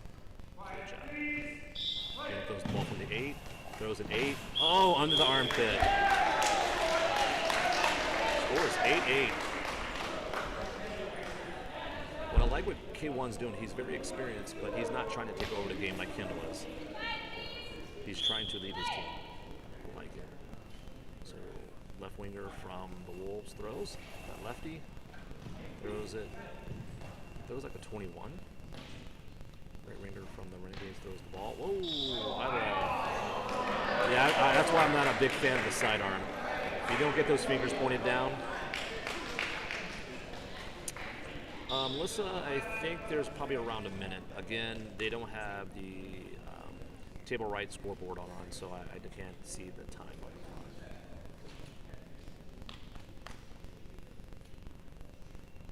I'll have to ask Al Simpson to make sure that clock gets turned on. Okay, as a coach, when you see your player throw a penalty, it's 8-8.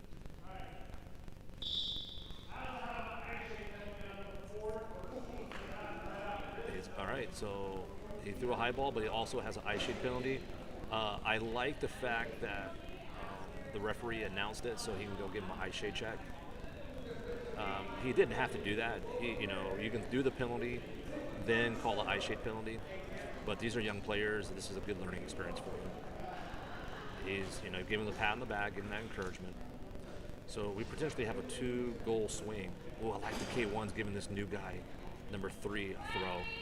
Let's see what he does with it. Oh, throws it just out. That's okay. This is a learning experience. They're going to get another penalty throw. I like it.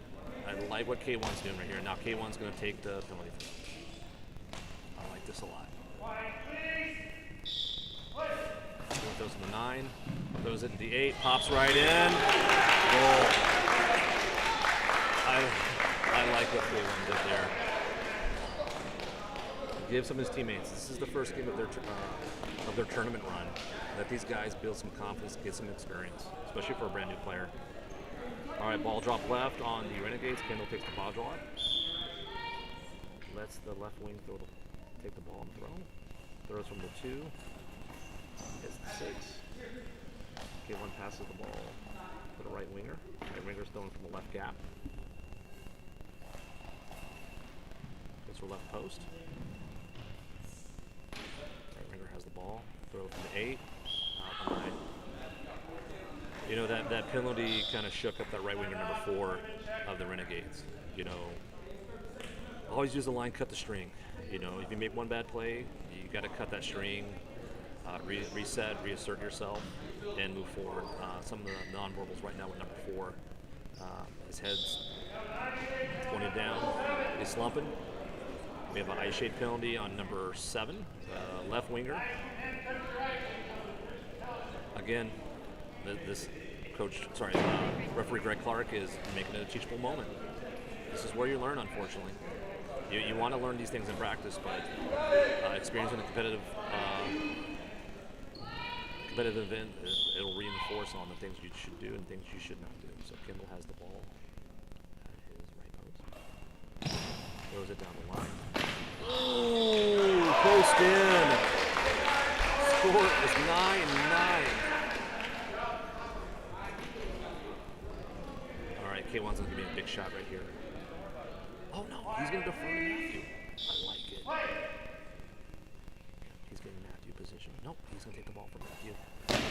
Throw that short cross. Ball. I tell him to throw that cut gap again. Kendall rolls over from center for the Renegades. All right, they're going to do a redrop. The ball kind of went silent as it dropped. All right, Kendall has left wing move off the line. Throws a Ooh, throws a cross. Ball pops out, but fortunately for the Wolves, the ball went out.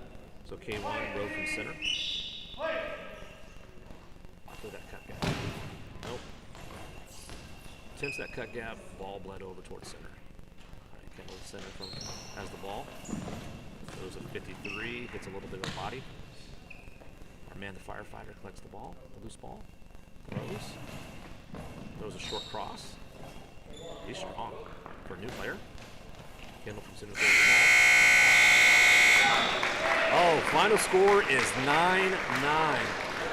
I like it what Atlanta's doing on both sides. They're really trying to teach the players. Since they're pretty much from a single program of Howell Central and Georgia Blind Sports, it's just a good opportunity to learn and not have any ill will at the end of the game. Final score, Wolves 9, Renegades 9.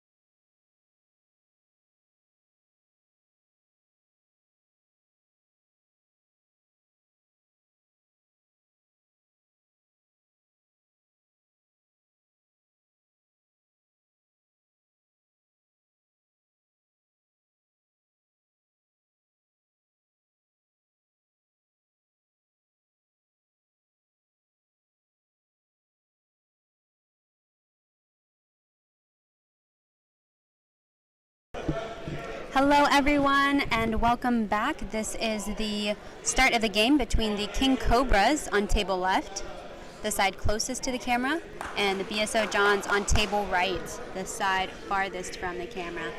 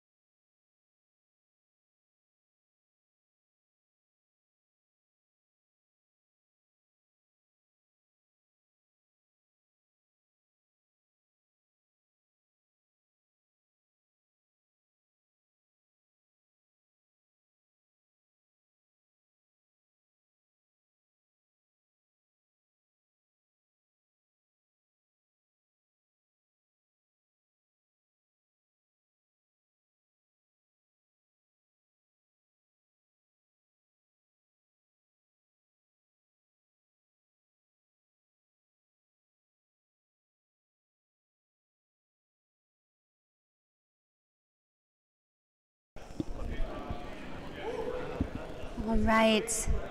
Hi everyone and welcome back.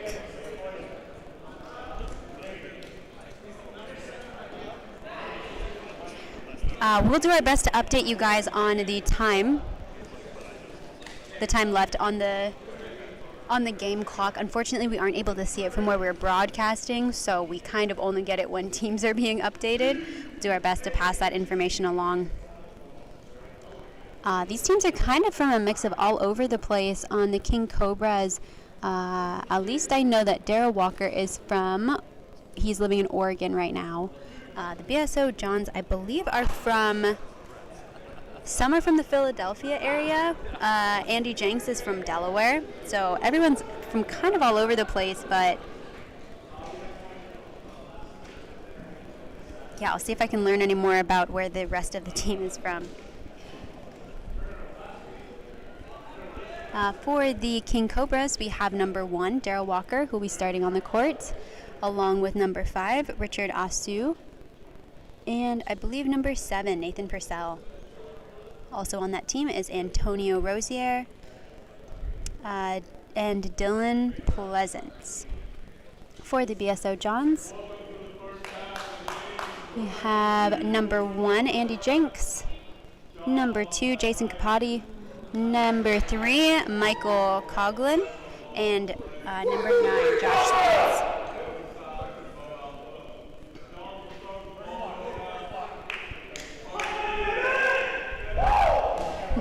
Going to be a pretty high energy game here.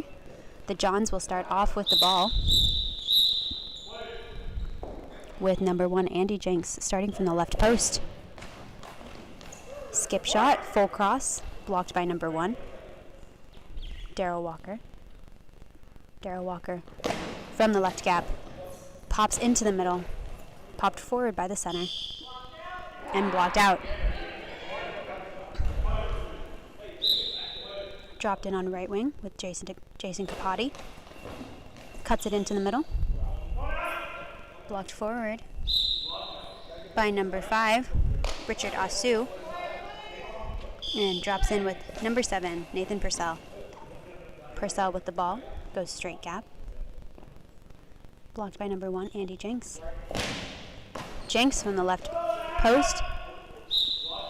Straight down from him, blocked out by Purcell. Purcell sweeps from right to left. From the left wing gap. Straight gap, blocked out by Capote.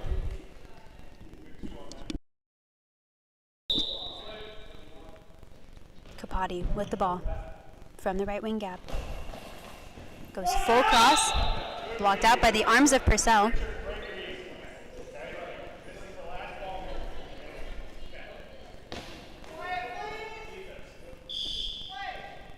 Drop back in with number 1, Daryl Walker. sweeps over from the left to the right, takes that shot back into the center.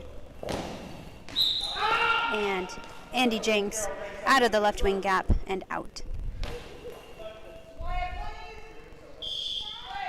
Purcell, number 7, from the right wing gap. Spins and cross the face of the center. Blocked by the hands of Coughlin in the center, passed off to right wing. Capote, number 2.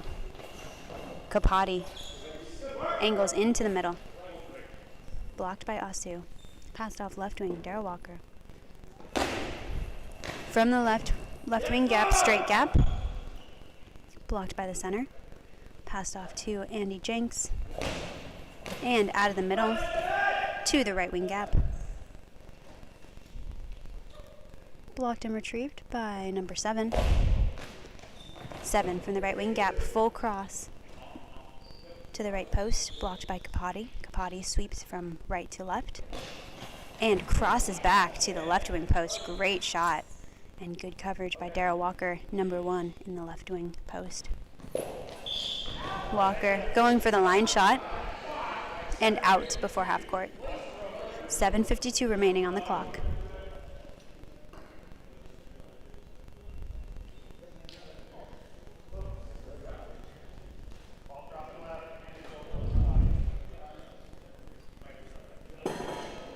Jenks and Capote wait on the right post.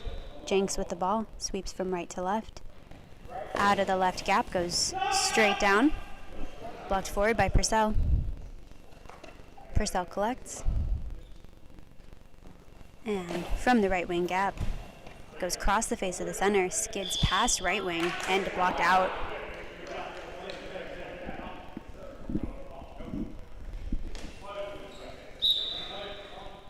Capote with the ball, sweeps from right to left, crosses back over, and out just before the front line.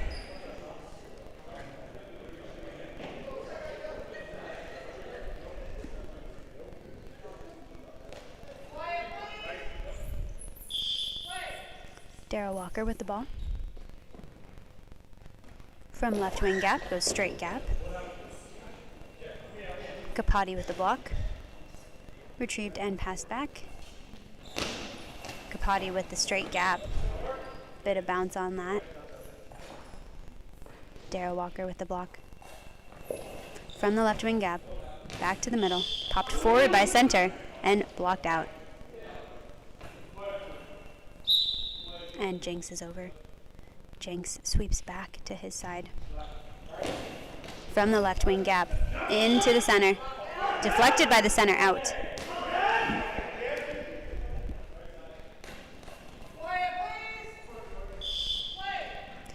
Walker with the ball. From left post, crosses the center. Center misses it. Jenks is there for backup. Jenks retrieves. And takes it from the left wing gap. Straight gap down, pops on the center. Pops on the right wing, but retrieved by the center. Purcell, number 7, out of the right wing gap. Rips it into the middle, pops forward. Retrieved, pass back to right wing. Capote, out of the right wing gap. Straight gap, blocked by center, passed off left wing, Darrell Walker. Walker, from the left post, goes straight down. Capote with the block. And Jenks is over. Capote and Jenks will switch wings. And Jenks, from the right wing gap now, goes straight gap, popped up by number 1, and popped forward.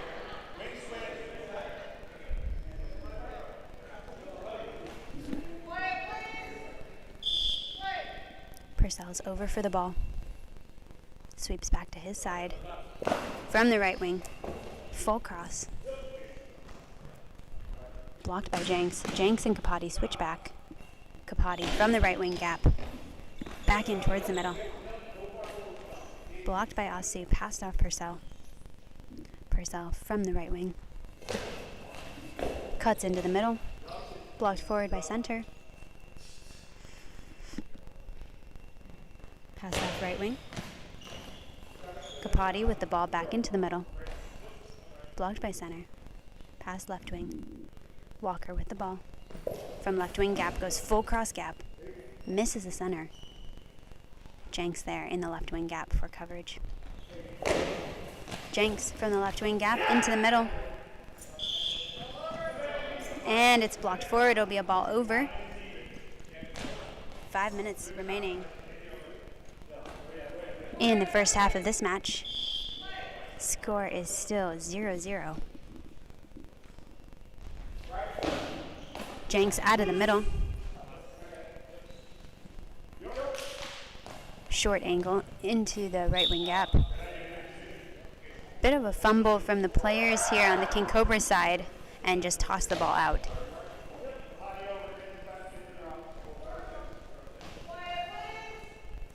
Capote is over for the ball on left wing, sweeps back to his right wing. And from the post, drops it out. And Walker with the block. Walker out of the center. Towards the right wing. Popped up and out. Jenks over for the ball. Sweeps back to the left wing. From the left wing gap. Across the face of the center. Blocked by center. Passed off Walker, number 1. From the left wing gap. Back into the middle. Popped forward and out.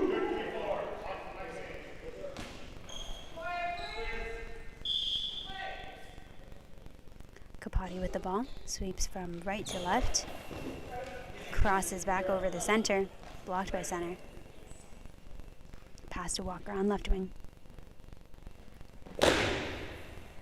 Walker with a big bounce into the middle, tipped over the hands of the center for the first goal of the game.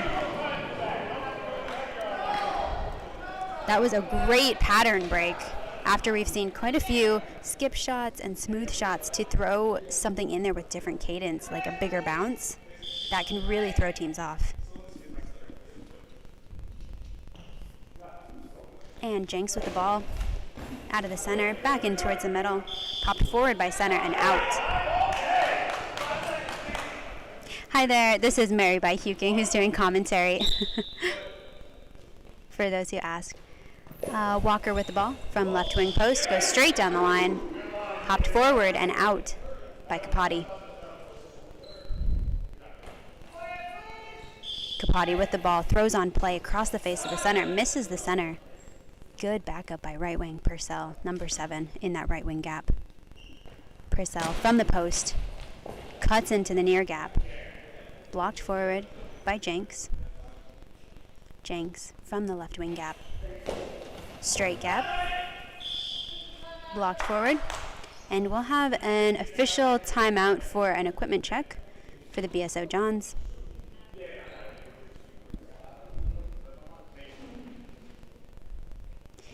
It's always really exciting for teams that have, as hard of throwers as both of these teams do, to see the tension kind of build while people are not scoring. And then to kind of, watch to see what actually happens to break that cycle and kind of switch the cadence a bit, like we saw in Daryl's bigger bounce shot. Daryl with the straight gap shot from the right wing gap, sweeps back, resets in his spot to the left. Official timeout for some noise in the stands.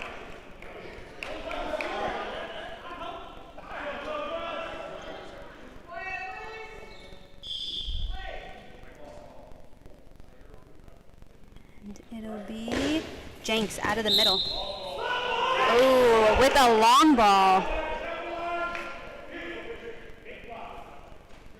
All right, it'll be a long ball.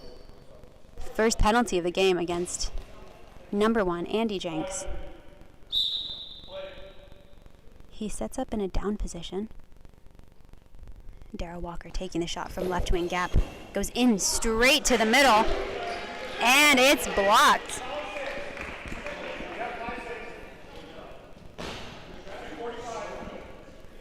.245 left on the clock. Jenks with the ball. from the left wing post. Cuts into the middle, almost gets through the legs of number 5 in the center. And it'll be a timeout for the King Cobras, who currently lead 1-0 in the first half of this match.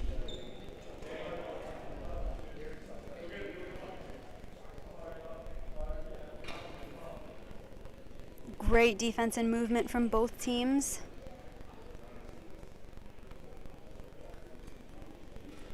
It'll be interesting to see if either of the teams start to change up the cadence of their playing. They've been pretty steady. We haven't seen too many quick returns. And something like that where we saw Daryl find some success with a difference in his style of shot. These teams might find something there as well.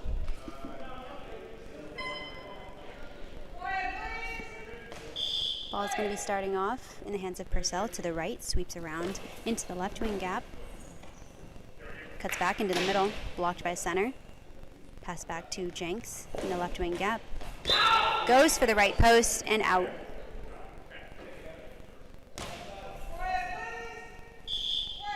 Walker over to take this shot, brings it back to his side. From the left wing gap, goes straight gap. Popped up and out by right wing Kapati. Some great coverage on that right wing.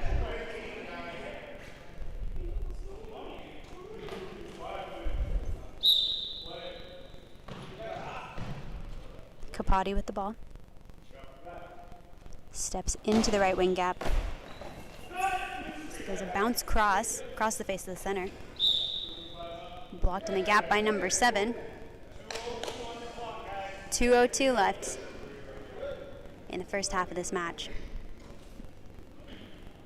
King Cobras currently lead 1-0 over the BSO Johns.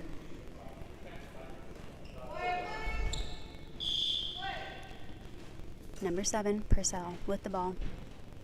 From the right post, cuts it into the gap, and it's wide open.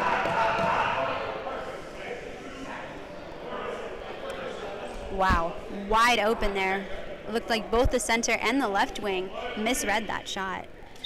Also great getting that shot off right on play. Number 1, Jenks with the ball. From the left gap. Wow, curves it towards the right wing post, and it's posted in. Way to respond to that. It's really common to see back-to-back goals, whether that's teams getting out of focus after scoring or letting their guard down. Let's see how the King Cobras respond. Walker, number 1, from the left post, back into the middle. Blocked by center. Pass back to Jenks, out of the middle. Returns it to the middle. Volleys off the center. And left wing, Walker, push forward and out. 1:25 left in this half. Purcell over for the ball from the left side. Sweeps back to the right wing. Out of the right wing gap. Goes cross gap. Kapati with the block. Kapati now sweeps over from the right to the left. Gap goes straight gap. Good coverage by the legs of center and right wing from the Cobras. And they'll just dump that out after a bit of volley. Ball returns to the Johns. Jenks over for the ball. Sweeps back from right to left. From the left post. Cuts it into the gap, blocked by the legs of center. Picked up by right wing, number 7, who hands off at the back to number 1. Ooh, goes for that wide shot to the post. Too much angle there.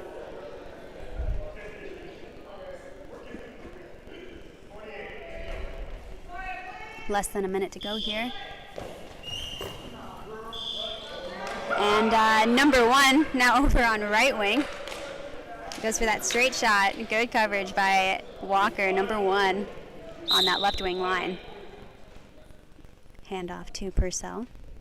Purcell moves back to the right wing gap. Goes for the full cross.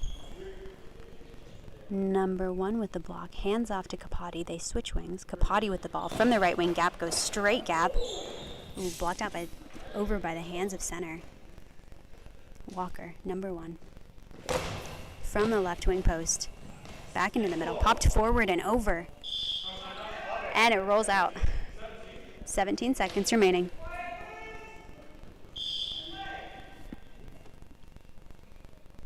Capote hands off to Jenks. Jenks from the left wing gap. Goes straight gap. Blocked by Purcell. Purcell from the end of the wing line. Crosses into the opposite gap. And it's blocked by Capote for the final block of this first half.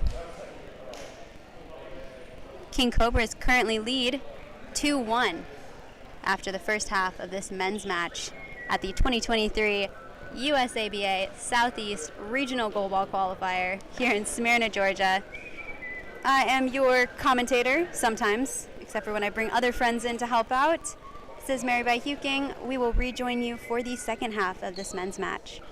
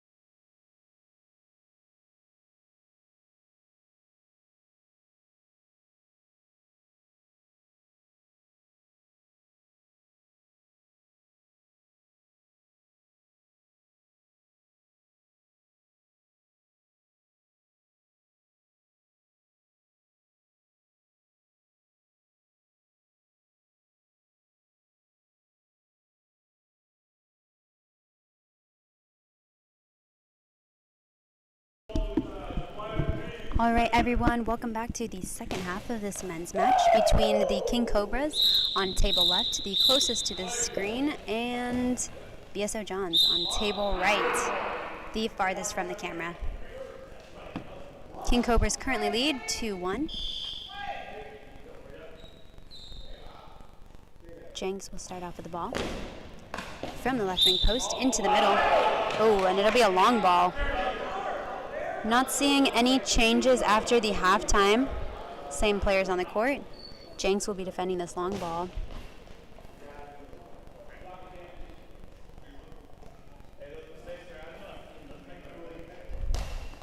And Walker will be coming over to take this. Starting from the center. Going for the right wing post, and it's out. Unfortunate too, because it's like Jenks dove to the left. Kapati throwing on play. Oh, very out.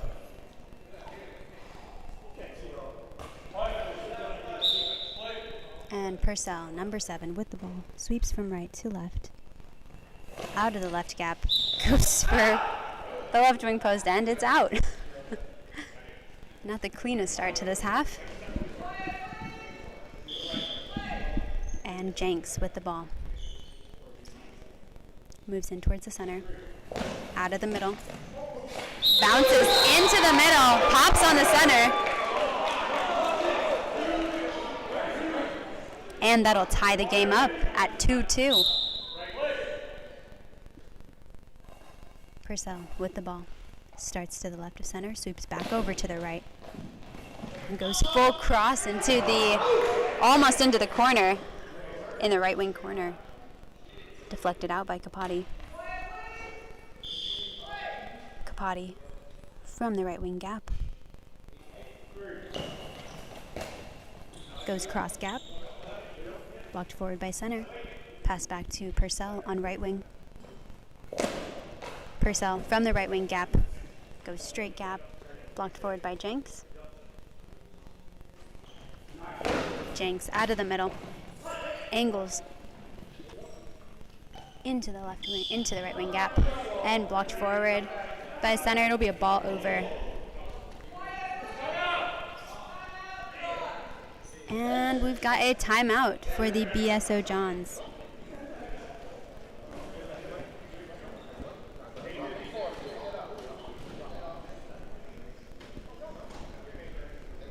Score is currently tied 2-2.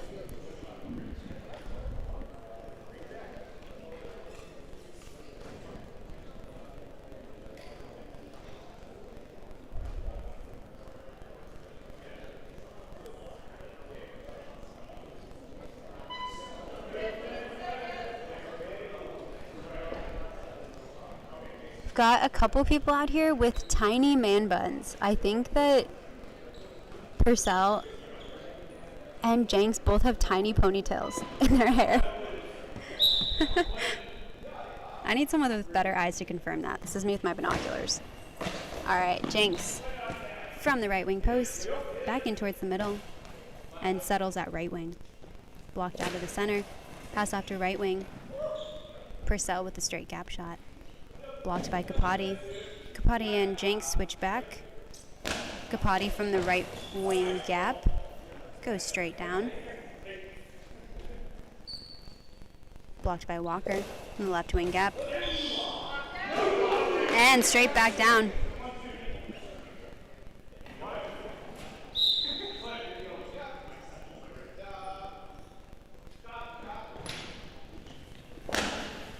Jenks out of the center. Into that left wing gap. Coverage by Purcell, who sweeps around to the left wing gap and goes straight back down.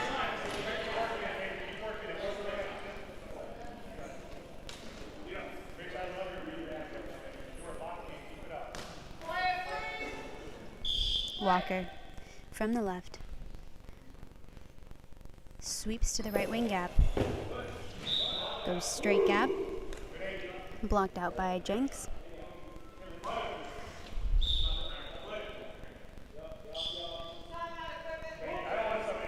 Got an official timeout.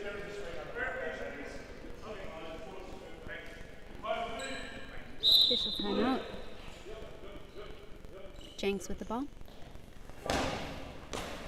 Out of the left wing gap. Goes for the right wing post.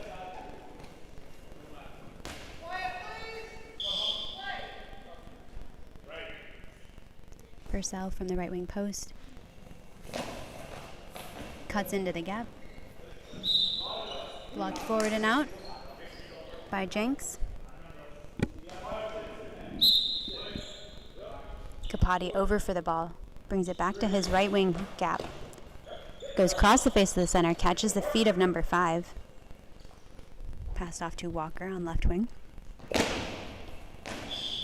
Walker, left wing with the big bounce.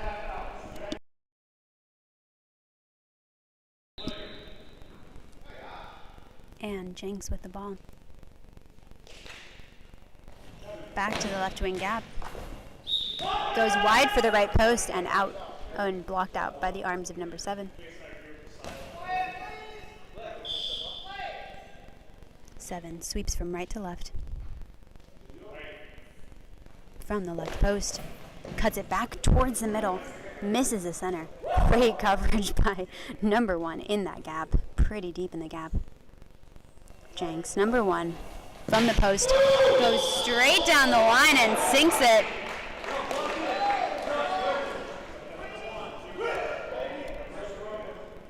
And the BSO Johns pull ahead 3-2 over the King Cobras. Purcell, number 7, from the right wing. Cuts it into the gap. Blocked forward by center. Pass back, left wing. Jenks, who goes wide for the right wing post and out.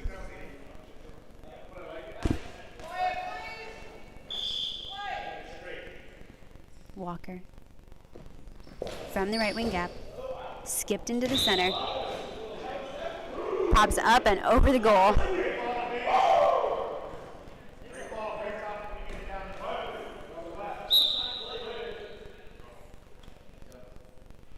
Capati steps into the gap. Goes cross gap. Blocked by Purcell. Sweeps into the left gap. And cuts back to the opposite. Blocked by Jenks. Jenks from the left post. Cuts into the middle. Blocked by 5. Pass to left wing. Left wing. Darrow Walker. Into the middle. Blocked by the center. And pass back to Capati. Timeout for the BSO Johns.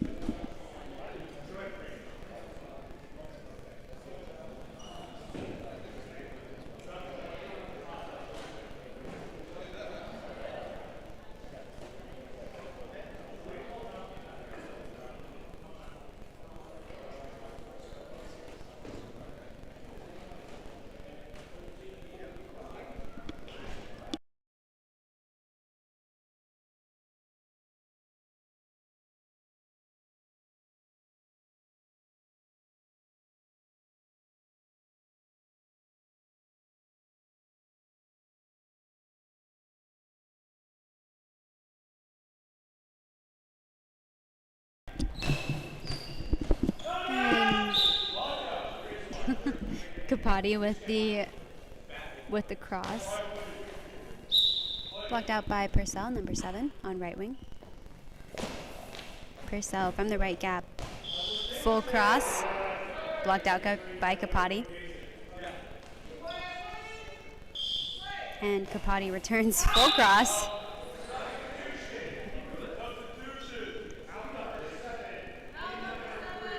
We've got a substitution for the King Cobras.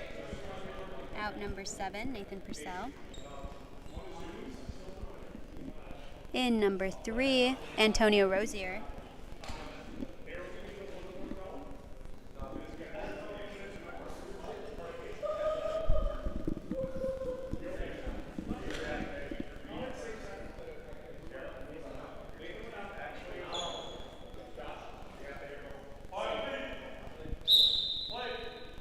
Walker with the ball. Sweeps back to the left. Cuts into the near gap. And blocked out. Capati with the handoff to Jenks. Sweeps back to his wing. Out of the wing. Straight gap. Blocked forward by right wing. Number 3 with his first block of the game. Retrieved forward by center. And tossed out.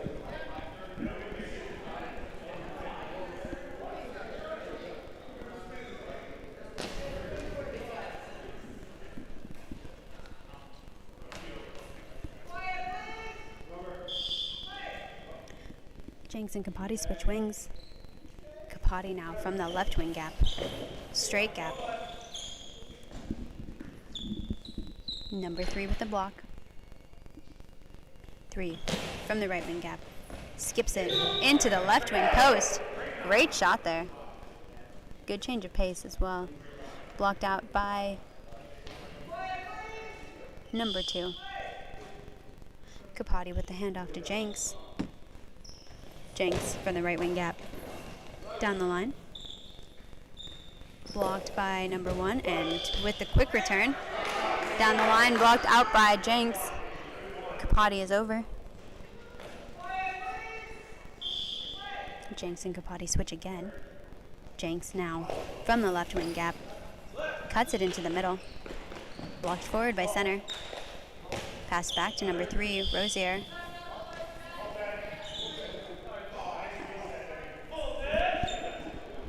Might have been an official timeout for noise in the stands.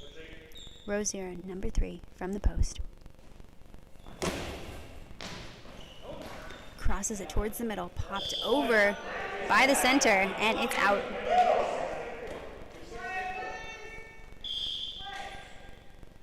Kapati from the right wing gap.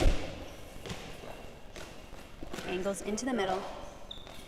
Blocked by center. Pass to Walker, number 1. Out of the gap, goes straight gap. Blocked up and out by Kapati. Jenks is over. Jenks sweeps back to the left wing gap. And goes straight down. Blocked out by Rosier on right wing. Rosier, number 3, from the right wing post, cuts into the gap. Blocked by Jenks, handoff to Kapati. Kapati from the right gap, angles into the middle. Blocked by center. Pass to Walker. Goes cross gap, blocked by the toes of the center. The handoff to Jenks at the back center. Wider angle to the right wing gap, returned. Ooh, into the left wing gap. And Kapati brings it back to his side, angles back into the middle. And blocked forward and over by the center. Sounds like 4:40 left on the clock. Jenks from the post. Cuts into the gap. Good overlap by center and right wing for the King Cobras. Cobras, number 3, from the right wing gap, pops up and is recovered by Jenks on left wing. Jenks from the left wing gap, pops over the center. Back and in. Brings the score up to 4-2 for the BSO Johns.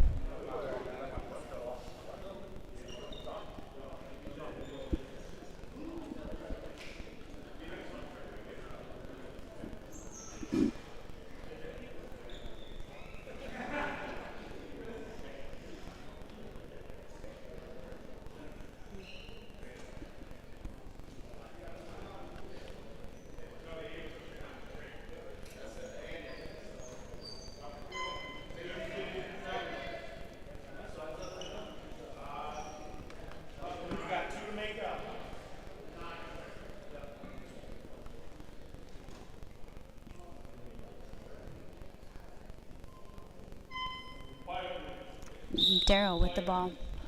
Steps into the center. Spins and goes for the left wing gap, blocked forward by Jenks. Jenks from the left post. Bounces it straight down the line. Solid block by right wing. Number 3. And 3 returns down the line. Blocked forward and out by Jenks.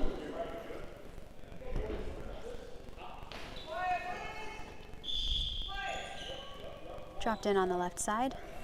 Brought back by Kapati to the right side. Oh, and out.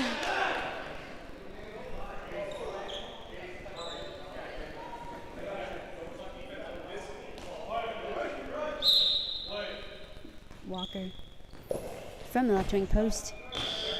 Rips it down the line. Blocked out by Kapati. Kapati hands off Jenks. Jenks from the back center. Skips it into the middle.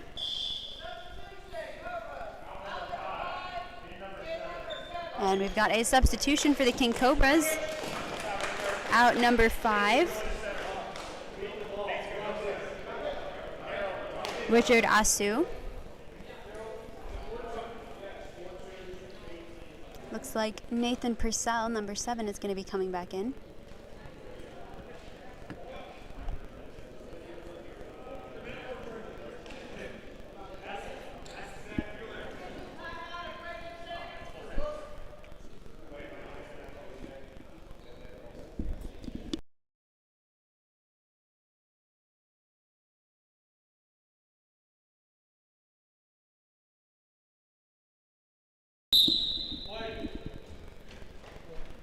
And Walker from the left gap.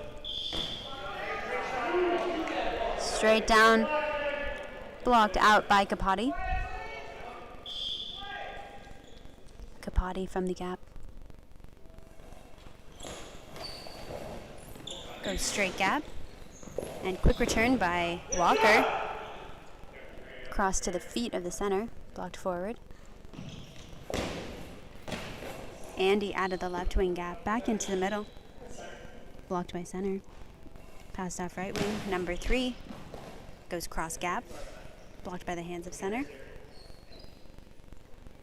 And center with the ball. Blocked by the feet of number 7, who's now in center for the King Cobras.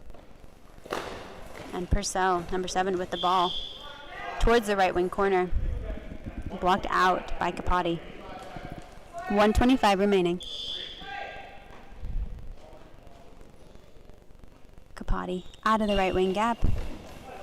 Cuts it into the middle. Blocked by center. Passed off left wing. Number 1, Walker. From the left wing post and dropped the ball out. 1:09 remaining. Kapati. From the right wing gap. Crosses the center. Blocked by the center. Quick return. Ooh, and a bit of a fumble. 55 seconds remaining.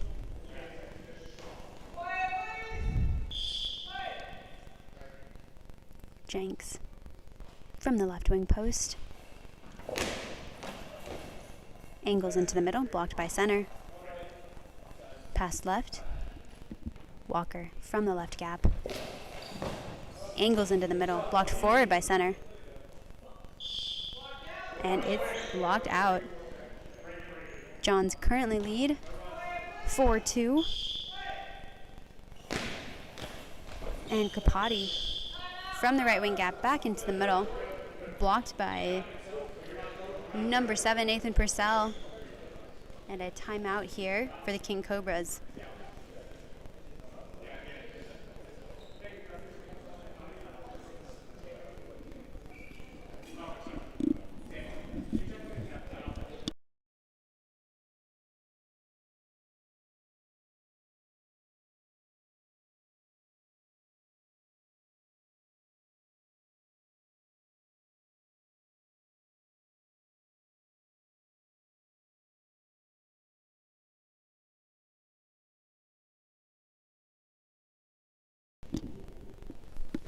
As the King Cobras set up their shot here. Darryl Walker takes it from the right wing corner. Oh, goes for the line shot.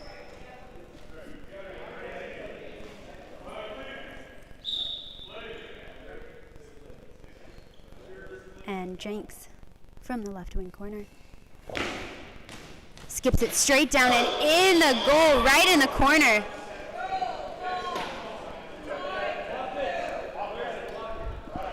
Score is 5-2 with a clean corner shot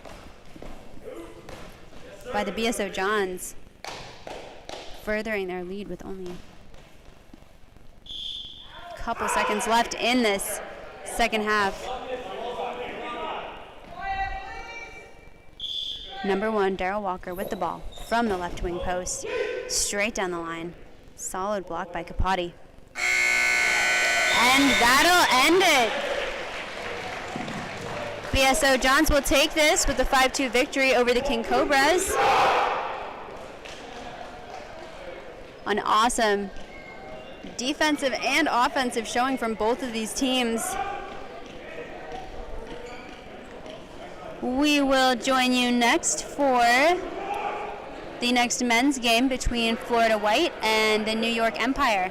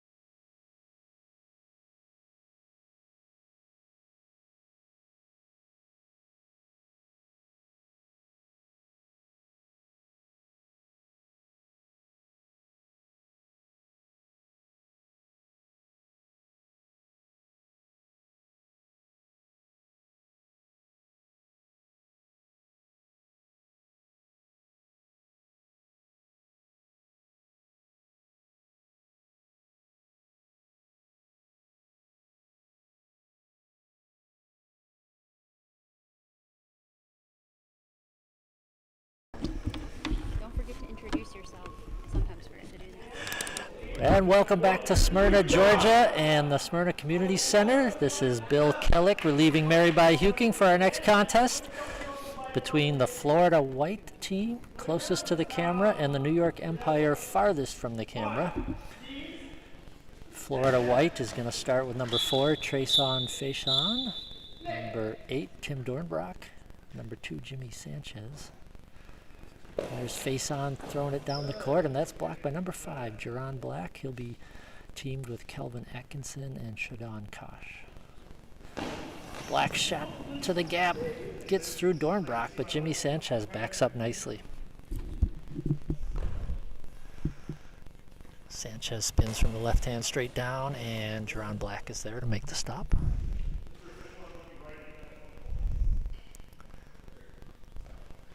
Black now with it, straight down, blocked out of bounds by Sanchez.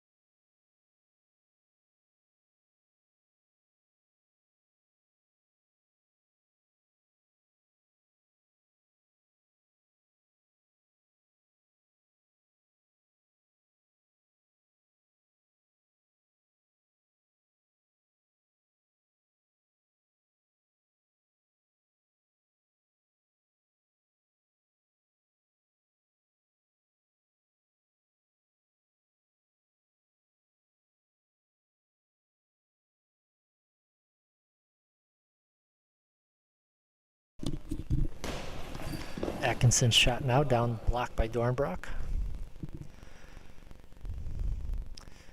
Tim Dornbrock now with the spin shot. Bounce ball down the middle. Kelvin Atkinson there, passes it over to Jerron Black on the left wing. Jerron Black now, spinning bounce ball, blocked by Dornbrock. He'll hand it off to the right wing. Jimmy Sanchez with it, number 2 for Florida. Bounce ball down the middle, blocked by Atkinson. No score here in the first half between the New York Empire and Florida White. Atkinson down the middle, blocked out of bounds by the center, Tim Dornbrock. Once again, the clock on the far side of the gym, the scoreboard is not working, so we don't have the time, but we'll rely on the coaches when they tell the players how much time's left. We'll relay that information to you. There's a shot by Faison, right down, blocked by Kosh, out of bounds.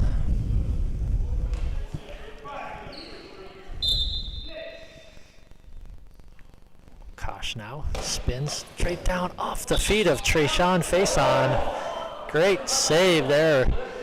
Again, Trayshawn just named to the U.S. men's team that'll be competing in Berlin, Germany next weekend at the Nations Cup. Faison now from the left post. Straight down, but that one's out of bounds from the get-go. Ball into the New York Empire.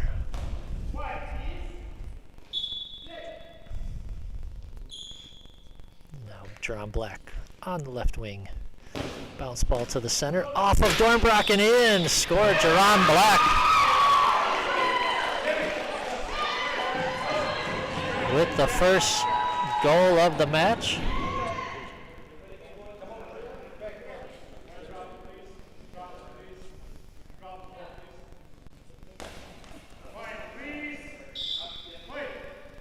And it's 1-0 Empire. Bounce ball by Faison. That pops up and over the net.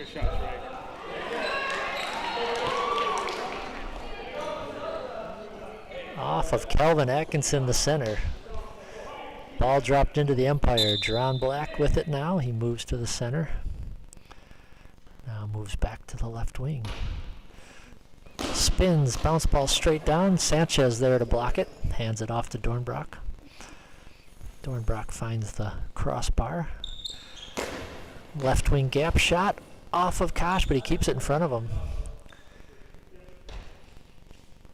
Kosh down, straight down, blocked by Faison. He kicks it around, but it ends up with Dornbrock at center. Tim Dornbrock now spinning, going for the right post, blocked by Jerron Black on the left wing.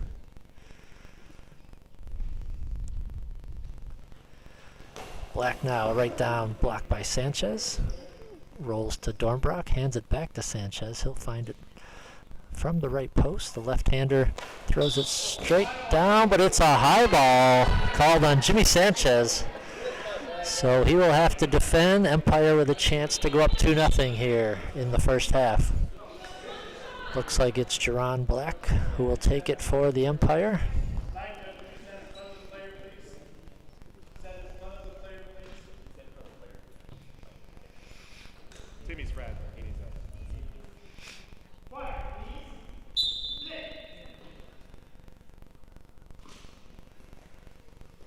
Black straight down and in. It's 2-0. Jerron Black with both goals. Empire up 2-0 here in the first half.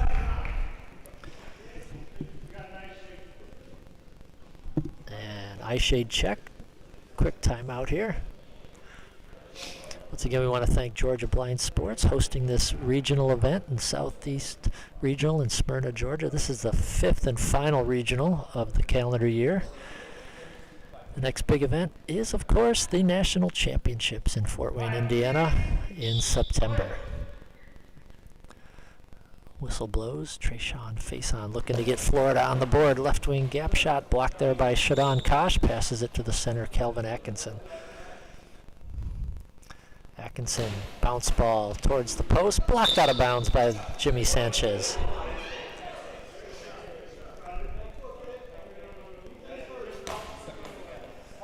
Ball dropped in. Faison take it. He'll go down the net to the left wing. Spinning shot to the middle. Blocked by Calvin Atkinson. Passes it back to the right wing. Shadon Kosh now gets through the hands of Dornbrock, but Jimmy Sanchez backed up nicely there. He'll give it to Dornbrock at center. Bounce ball to the left post. Blocked out of bounds by Kosh.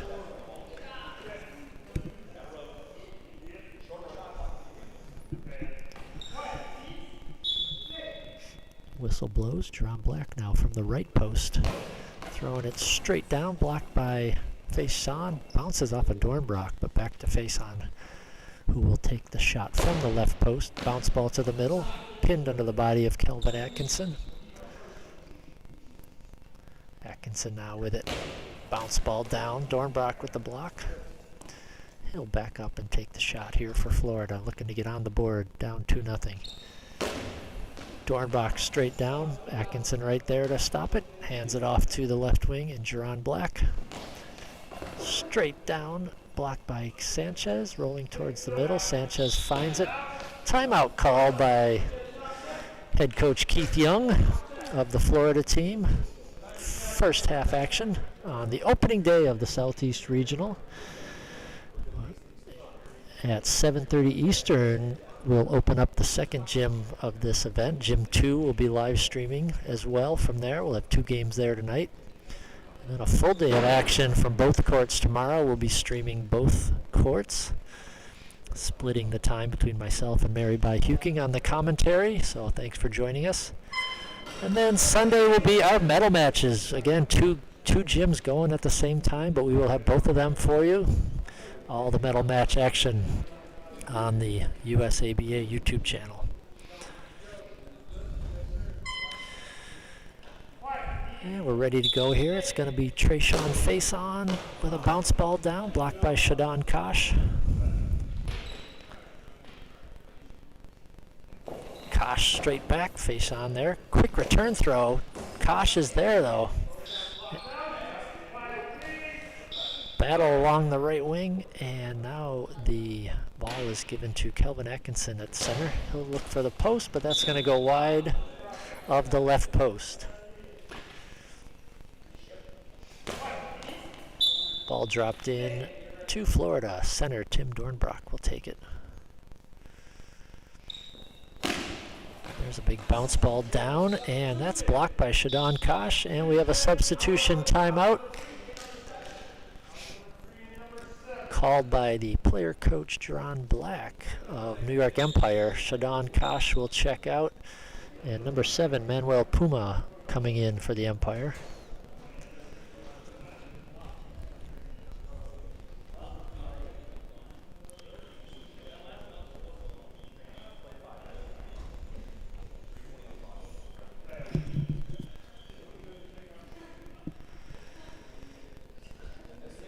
This is a men's Pool A contest. We'll have the other 2 teams in Pool A coming up right after this, with the Manacores playing the Texas Rattlesnakes.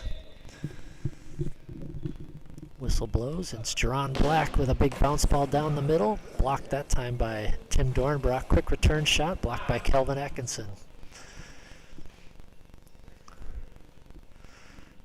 Atkinson bounce ball down the middle. Dornbrock's right there. Ball rolls towards center. He gathers it in. And a substitution timeout called by Florida, Coach Keith Young, as Jimmy Sanchez will check out, and number 1 Lance Gardenhire will come in for Florida.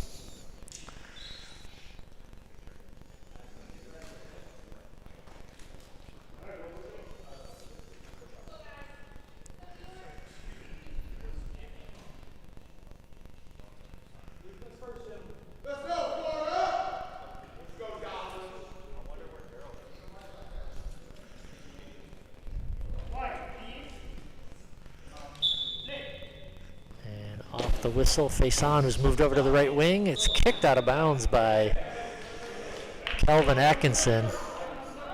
Interesting on the Florida jerseys, all the players are wearing a blue armband on their right arm, and it looks like it says Coach Perigin in honor of Coach Tom Perigin, longtime goalball coach, passed away in the last few years and now has a MVP award named after him at Nationals. So nice to honor him in that fashion. As the throw by Lance Gardenhire gets through. Lance Gardenhire just into the game for Florida and Mr. Instant Offense.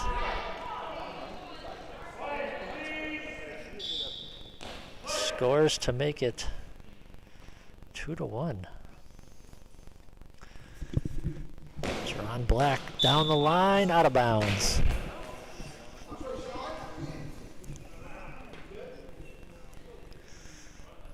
Ball dropped into Florida. Trayshawn face on, now on the right wing. He's going to take this from the right post. Cross-court shot, but that goes wide, out of bounds, into the stands.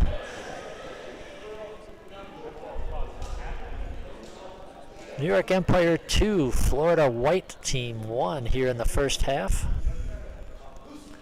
Ball dropped into the Empire. It'll be Manuel Puma from the right post. Puma cross court, face on right there. It's going to trickle out of bounds.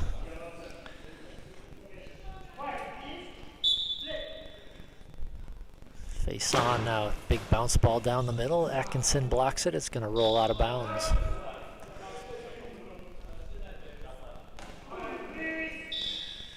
Ball's dropped in, Manuel Puma from the right post. Looking for the right wing gap, but Dornbrock there to make the save, gives it off to Lance Gardenhire. Gardenhire from the left wing, big bounce ball, stopped by Atkinson. Atkinson spins, gets through Dornbrock, but backing up his face on. And Dornbrock got his eye shades jostled on that save. Have a equipment check here.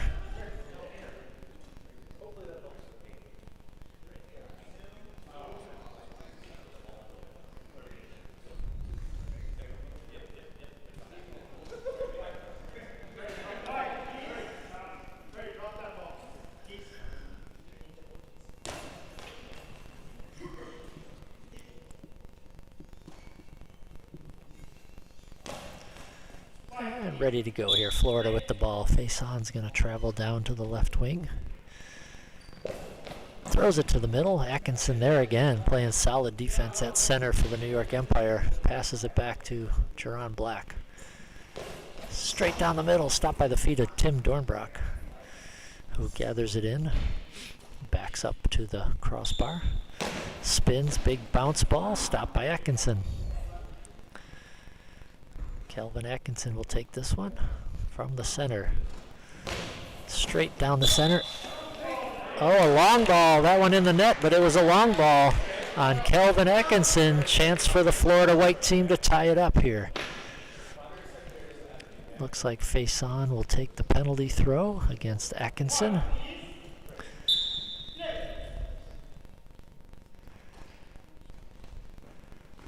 And Atkinson with the save, blocks it out. Kelvin Atkinson with the arm save, knocks it out of bounds. He's been playing stellar defense at even strength, and he comes up big on the penalty shot. Score remains 2-1, New York Empire in front. Jerron Black now for the Empire. Bounce ball down, pops up off of Dornbrock, and it's into the net. Goal by Jerron Black. Dornbrock got a piece of it. Face-on tried to sweep it out of bounds, but it went into the net. And it is 3-1 Empire.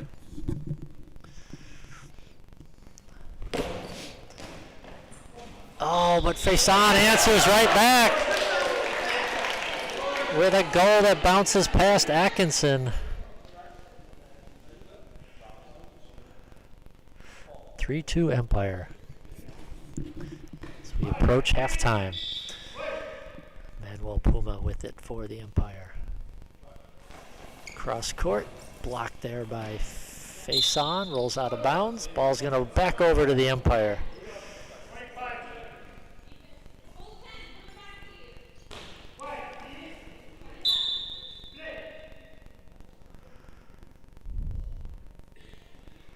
Jerron Black, bounce ball to the middles, gets through the feet of Dornbrock, but he slowed it down enough to gather it in, gives it off to Gardenhire on the left wing. That's Gardenhire, bounce ball in the middle. Atkinson makes that save, gives it to Jerron Black.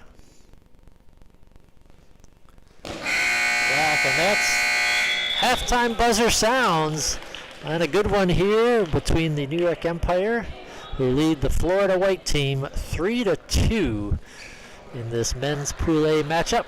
We'll be back with the second half action after this break.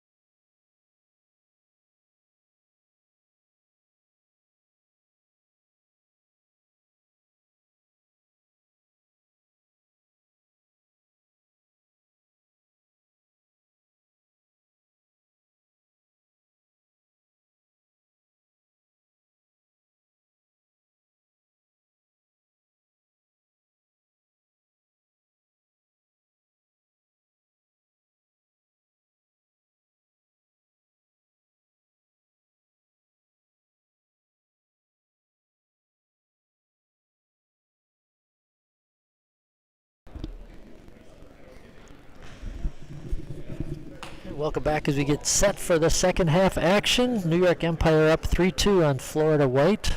All 3 goals for New York from Jerron Black. Florida got goals from Lance Gardenhire and Trayshawn Faison.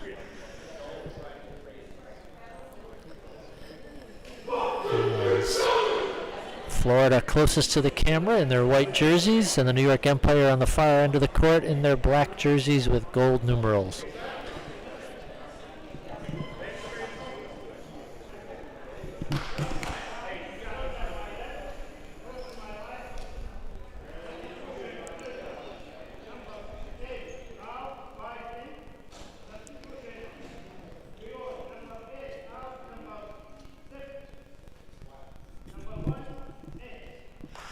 Substitution for New York Empire, Alfonso McFadden in for Calvin Atkinson, and for Florida White, Thomas Rice is in for Tim Dornbrock. So Trayshawn Faison moves over to center, Jerron Black moves over to center on the far end of the court.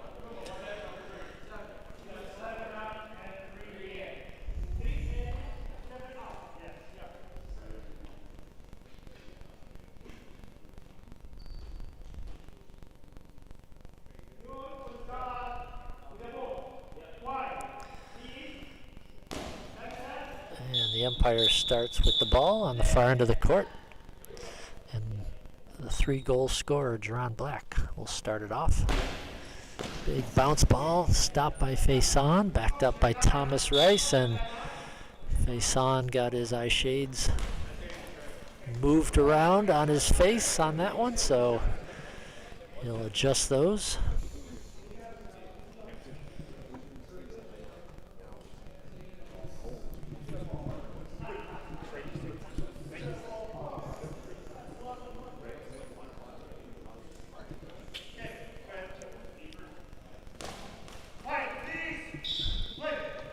We're back. Thomas Rice with it now for Florida from the right wing.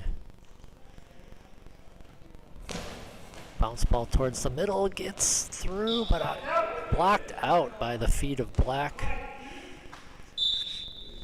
Shadon Kosh with it now for New York. Throws it to the, looking for the right wing gap, but Faison with a nice save, passes it back to Thomas Rice. Rice from the right wing. Throws it cross court, blocked by Kosh. The right wing for New York. Kosh looking for the gap. It goes off the feet of Gardenhire and in. Shadon Kosh gives New York a 4-2 lead.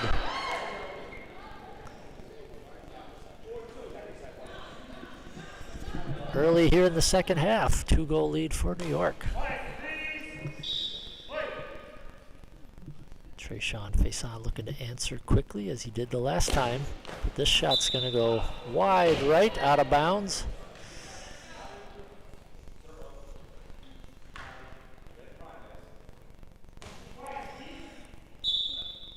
Ball's dropped in. Jerron Black with it for New York. Down the middle, blocked by Faison. Quick return throws wide of the left post.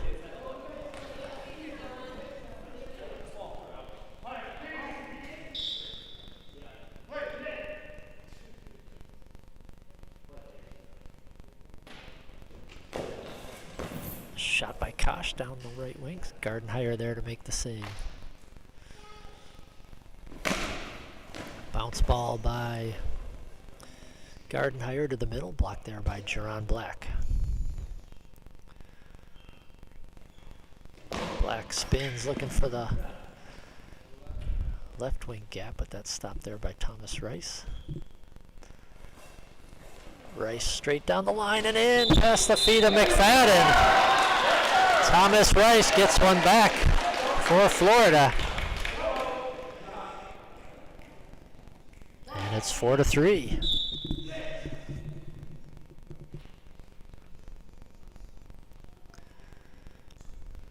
Jerron Black now, right down the middle, stopped by Faison. Trayshawn backs up to the net. Spinning, looking for the gap shot, stopped by McFadden. He passes it to the center, Jerron Black. Spinning down the line, that's going to go wide. Ball dropped into Florida as they look to tie it up.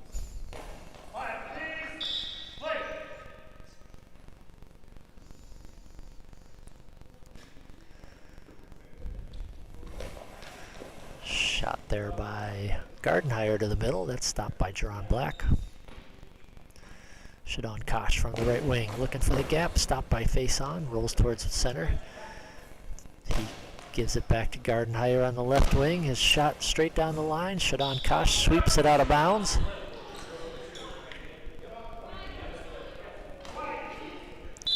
Ball dropped into New York, and it's Kosh spinning cross court, out of bounds.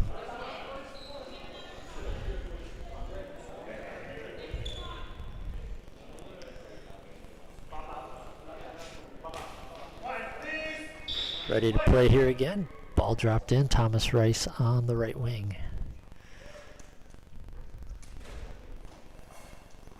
Rice straight down. McFadden there. Makes the save. Gathers it in. Passes it to the center. Jerron Black. Black finds the goal. Throws it straight down the middle. Faison right there to make the save. He'll take his time. Back up to the net. Moves over to the left wing. Gardenhire clears, Faison bounce ball straight down, pinned to the floor by Kosh. Shadon Kosh looking for the gap, and he's got a clean shot through the gap.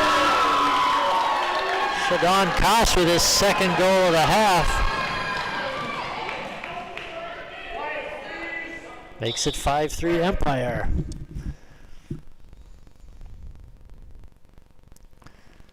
Faison now looking to reply, bounces up and in. Treshawn Faison with a quick response for Florida. 5-4 now.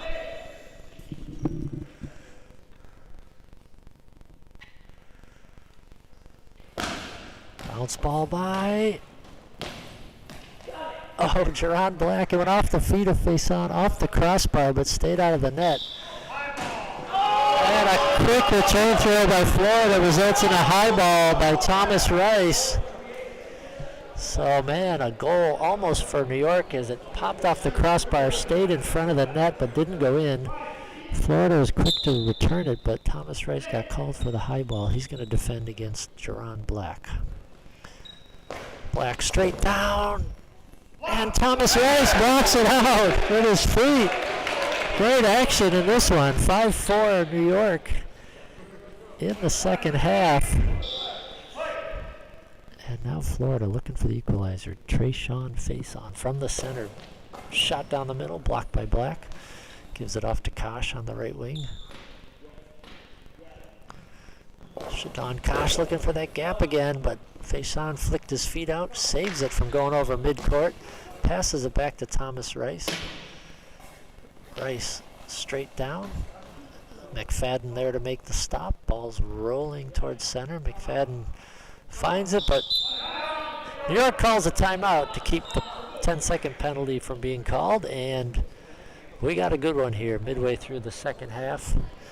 It's New York Empire 5, Florida White 4. Empire with 3 first-half goals from Jerron Black, 2 goals in the second half here from Shadon Kosh. Florida has got 2 goals from Treshawn Faison, 1 from Lawrence Gardenhire and 1 from Thomas Rice. We have a 5 minutes and 40 seconds to go here in the second half. As play resumes, New York with the ball, Jerron Black with it.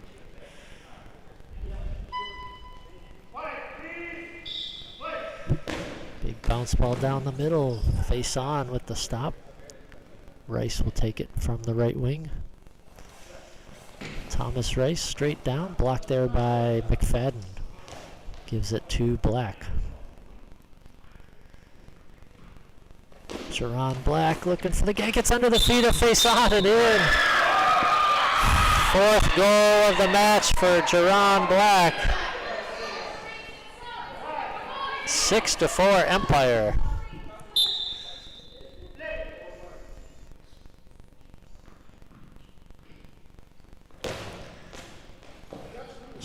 Straight down by face on, popped into the air by Atkinson.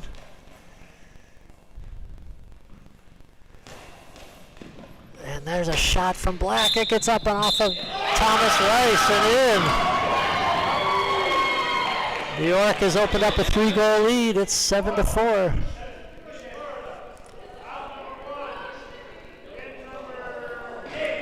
And that will precipitate a substitution for Florida as Tim Dornbrock will check back in, replacing Lance Gardenhire. Just under 5 minutes to play here. 3-goal lead for New York.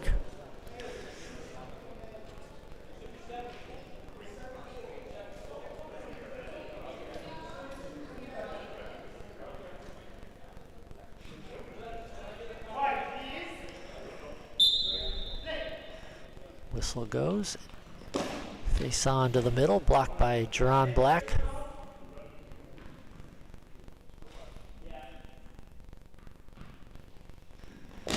Jerron Black looking for the gap, blocked there by Thomas Rice, who's moved over to the left wing. Dornbrock in at center.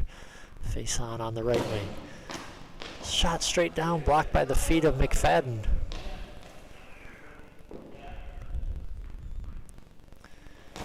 Jerron Black, that one's blocked out by Thomas Rice.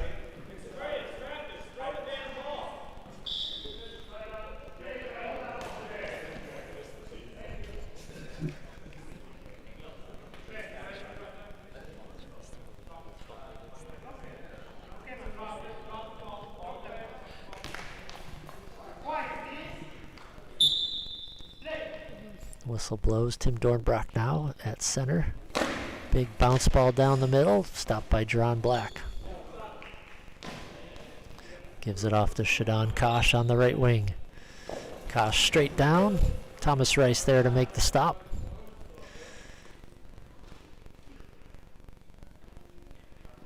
Rice looking for the right post. Shadon Kosh there to make the save. Kosh now sweeps it to the middle, off of Dornbrock and in. Shadon Kosh with his 3rd goal, and New York has doubled up Florida now, 8-4. See if Faison can answer quickly here. About 3 minutes to go in this one as Faison's shot goes just wide of the left post. Ball dropped into New York.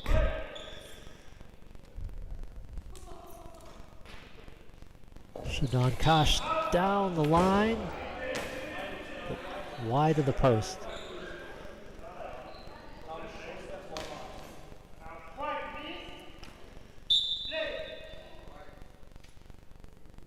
Thomas Rice now from the left wing, bounce ball down the line, wide of the post, ball back into New York.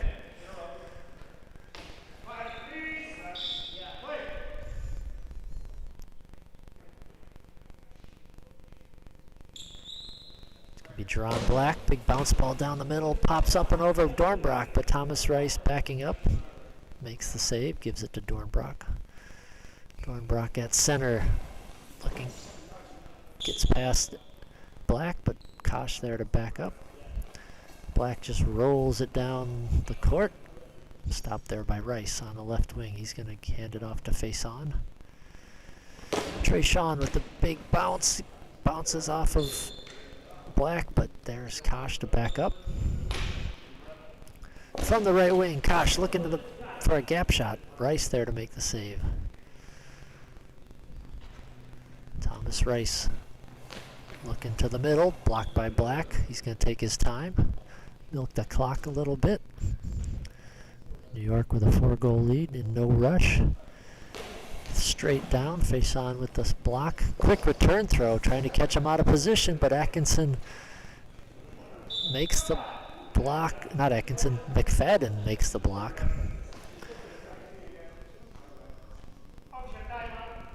And we got a equipment timeout. Check the eye shades of Trayshawn face on.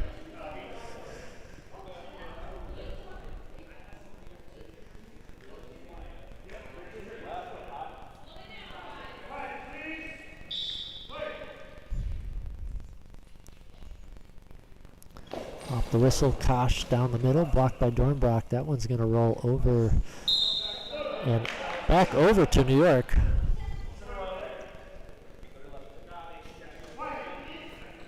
Just over 2 minutes to play, I believe.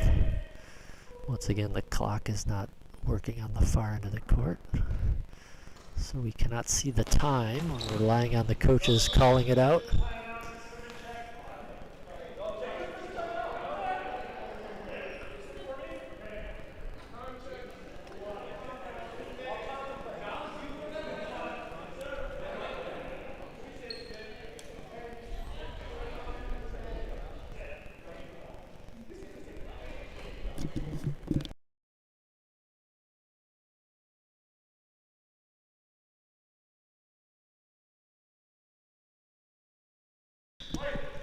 Play resumes. It's going to face on with the shot. It actually bounced off himself. And he had to push it out. I don't think I've ever seen that. He tried to throw a bounce ball. It bounced straight up, hit him in the hip, dropped straight down at his feet. He found it and just pushed it out of bounds. So the ball will go back over to New York.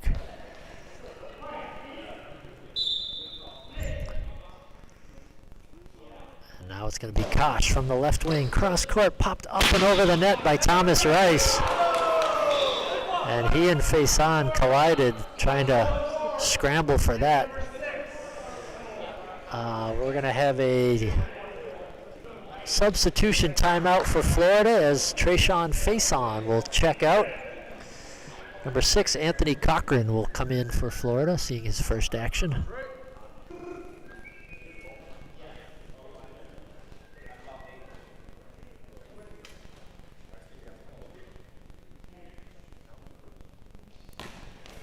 So Keith Young getting all his players into this contest.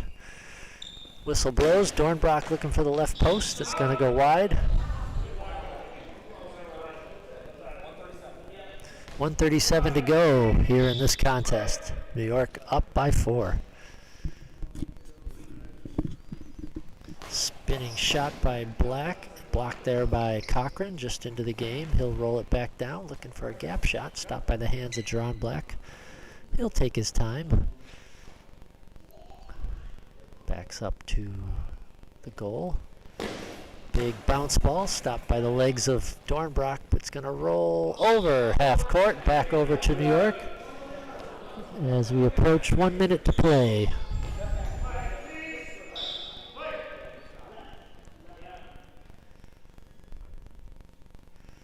Kosh, cross-court shot, blocked by Cochran. Cochran throws it back down, out of bounds. 54 seconds to go as Alfonso McFadden takes it for New York. Just throws it straight down, blocked by Cochran.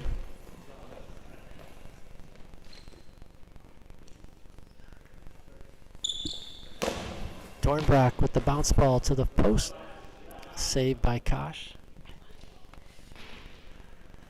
Return throw, blocked out of bounds by Rice.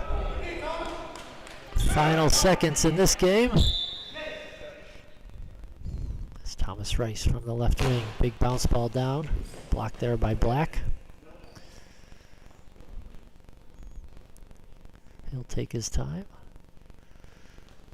Spins straight down and glances off the post and out. Off the left post and out.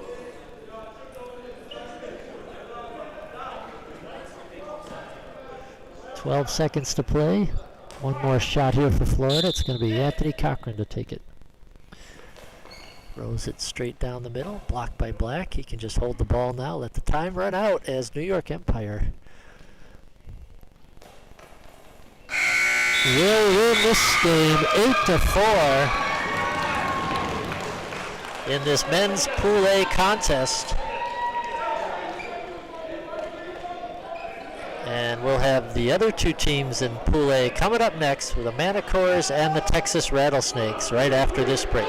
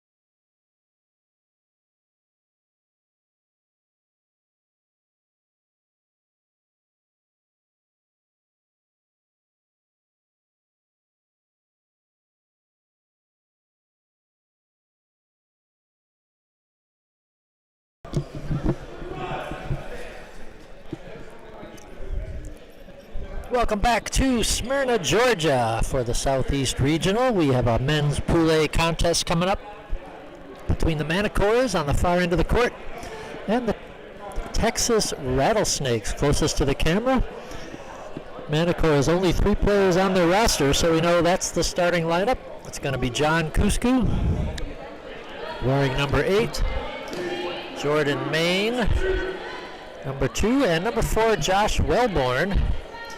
Texas will counter with Zach Arambula at center, number 6. Will Lopez on the right wing, number 3, and Jim Debus on the left wing, number 1.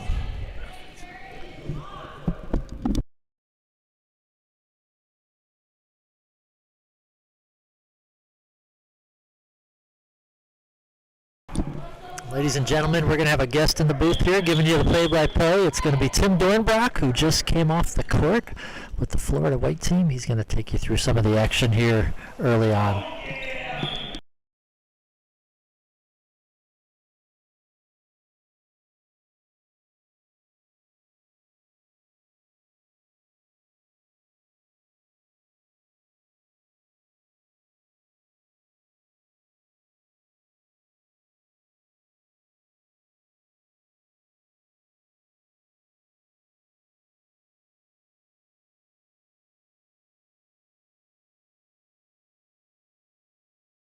Yep. What's up, ladies and gentlemen? We are back, and on the far side of the gym, we have a funny amalgamation of the Manacores featuring the Michigan Omegas. John Kusku, of course, forming up a super team, much to the chagrin of anybody playing in this division. On the near side, the Rattlesnakes. I'll get the numbers down eventually and the names, but I am visually impaired, so bear with me. But the right wing from the Rattlesnakes fires across the face of the Manacore defense. Wellborn will turn and fire in kind into his opposing 4-hole. That one will be collected by the center. Looks like number 6. I believe that would be Zach Arambula. Arambula? We'll go with that. Oh, yeah, nice. Arambula. Ball held by Josh Wellborn in our 1-hole as we see it. He fires a cut gap. That is collected by the feet of Debus. Debus, the longtime veteran, been playing long before yours truly. Turns, fires the ball across. He finds only the midsection of John Kusku, who will knock that one easily out of bounds.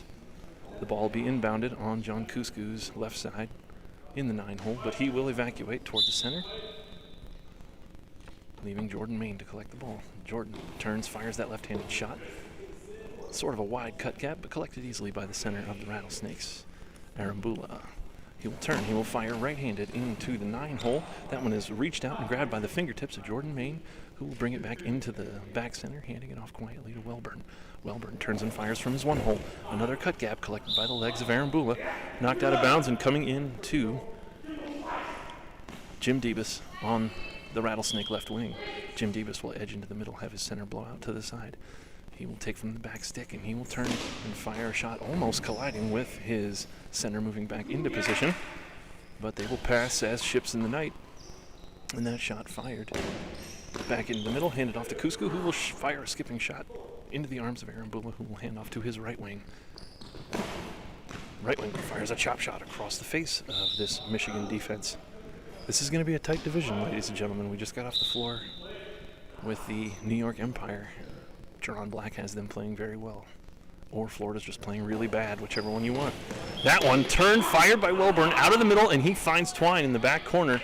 That was a beautiful one shot that hooked inside the post. The right wing of the Rattlesnakes did not give him much, and we have our first goal of the game. It is 1-0, I believe.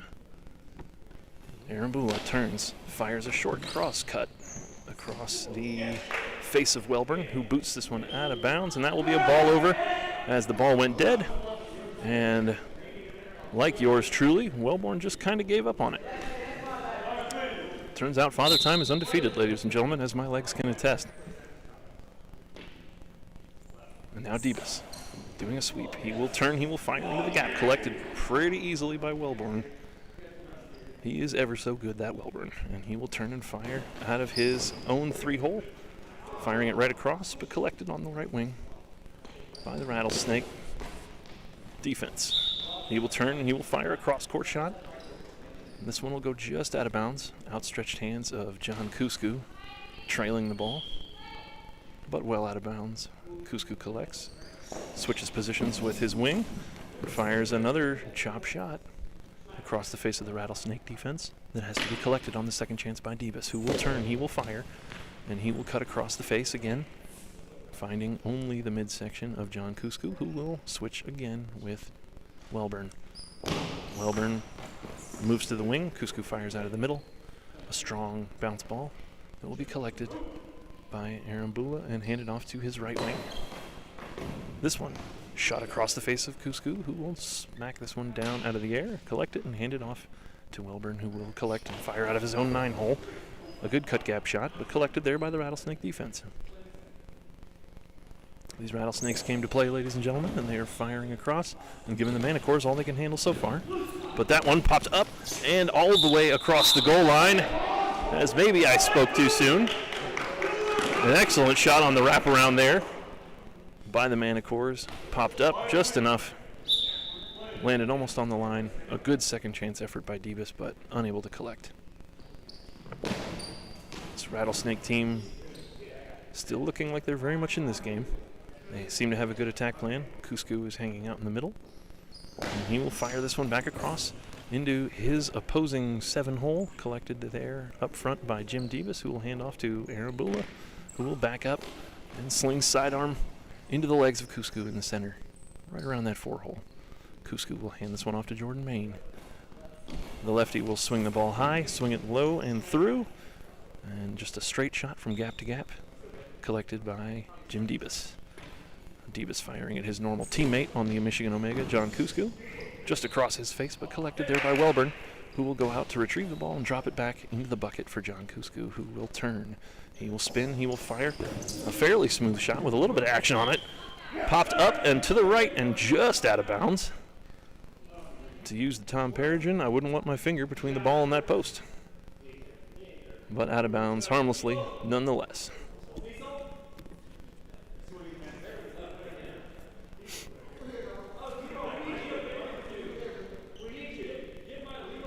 Manticores speaking to the crowd now, letting Darrell Walker know they need him on the floor right now. Darrell says no. Rattlesnake right wing turns, fires. He'll pop that one up.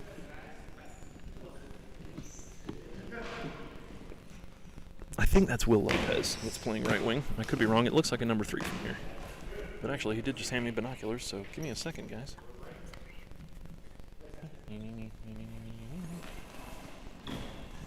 Ball fired there.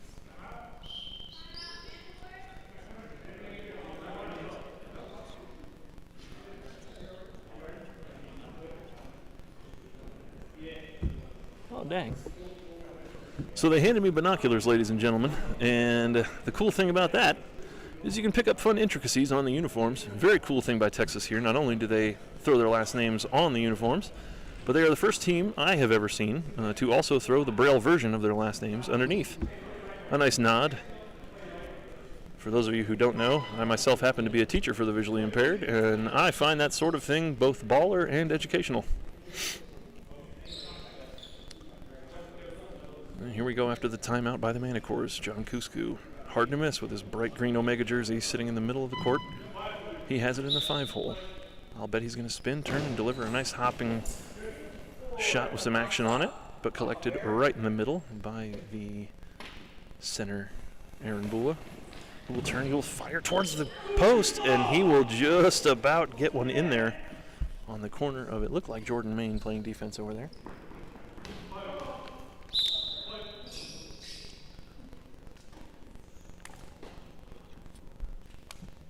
Welburn does the sweep all the way across, and he finds only the arm of Debus there to protect. If that one had been on the tape, very possibly could have been a goal, as Debus was sucked in just a bit, but equal to the task on that one by just sort of dropping an elbow on the ball. Rattlesnakes, they will turn, they will fire into the middle. This one popped up by John Cusco and popped over the net.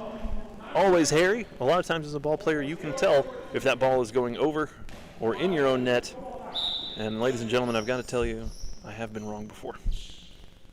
And that's annoying. Welburn turns, fires, looks for the corner, right in the 1 hole, and just a bit outside. but makes the right wing of the Rattlesnakes, Lopez, work for it anyway. Jim Davis comes over for a chat, leaves the ball with Lopez, goes back to his spot. Lopez turns, fires, skipping shot, kicked up in the air by Cuscu. Second chance effort made by Jordan Main in the opposing 6-hole. He will fire across the face of the center. This one backing into the corner, and it's all the way in, ladies and gentlemen. That'll be 3-0 for the Manacores. Texas is playing an excellent game. They're holding a very, very talented lineup at bay. And at the same time, the Manacores are still getting the breaks here, it seems, but they are making excellent shots. Don't want to take anything away from these guys. It's a talented lineup at the other end. Sometimes this is a game of inches, and the Manacores are making it look exactly like that. Debus. Sandler slings this one sidearm. It pops back. That's in, ladies and gentlemen. Jim Debus gets them on the board by firing one across. I believe that was the body of Jordan Main that it connected with for a second. But he wasn't able to fully corral it. Wellborn to the center. John Cuscu back to the right wing, firing now out of his own 3-hole. Fires across the face of the defense, collected there by Lopez on the right wing.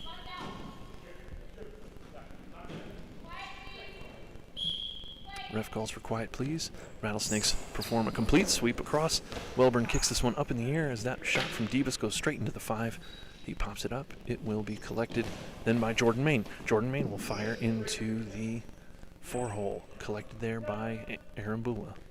Aaron Bula will turn. He will fire. The steady number 6 knocks this one, has this one go just out of bounds. Excellent shot still. A lot of people don't seem to realize when you do hit those post shots, those ones that just go out of bounds, you are still stretching the defense apart. You are still making them work. They have to honor that shot. So it's not a complete waste, but as I speak, Aaron Bula boots this one just up into the air, creating a small ramp with his legs.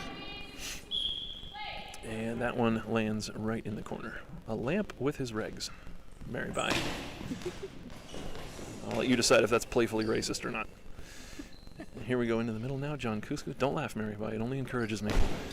John Cuscu firing into the middle. This one collected again by Aaron Bula. And now a timeout from the Rattlesnakes as Aaron Bula sets at the back to fire away. They will have about 6 or 7 seconds to get this one gone when play resumes.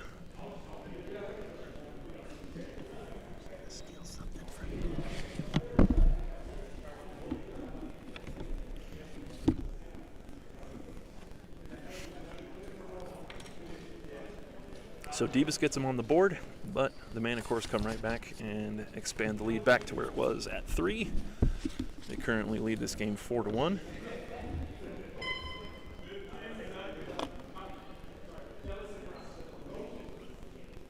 This, of course, is the other game of note in the bracket that I'll be playing in tomorrow. So I gotta tell you guys, I'm looking forward to sitting on the bench for both of these games.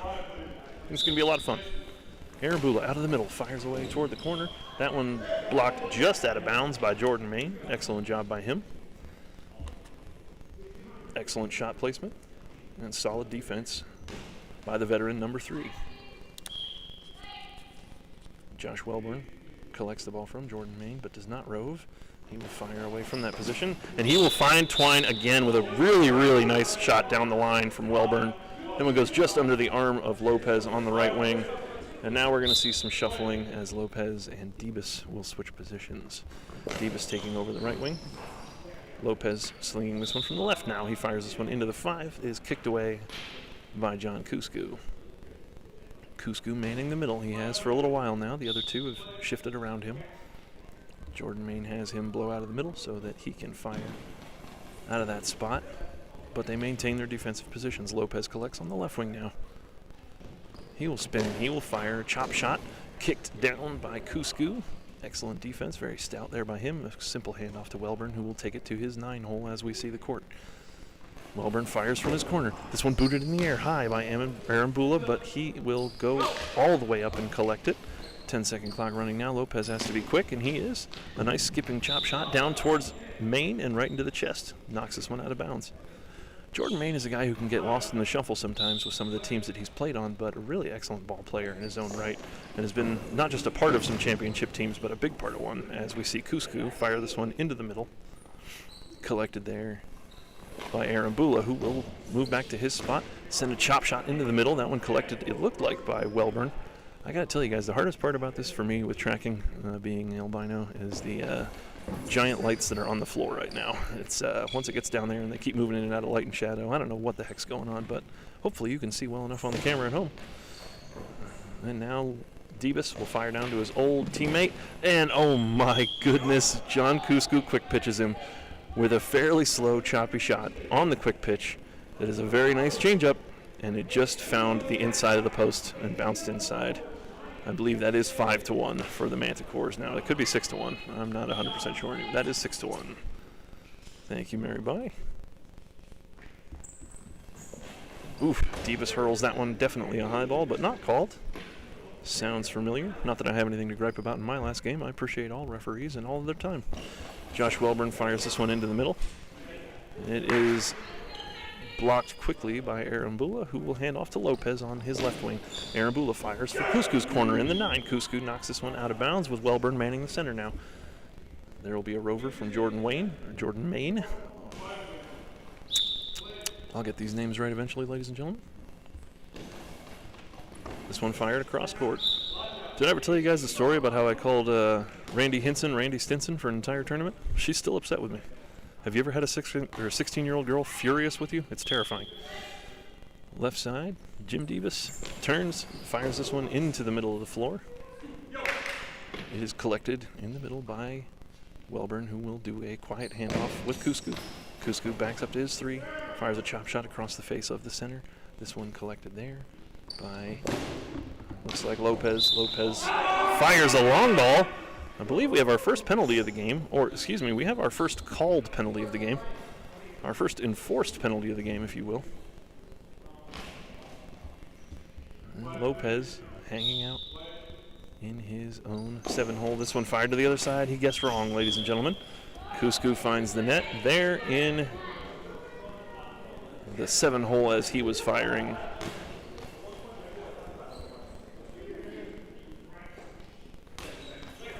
Ball checked in to Jim Debus. He'll have Arambula move out of the way. Debus turns, fires that sidearm hook shot of his, but it goes straight at his normal teammate, John Kusku. His longtime teammate, I should say. I don't know what they're doing this year. Been out of the game too long, folks. No one tells me nothing. Welburn, out of the 9, turns, fires a shot right into the gap, and that'll be the halftime buzzer.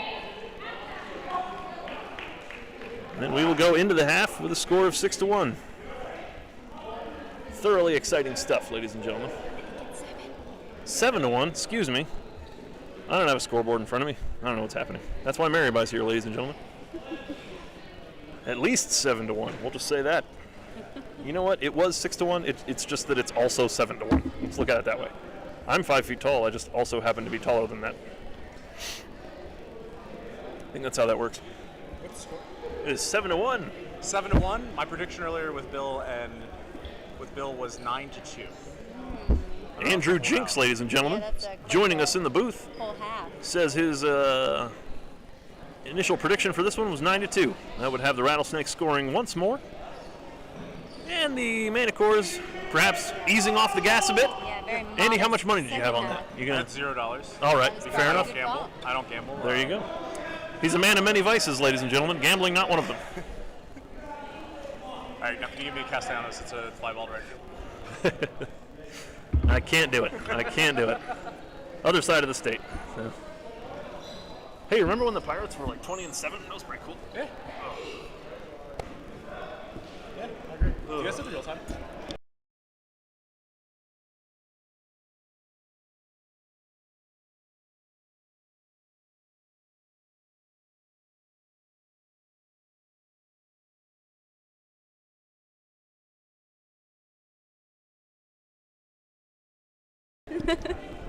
Now we are back. That's a good time. And we're back, ladies and gentlemen. You ever think you're live and you're not? That's a tough time in my life.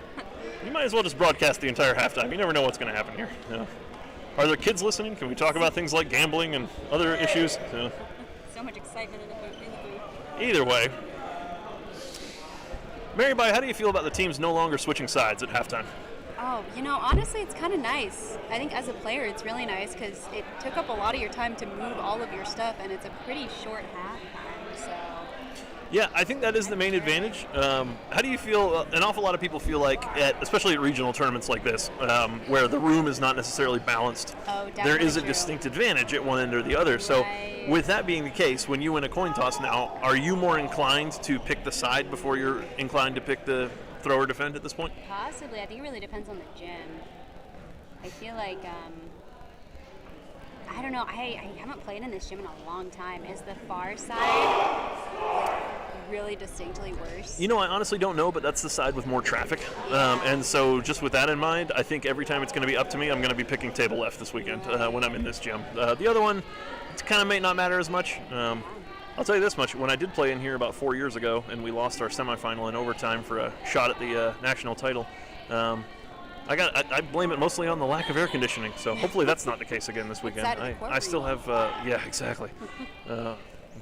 We were switching back then, but as the referee will call for play, the Manacores will begin with the ball. Josh Welburn will begin with it. He will walk to his 9-hole or his 1 as he stands to our right as we look, and he will fire a cut gap into the 3-hole of the defense. A very flush stop there by Lopez, who will blow out for Arambula. Arambula has moved to the wing, it looks like. And we've got Lopez in the middle, I think. Arambula moving with the ball into the middle. And yes, that is correct. Arambula now playing on the right wing. Lopez at the center. He will be quick pitched by Kusku. He will be equal to it. He connects, hands the ball back center to Jim Debus, who will turn and fire from his side, fire across the face of his longtime teammate John Kusku, who will boot this one forward but drop it right back easily for Jordan Main. The lefty will fire this one down the line of Jim Debus, who is just barely there to grab that one with his fingertips. I don't know how Jim Debus, I don't know how old he is, but my God, it's older than me, so I'm sure he's got to be feeling it a little bit. I'm pretty sure I felt slower than I looked out there, if that's possible, but I can't imagine how some of these guys, you know what, I don't have an excuse. Asia Miller, Eddie Monroe, they're all here playing. So. Josh Welburn fires this one down the line, collected by Arambula. The newly swapped right wing will fire this one around, but only find the 5-hole in the chest of the Papa Bear jersey wearing John Kusku, who will eat this one up. Hard to miss him in that highlighter color. This one dropped into Jordan Main. No rover. Josh Welburn will move back to his spot. Welburn throws out of our left side. From the Manicore's right wing, he will fire a cut gap. Deep one, though, into the center. Knocked out of bounds easily by the center, Lopez's legs. Looks like Texas is a 3-man team this weekend, and so are the Michigan Omega. That could come into play later as they both have to play a full lineup Florida team as well as New York tomorrow. And we'll see how everybody's legs hold up. A good match here, though, but blown open by the Omega. Rattlesnakes need to find something soon. Arambula will fire, looking for a goal. He won't find it there, as he hits about the 7-hole of the Manacores. That one kicked out by Welburn's legs. Welburn will collect. He will move toward the middle. John Kusku fires around all the way to the right wing. Jordan Main taking the ball out of the center. And the lefty veteran fires a short cross across the face of Lopez. Lopez will collect and deal this one himself from the center stick. He'll fire a hopping shot into a nice little gap that was there for a second, but gone quickly between the feet of Jordan Main and Josh Welburn. And there'll be an official time for an equipment check. Mary Bye, I don't know about you, I enjoy a good equipment check. Mostly when it's my equipment and my team has the ball. It's when I like them the best. I had a few in this last one. We have an official here this weekend. A big shout out to all of our officials who give their time to be here at these tournaments. I'm not just sucking up so they won't call penalties on me. It really is a big deal, but I had a gentleman out there who, I'm not sure he knew what I was trying to tell him, but he let me play for about a play and a half with my eye shades almost on my forehead. So I think I was walking out as that happened. Yeah, your eye shades were like way up. Yep, it was a good time actually. So I considered just kind of standing up and catching the ball to let him know what was going on. A quick pitch back from Kusku across the face of Lopez into Amendola's gut, and he will connect with what can only be described as a Darryl Walkian roar. and walkian being the adverb. I'm sorry, not the adverb. I forget. Anyway, some sort of part of speech that means like Darrell Walker. Anyway, this ball hopped across from Arambula. Or that might be Lopez again. Did they switch? I can't see. That is, yes, Lopez has gone back to the right wing. Arambula back in the middle. The team back where they started. Arambula, like a porpoise, just flops over and catches that one with his chest, coming right down his line. A very good shot from Cusco, but knocked out. This one will be popped up. There in the middle, handed off to Welburn. Welburn will turn, and he will fire from his one hole into the gut of Arambula. Arambula making a noise I have never heard a grown man make on a goalball court before, but I like it. Fires this one just out of bounds. Off the hands of Cusco, manning that left wing. Now Jordan Main will move over to collect the ball. Texas playing a standard style shift. It looks like the Manacores are playing a fairly similar one.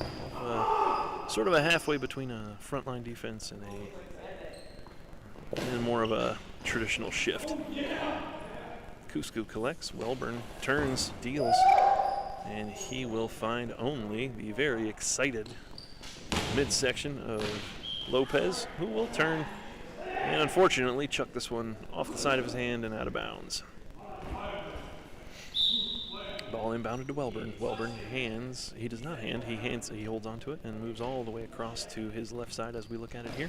He will fire a cut gap, that one off the feet of Arambula. Wasn't quite ready for it, didn't extend all the way.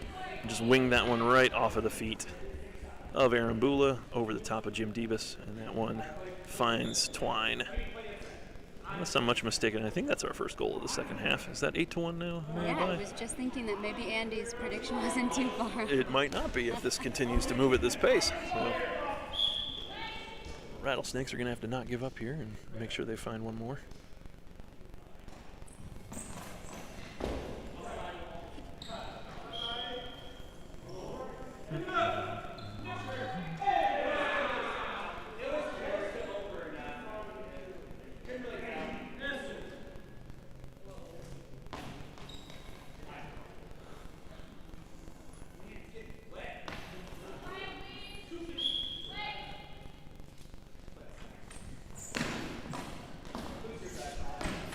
Lopez shoots this one across. This one off of the crossbar. Welburn able to collect though on the second chance opportunity. Fires directly at Arambula, who collects, and he will hand the ball to himself and fire it out of his right gap as we look at the court from this angle. Fires this one pretty much into the middle of the Manicore defense. Harmlessly booted out of bounds, but ball over. Jim Debus now playing the right wing. Steps inside, he wants it right out of the middle. He will turn, he will deliver. Debus with his strong core, able to really get something on that ball with maybe an unorthodox looking throw. Cusco firing a skip shot. This one will be booted out of bounds and dropped into Lopez. Lopez on the left wing now, the right-hander. He will turn, he will fire. That's a nice skip shot across the face of Cusco, but he drops back just enough to take that one right in the breadbasket and hand it off cleanly to Welburn. Welburn will turn, he will fire from his three-hole across the face of Arambula, who is equal to the task with his elbows. Arambula handing off to Debus now on the right wing. Debus will turn, he will deliver. Skipping shot across the face of Cusco on the other side, who collects still the same. Firing this one back. It's sort of a medium quick pitch, if you will. Sort of a change-up pace. Arambula fires this one across, looking for the one hole. But again, Jordan Main equal to the task. Knocking this one out of bounds. He will have company when the ball is inbounded with Josh Welburn, who will simply stay put, and Jordan Main will run the sweep across. Left-hander looking for the corner. He won't find it. That one will go well out of bounds around the middle of the court. Pretty on target, just put down wrong. This one handed off to Debus. They will switch wings again. Lopez moving back to the right wing. Debus still with the ball on the left. He will fire a chopping shot. This one popped up and over toward the corner. Just out of bounds, though. Jordan Main with an excellent dive in order to ensure that one doesn't find the net. And Welburn now with the ball. Moving around into the 9-hole as we see the defense. He will turn, he will fire a nice cut gap. But equal to it is your boy and mine, Lopez. Lopez turns and he fires. Finds the legs of Cusco. Cusco collects. He is ready and steady yet again.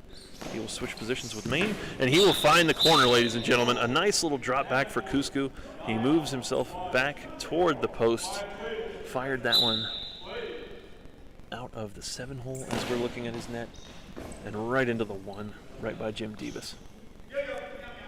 There are some advantages to knowing some of the guys you're playing against. That shot from Cusco made it look like that might have been it right there. So we are now 9-1, and I gotta tell you, somebody might owe Andy $1 if he had actually bet something on it. But as you heard here, the man doesn't gamble. Or maybe my mic was muted then. I really can't keep track. Either way, not a bad job at all by both of these teams. It's been a steadier second half. The Rattlesnakes have really shown a lot of poise and a lot of guts up against a team that has an awful lot of good championship players on it. And by an awful lot, as we see a high ball there from Lopez, and he'll line up for it. As I say, an awful lot. They only have 3 players, but all 3 players at the other end, I believe, are multi-time national champions. Excellent players here facing the Rattlesnakes as Cusco will fire this one right down the line, and he actually moved the net. That... Yikes.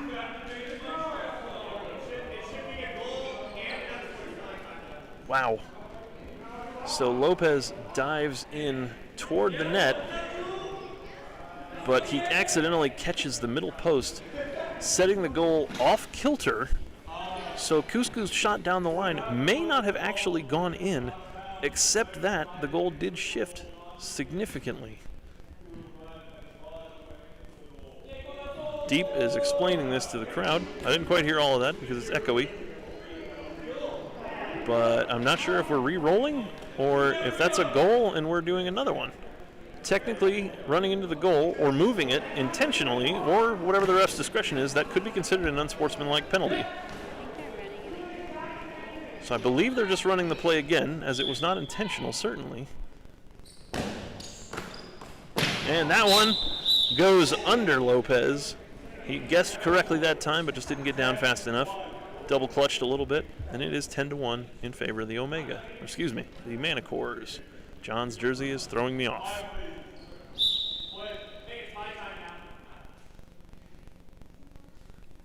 Aaron Bula fires this one up the line, collected there by Jordan Main. Knocked away.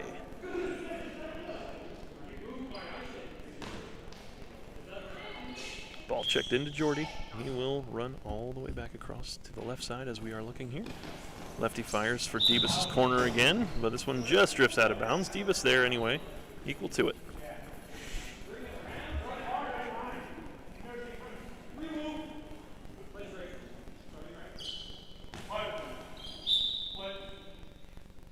Ball checked in on Jim Debus' side.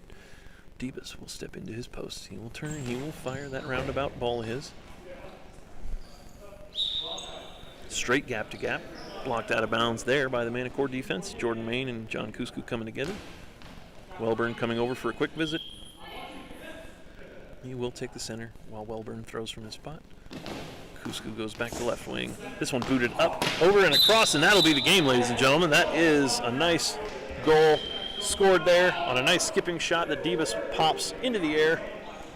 Falls behind the Rattlesnake defense, rolls slowly into the net for the 11-1 score. A mercy rule, and we are done early with this. This is a Pool C matchup. I don't even know what pool I'm in, ladies and gentlemen. No one tells me nothing. This is men's Pool A, so I couldn't have been more off. I guess I could have. I could have called it a women's game. I don't know what's going on.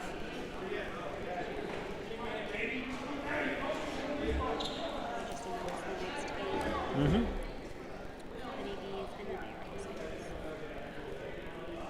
Alrighty, so next up, ladies and gentlemen, the New Jersey Honeybees, no doubt led by Lisa Banta, will be playing the New York Disciples from Ladies Pool X, or that could be Disciples. It might be a soft C. I'm not really sure.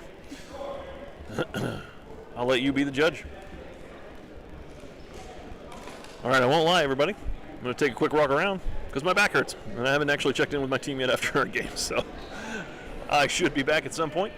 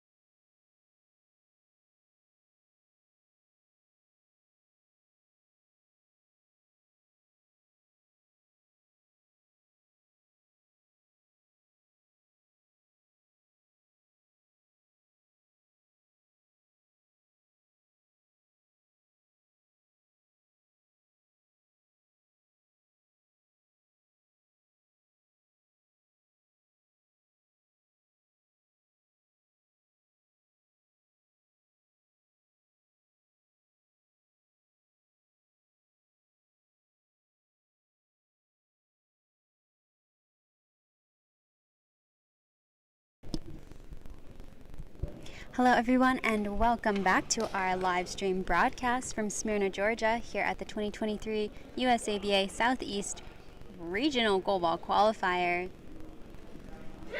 We've had a couple of awesome commentators come back and forth, and this is now Mary Beth Huking joining you once again for the women's match between the New Jersey Honeybees on the far side in the blue and yellow jerseys, and the New York Disciples on the near side in the black jerseys. Maybe they're blue? Oh, darker jerseys. I can't tell what color those are. For New Jersey, we've got number 4, Amanda Dennis, number 3, Lisa Chakowski, and number 2, Jenna Tiberi. How do you say that? Who's last name? Jenna Tiberi. And Lisa will start off with the ball. Cuts it into the near gap. Lisa starting off on that left wing. Right wing with the return, straight gap. Hand off to Amanda Dennis. From the left wing gap, cuts it straight through. Oh, and that'll be a long ball to start off the game. For the Disciples, we had number 2 on the left wing, Nasan Mehta. So sorry if I'm saying that wrong. Number 8 is going to take this penalty shot against Amanda Dennis. And she's going to drop that out. Great coverage by Amanda. Amanda is really well known for some great penalty shot defense. So they would have had quite the job of getting it past her. Lisa Chakowski, number 3, from the left wing gap. Cuts it into the same gap, blocked by the feet of number 8. And number 5 will collect and return. That's number 5 in the center, Raven Velez. And number 8 on right wing, Leah Smeltzer. And Amanda Dennis with the shot from right wing post. Cuts it into the gap. With the first goal of this match. That brings the Honeybees up 1-0.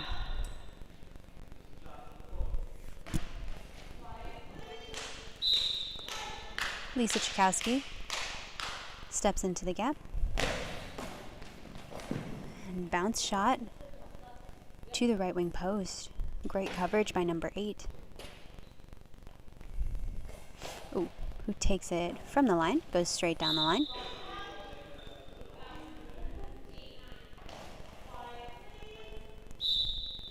And Chakowski with the handoff to Dennis. Dennis over on the left wing in the gap. Cuts it just into the center. Blocked by the center. Angles out to the left wing gap. Blocked by Lisa Chakowski, who sweeps around to the right wing gap. Ooh, pops it over left wing, number 2. Number 2 with the ball. And the smooth shot. Number 4, Amanda Dennis sweeps around to the opposite side, hitting it off the body of number 8, who doesn't fully get down for the block. Number 8 with the ball. Goes for the left wing post and just out.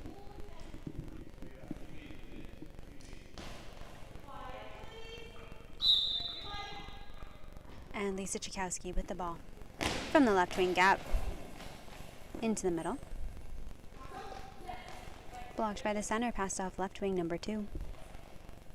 2 who pushes it forward from the left wing gap into the center. And center. Number 2 takes the shot. Back into the middle. Blocked by center, passed off right wing number 8. Number 8 crosses into the middle. Blocked by the center, passed off right wing, number 4. Ooh, with a great shot. Lots of action and velocity on that. Sunk that right into a gap between center and left wing. Right wing, number 8 will start off with the ball. Goes full cross. The New York Disciples are definitely up against a tough team with two of our women's national team members, Lisa Chakowski and Amanda Dennis. Chakowski with the shot sweeping around to the right wing, cutting it back towards the center to just cross the center, blocked by number 8 in the middle, and returns back to Barry in the center. Pass off to Lisa Chakowski, who goes cross gap, hits off the legs of left wing number 2 to bring the score up to 3-0 for the Honeybees. Number 8 from the Disciples. From the right wing, cuts it into the gap. Ooh, kicks off the feet of Tiberi in the center. Chakowski with the save. Passed off to Amanda. Amanda goes straight down the line. And number 8 with the block out with just one arm. Disciples here with a substitution. Number 2 coming out. And number 6, Miriam Larson, coming in for the Disciples. Miriam is a fairly younger player. We've seen her come up through this last season. Very strong defender and has really done a great job of stepping up to some of these harder shots. So we'll see how she is able to add to this team. I believe she is a pool player for them at this tournament.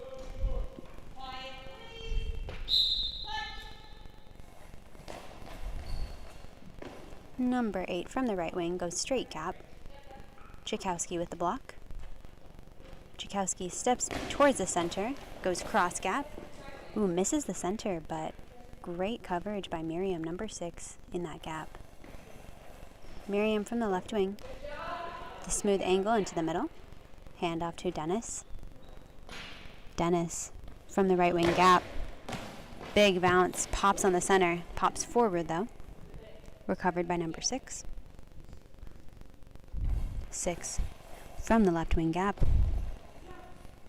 Angles into the near gap, blocked forward by Tiberi. Pass back to right wing. Dennis with a shot into the middle. Blocked by center. Center will take the ball.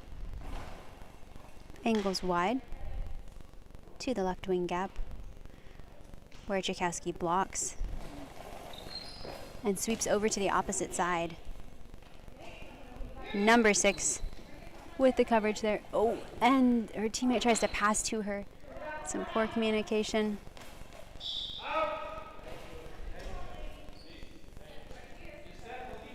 So it can be a little bit tough when you're playing with a new team.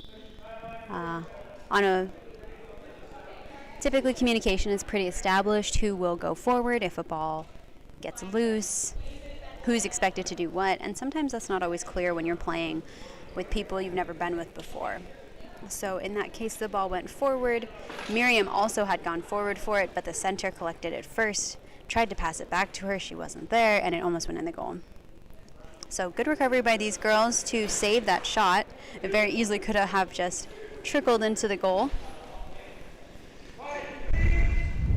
Definitely one of the tough things about playing as a pool player. Dennis now on the left wing will take this shot. Goes straight gap. Blocked by number 8. 8 returns in the gap.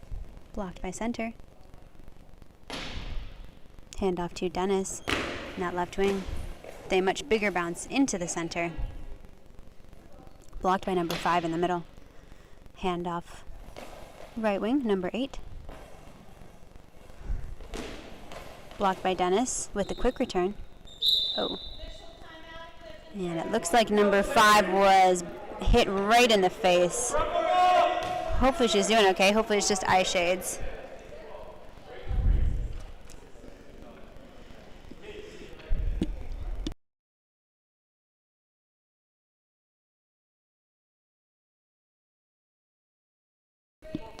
And we've got 4:40 left on the clock. Number 6, Miriam Larson over for the ball. Moves from right to left. and takes it from the left wing gap, full cross. Dennis with the block, hands off Chakowski. Chakowski from the left wing post.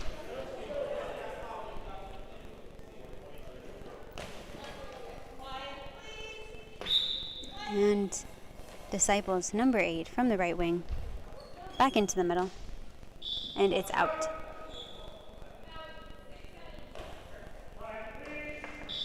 Dennis with the ball, from the right wing, angles in towards the center, blocked by the center.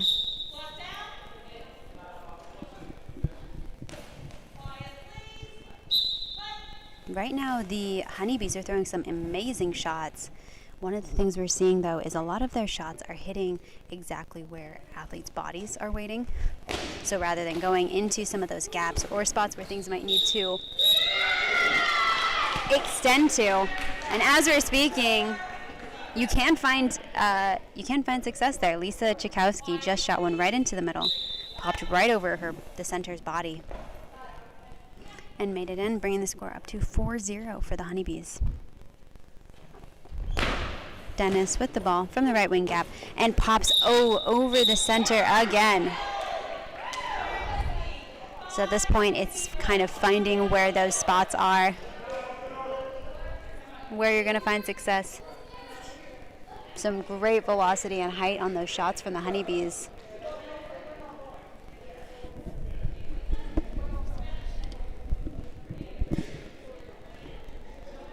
And the Disciples will just need to keep their heads in this, keep pushing forward, communicating with each other.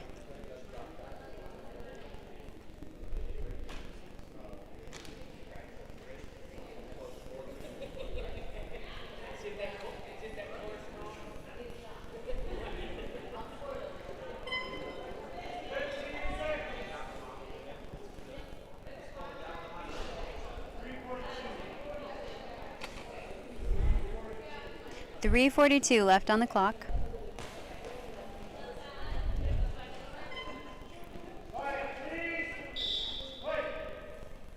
Right wing, number 8, from the Disciples with the ball.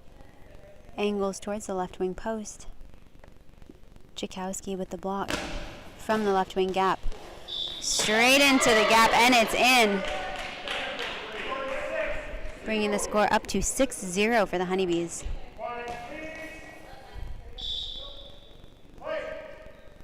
Oh, some miscommunication from the Disciples. So one of them left the ball. Right wing with the straight shot.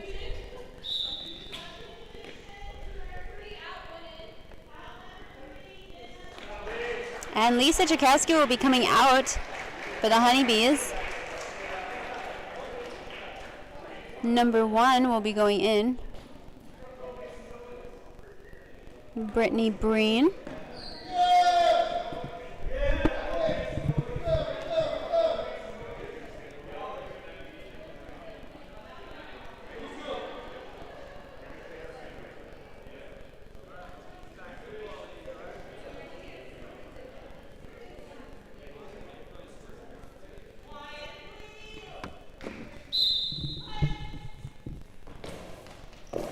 And Dennis with the spin shot from the left wing gap into the middle.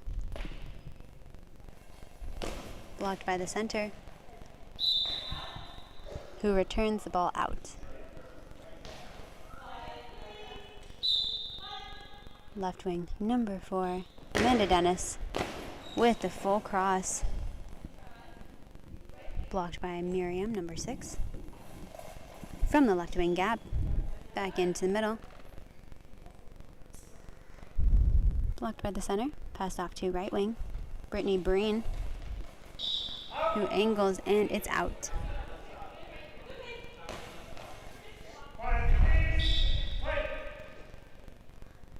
Left wing, number 6 with the ball. Goes straight down the gap, down the line, kicked out by the feet of Breen, right wing.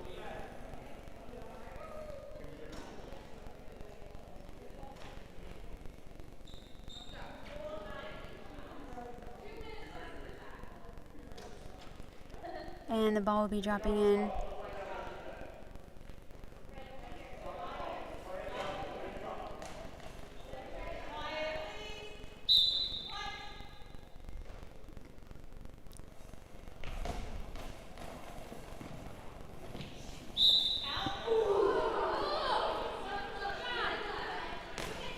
And right wing number 1 with the full cross-court shot out. And number 5 returns, and the ball is also out.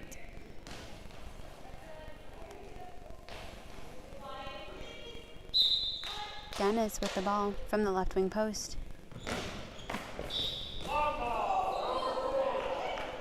And that'll be a long ball for number 4, Amanda Dennis.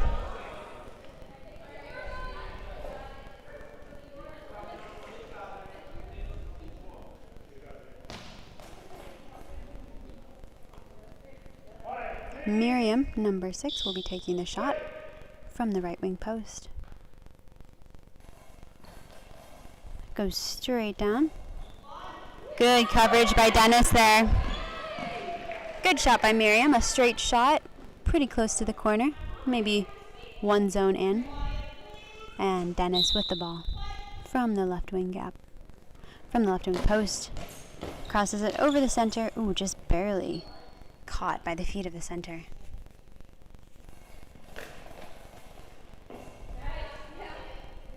Center returns it to the middle. Blocked by number 2. 2 with the throw. Angles it out to the left wing gap, or to the left wing post. Number 6, Miriam with the throw.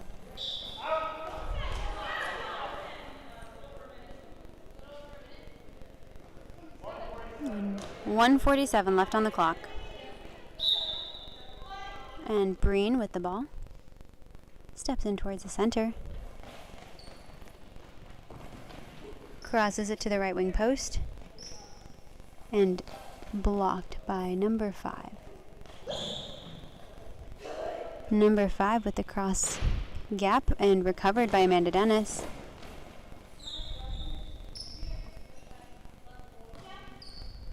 Dennis with the throw into the middle.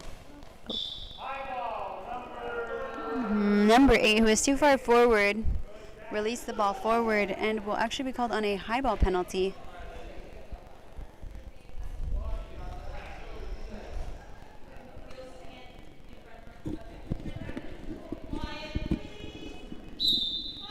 And number 4 with the ball from the left wing gap and goes straight gap.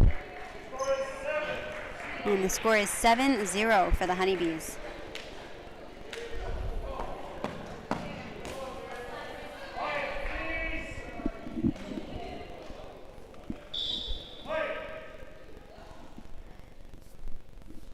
Number 6 from the Disciples takes it from right to left. From the left wing gap. Oh, goes straight into the gap. And it's in.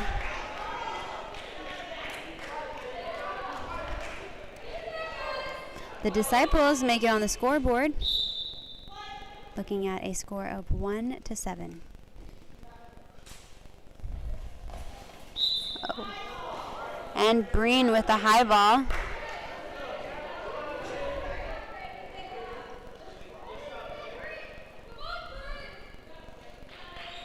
Steps into the middle. Miriam, number 6, will take this from the left wing post. Goes straight down the line. And it's in!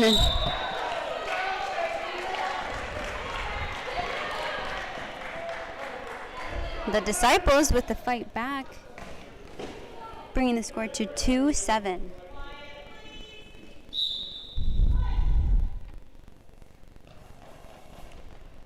Breen with the throw from the right wing into the middle. Number 8 with the ball. Into the center. Blocked by the center. And timeout for the New Jersey Honeybees.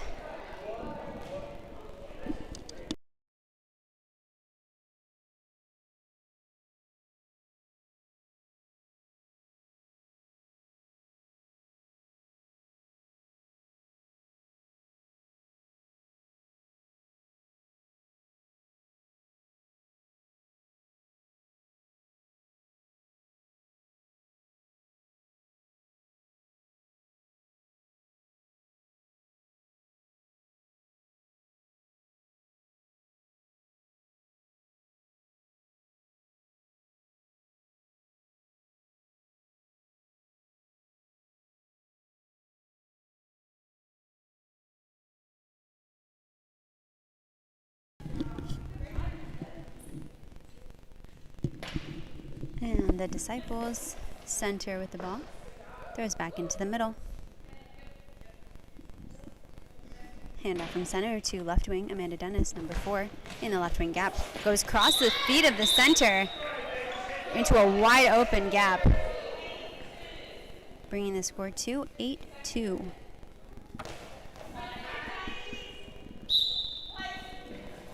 Left wing, number 6.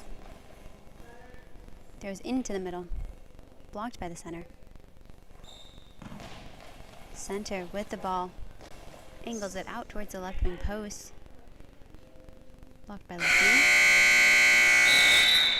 And that is halftime.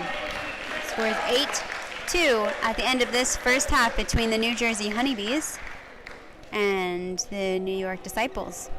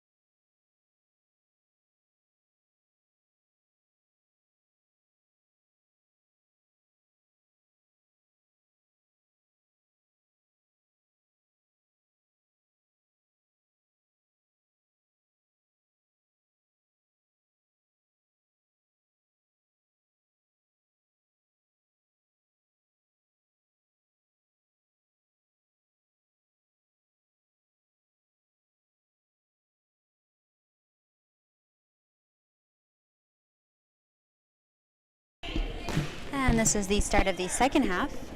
Honeybees currently lead 8-2 over the Disciples. For the Disciples, number 8 steps to the left, throws into the middle. Blocked by center and returned to the left wing post. Left wing. Miriam Larson with the ball from the left wing gap. Goes straight gap. Blocked by Brittany Breen, thrown back into the middle. And center, number 8 with the ball. Goes into the center. Hands off to Lisa Chakowski, who has now taken the court with Amanda Dennis coming off. Great line shot by Lisa Chakowski. Blocked by number 2.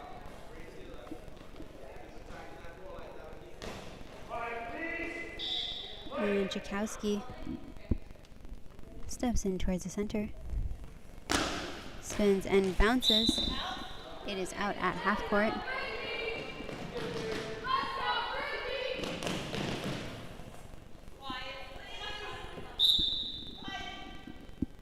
And Larson collects the ball from right wing, brings it back to left wing. Angles it into the right wing gap. Blocked by center. Passed off to right wing. Right wing from the post. Angles into the gap. Blocked by center. Center steps to her left. Goes cross gap. Blocked by the center over into the arms of Jakowski. Jakowski from the left wing gap. Goes full cross. Great coverage by Miriam, number 6, on left wing. Left wing with the throw into the right wing gap. Blocked by center. And center will take the shot. Pops it over the middle. Covered by right wing. Number 2 with the throw out.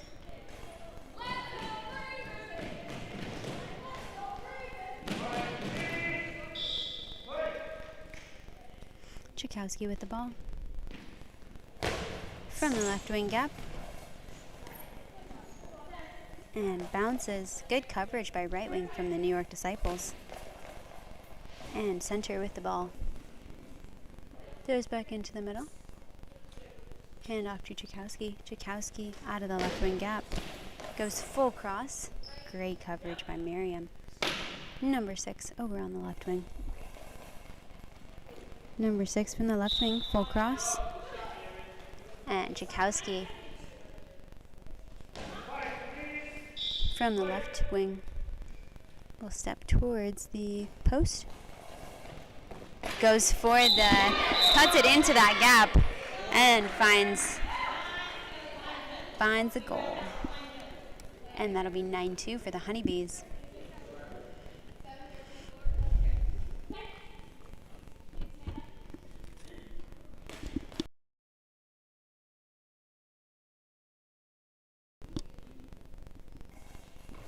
Larson with the throw from the left wing post. Cuts it into the right wing gap. Blocked by center, passed off a right wing. And Breen from the right throws back into the middle. Blocked by center. Center throws into the right wing gap. Blocked forward by Breen. Oh, passes into the goal. Wow. Passed it straight into the goal. She had called for her other teammate, but then didn't really throw it anywhere near her. So that'll be another point for the Disciples with a score of 9-3. Disciples, number 8 with the ball. Out of the middle. Back into the middle. Blocked by center, passed off to left wing, Jakowski, who goes straight gap, blocked by number 8. 8 out of the middle, angles to left wing gap. Jakowski with the block, steps into the gap,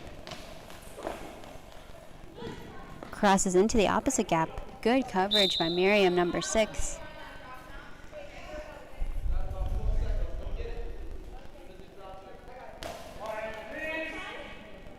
And all 3 players are over for it. Number 8 will push that forward.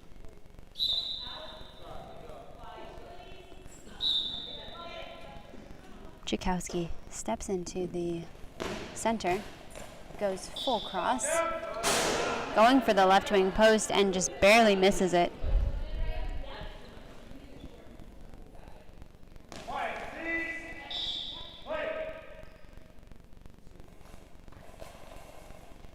And Larson from the left wing goes straight down.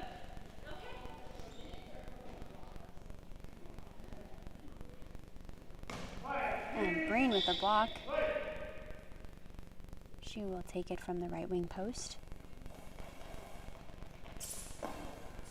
Angles it into the left wing gap, blocked by the center, number 8.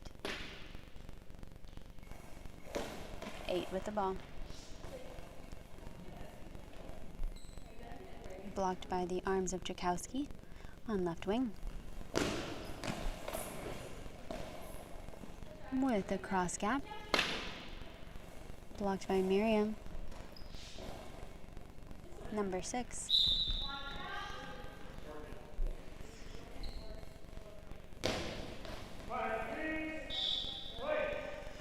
And Tchaikovsky with the ball. From the left wing gap, goes for the right wing post on that straight shot. Good coverage by number 2, who throws it back into the middle.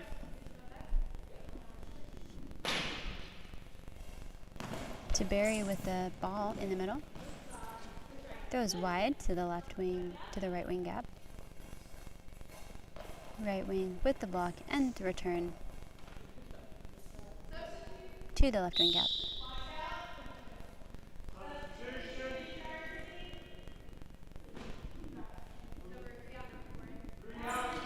And we've got a substitution for the Honeybees. Out number 3 and number 4. Lisa Tchaikovsky coming off the court. Amanda Dennis coming on.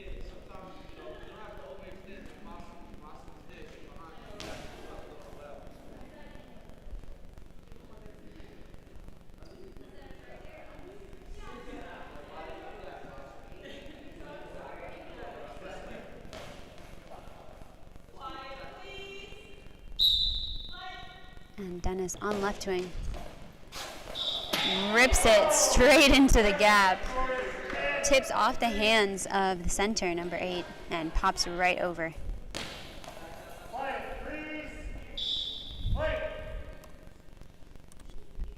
The score is now Honeybees 10-3.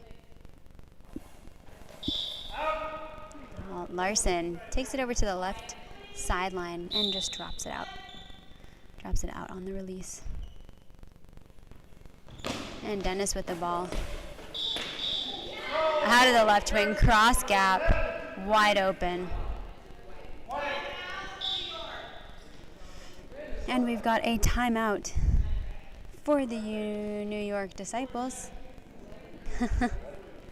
Looks like Karen Ann is cheering on Jay, who is the line judge on the far right side. His mom is currently playing.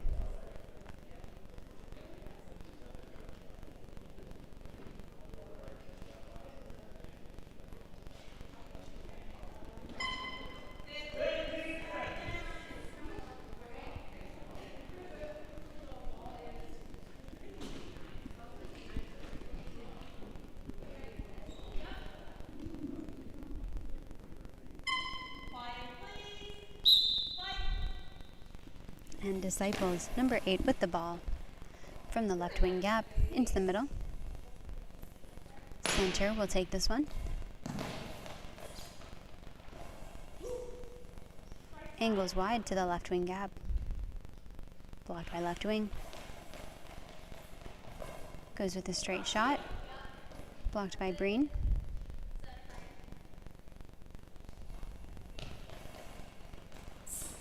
Throws it back into the middle. Blocked by the center, number 8. Steps to her left. And goes back into the center. Blocked by center and returns into the middle.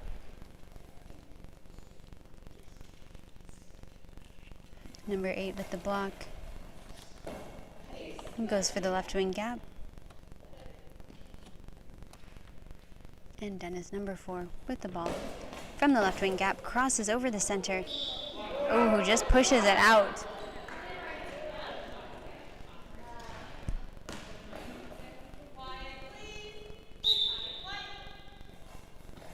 Larson on the left wing. Goes straight down the line. Blocked by Breen. Breen with the ball. Returns down the line. Larson with the block.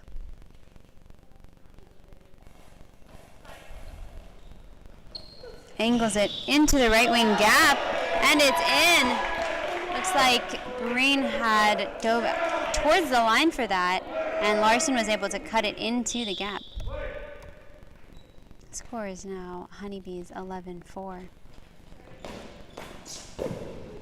And Amanda Dennis, who pops the ball back into the right wing gap.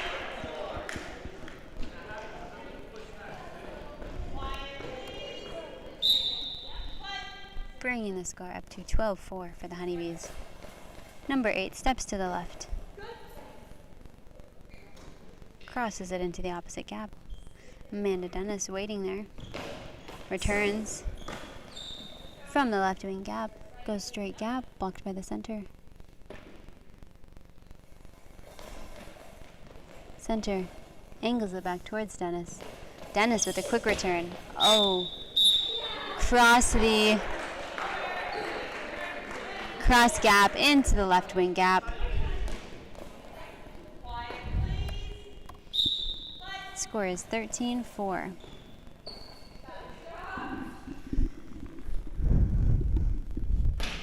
Honeybee center with the ball. Throws back into the middle.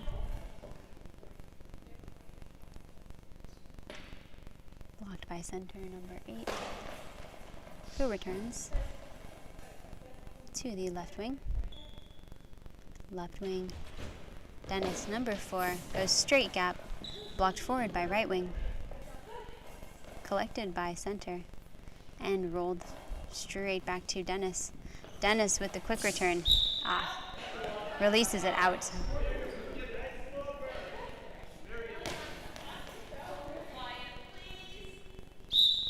Miriam, number 6.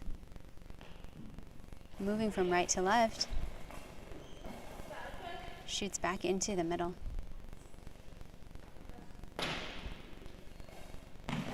Center with the block.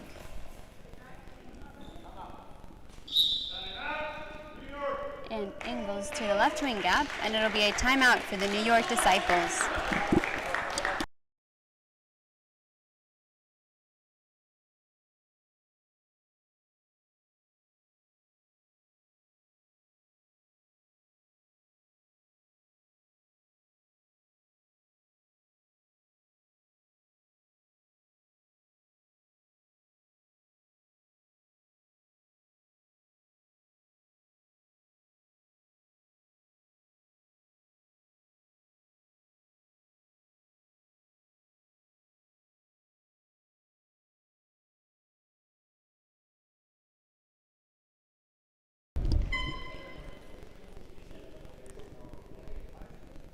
And with 1 minute left in the second half of this match,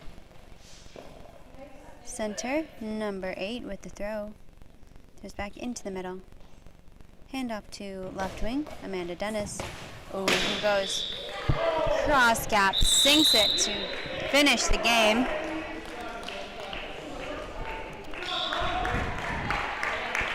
With a 14-4 victory, the Honeybees have it.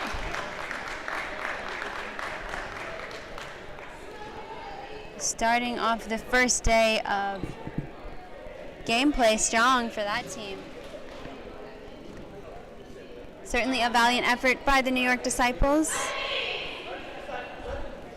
with some really great defense for some of those shots.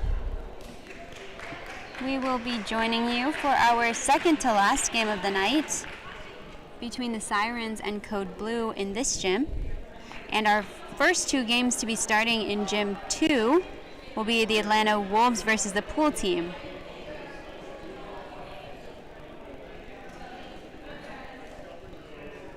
Thanks for joining us. We will see you for the next game.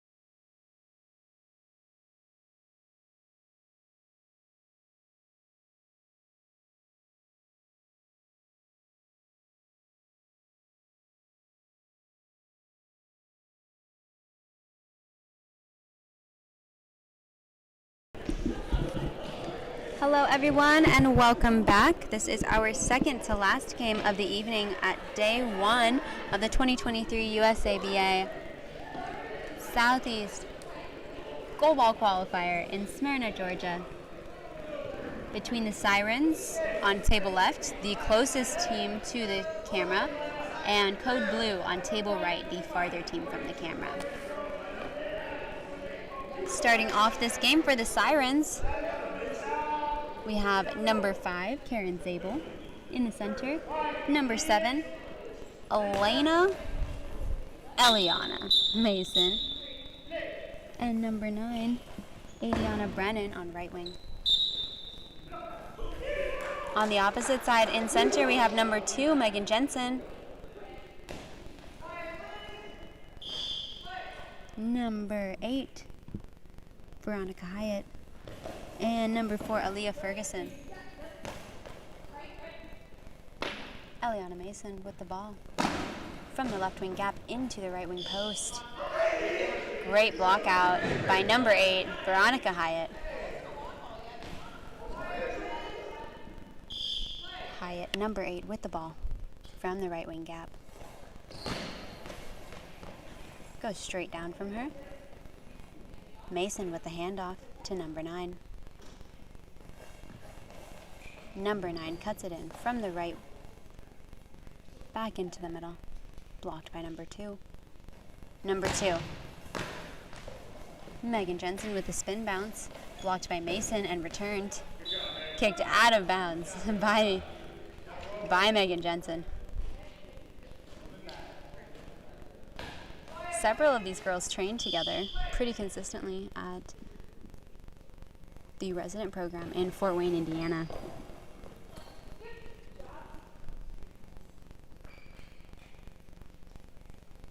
Number 9, Brennan, from the right gap, goes straight gap. Good coverage by Megan Jensen. Number 2 passes back to number 4. 4 from the left wing gap, cuts it into the middle. Blocked by Zabel.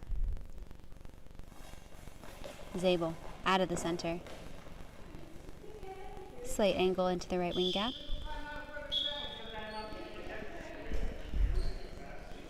Still looking at 0-0 with 8:35 remaining in this first half.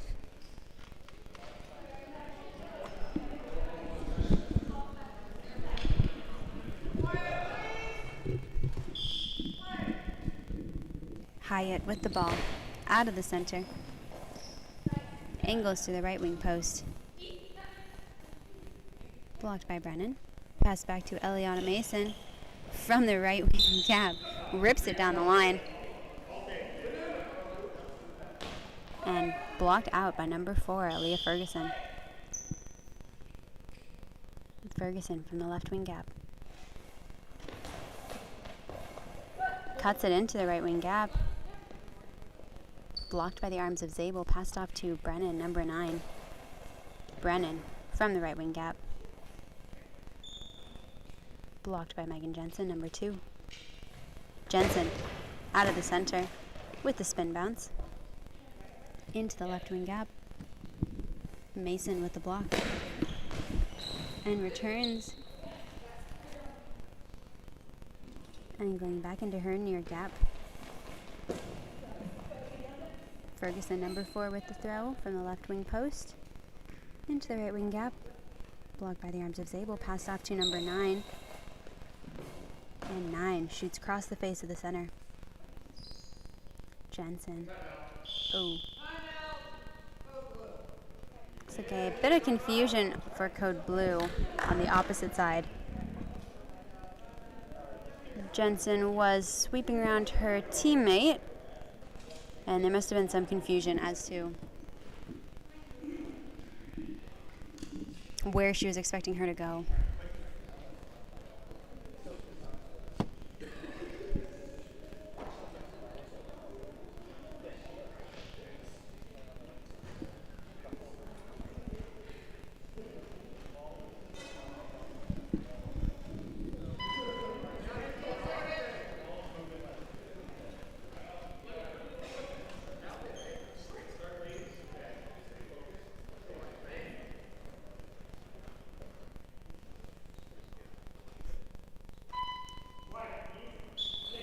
Hyatt with the ball.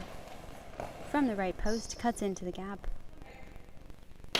From the near gap, Mason with the block. Returns. Blocked by number 2, Megan Jensen. From the right gap, smooth shot straight down. Blocked by Mason. Mason sweeps around to the right. And goes straight gap. Ferguson with the block. Ferguson out of the left wing gap. With a skip straight down. Blocked by number 9. Number 9, Brennan. With the right gap. Blocked by Jensen. Passed off to number 4, Ferguson. Ferguson crosses it into the middle. Blocked by Zabel in the center. Pass to Mason. Mason sweeps around to the right wing gap. Shoots straight down. Ferguson, number 4. And it angles out. Still looking at a 0-0 score. Brennan with the ball. From the right wing gap. Just barely crosses the center. Jensen clears out her center. Throws from the right wing, straight down the line. Blocked by the arms of Mason. Mason steps into the gap. Spins into the middle. Hyatt now in the center. Blocks forward, passes to Ferguson. Ferguson, straight gap. Brennan with the block. Brennan from the right wing gap. Goes straight gap. And there will be an equipment check for the Sirens.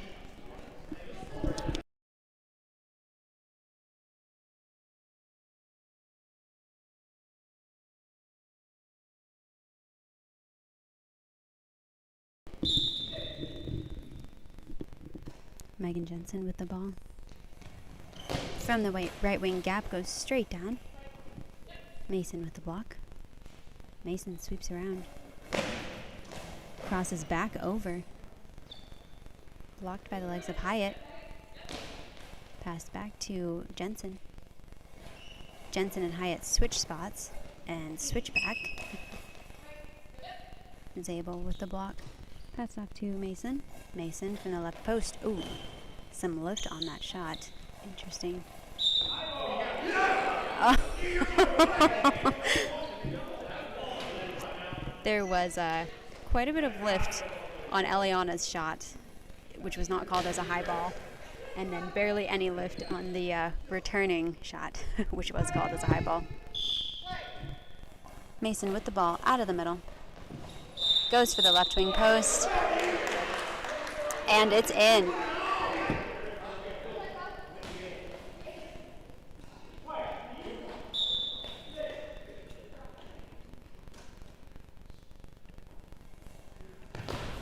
And the Sirens now lead 1-0.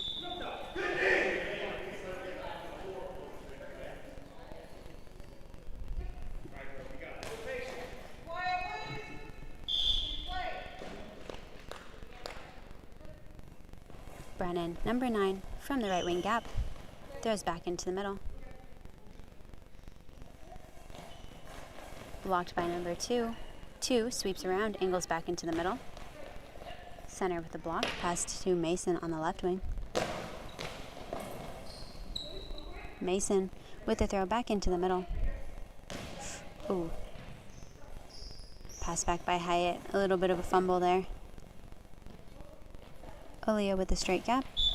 Oh, and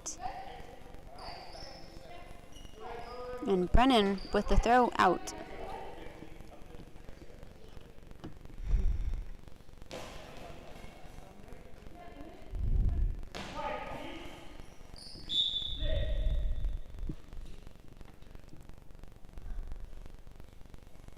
Ferguson from the left wing gap releases out.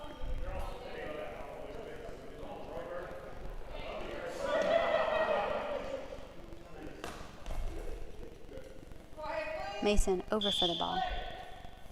Mason from the right gap. Angles across the face of the center, blocked by the legs of number 8. Pass back to number 2. 2 from the right. Bounces into the middle, blocked by Zabel, passed off Mason. Mason from the left wing gap. Ooh, pops over. Number 2. Good recovery from number 2. Rolls back to grab the ball, sweeps around, and angles that next shot out. Brennan, number 9. From the gap. Go straight gap. And substitution for code blue. Out number 4. Aaliyah Ferguson.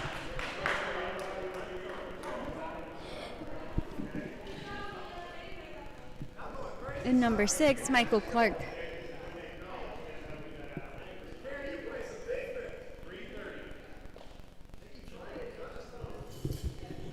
Sirens and Code Blue playing a really tight game, as we knew they would. These are all very high caliber athletes who compete together probably more frequently than a lot of the teams here have the opportunity to.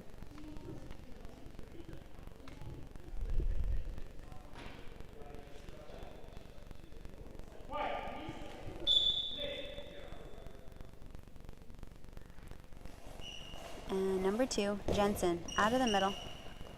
He goes for the right wing post. Great pop on that. But covered by number 9. Mason over for the ball, takes it out of the right wing gap, shoots straight gap. Number 8 with the block and return back into the middle. Zabel with the block, pass to Mason on the left. From the left, Mason with the full cross and great defense by number 6, Michael Clark, who shoots the ball out, not trying to mess with another penalty here.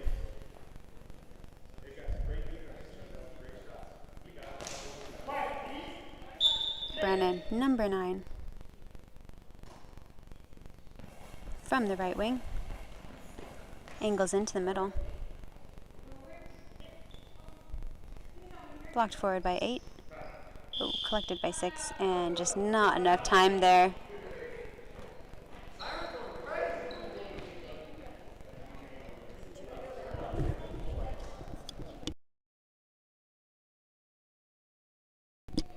And there is 2:40 remaining in this half.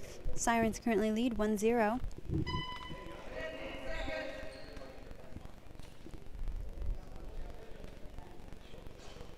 Both teams playing very tight defensive games. And the only goal so far was on a penalty.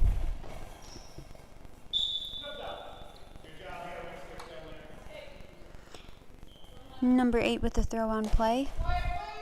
Blocked out by number 7, who's now over on right wing. 7 with the full cross.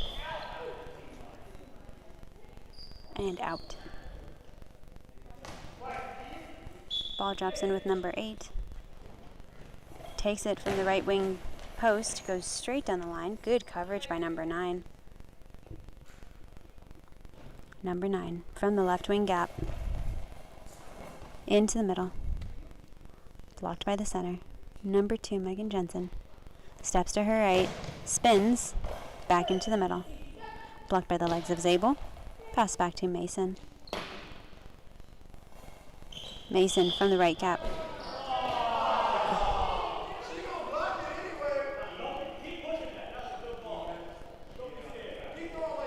And it's a high ball for number 7, Eliana Mason.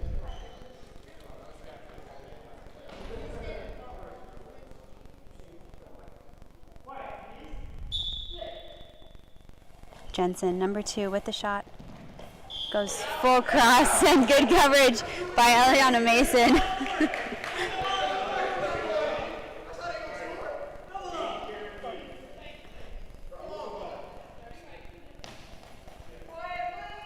And Mason with the ball from the left post.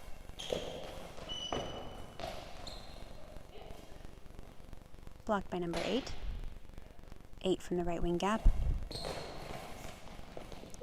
Oh, crosses it in. Barely hits the post and out. Wow.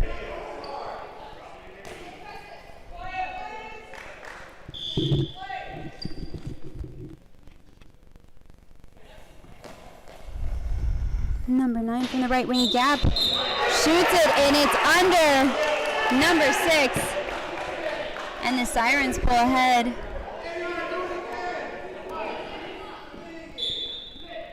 The Sirens pull ahead 2-0. Number 6 with the ball from the left wing. Goes straight down. Blocked by number 9. Handoff. Number 7. Who again goes for that same left wing. Left wing hands off number 8. 8 shoots from that gap back into the center. Blocked by Zabel.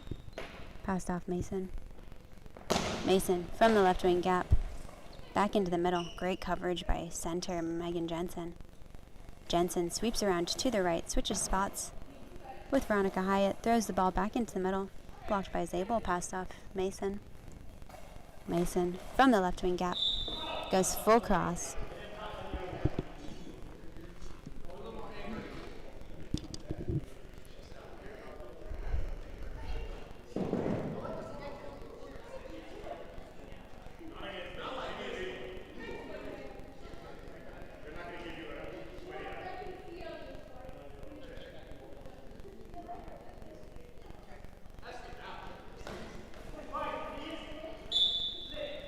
And left wing, number 6 from Code Blue with the full cross.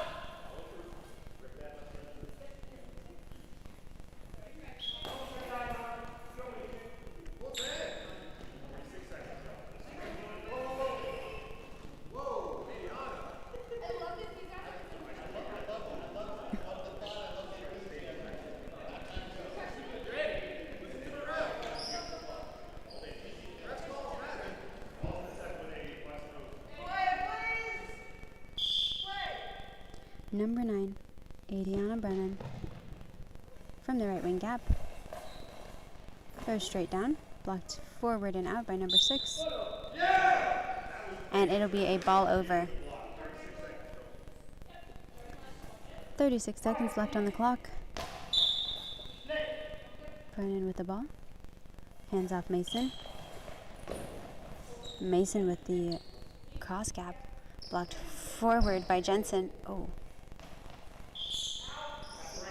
Bit of a collision there between right wing Megan Jensen and center Veronica Hyatt.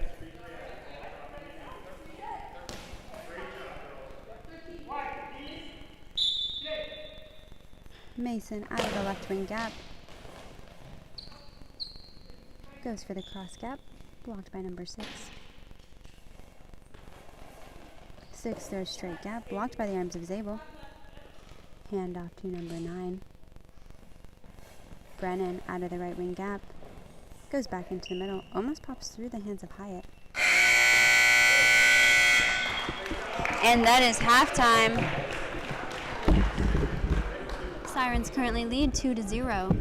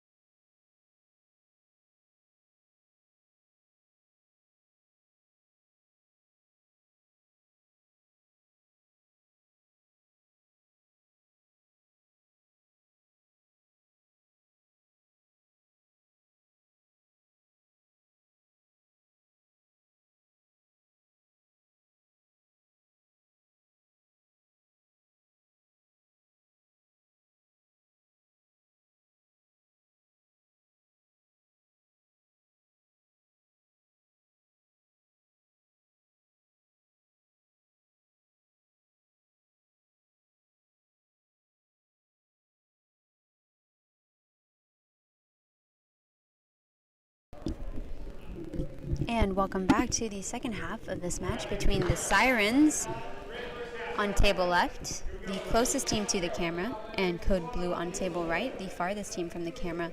Sirens currently lead 2-0.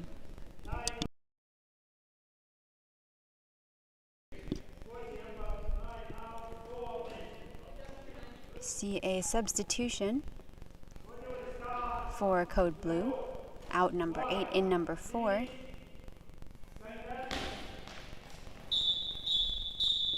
Code Blue will start off with this ball. Megan Jensen steps into the left gap.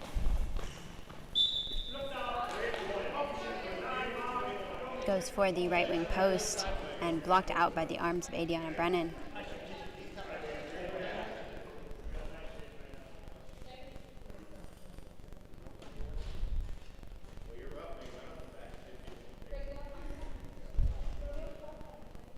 Oh, and substitution for the Sirens as well.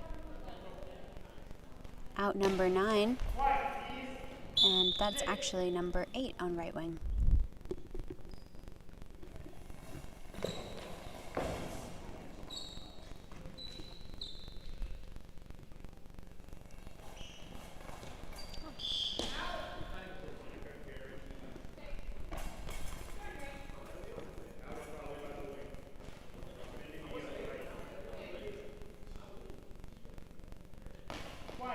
For the Sirens, Mason with the ball. From the left wing gap, goes straight gap, blocked by number 4. 4 returns into the same gap, blocked forward by Mason, picked up by number 5, Karen Zabel. Zabel out of the center, angles towards the left wing. Blocked by left wing number 6, Michael Clark. Clark from the corner goes for the right wing post, pops over the hands of number 8 and out.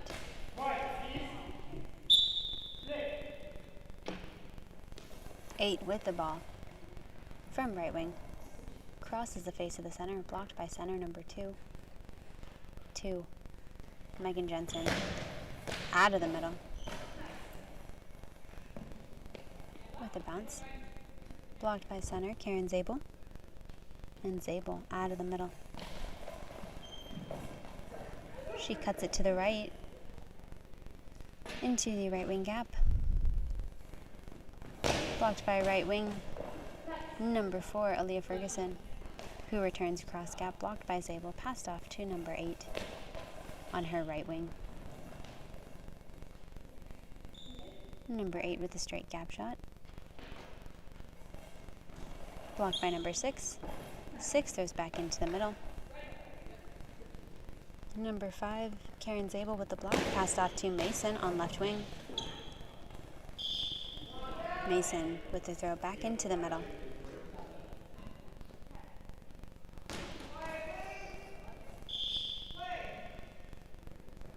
Ferguson, number 4, steps into the gap.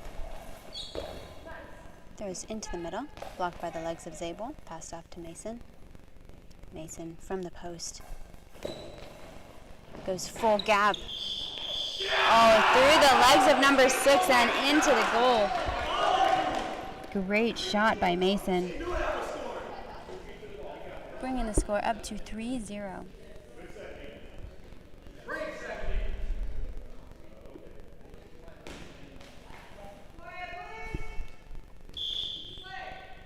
And it drops in with the number 2, who takes it out of the middle.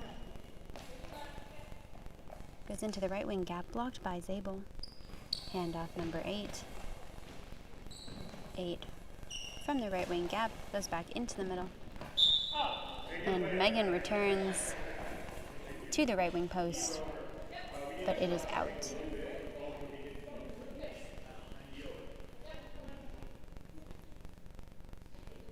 Mason is over on right wing from the right post.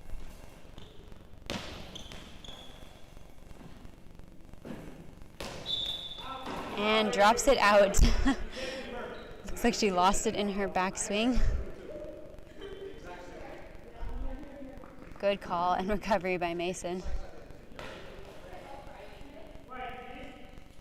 And number 6, Michael Clark with the ball from the left wing gap. She goes straight gap, blocked by the arms of Zabel.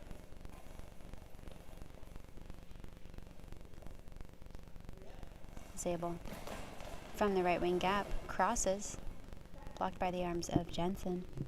Jensen takes the ball to the left wing post, crosses back over the center. Zabel running forward for it, and it'll be ball over.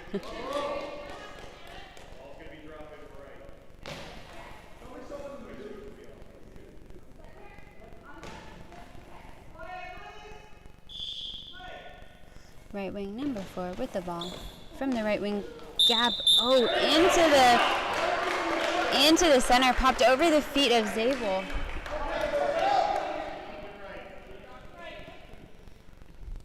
And Code Blue makes it on the board for the first time this game, bringing the score to 3-1. Megan Jensen with the block. Passed off to Michael Clark.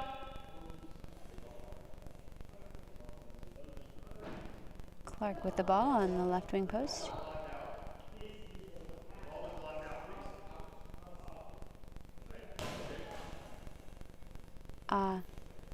So Michael Clark picked up the ball, but then she dropped it out. I think it might have just been an accident, and they're counting it as a throw, so returning the ball to the opposite end of the court. Number 8 with the ball from right wing gap, back into the middle. Blocked by center, Megan Jensen steps to the left wing gap, goes straight gap, blocked by Zabel. Pass to Mason in the left wing gap. Popped up and over. Number 6. It might have been an overlap between the two of them. It was kind of hard to tell, but in that gap between left wing and center, bringing the score up to 4-1.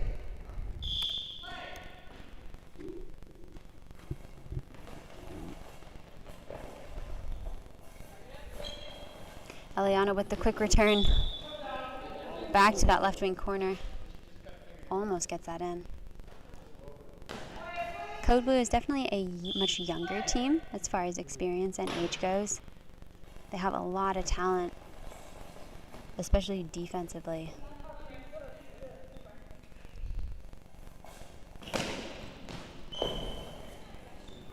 But in situations like this, they are working against quite a bit of experience coming from Eliana Mason and Karen Zabel.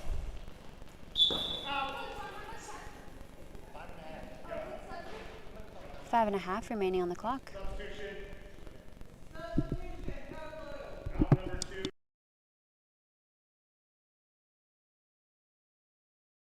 There'll be a substitution for Code Blue, out number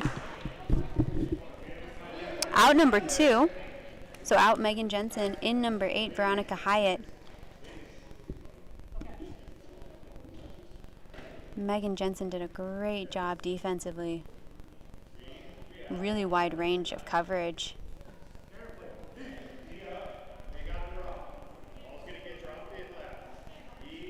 And she seems to do a great job of keeping her team together. We'll see how Veronica Hyatt does playing that role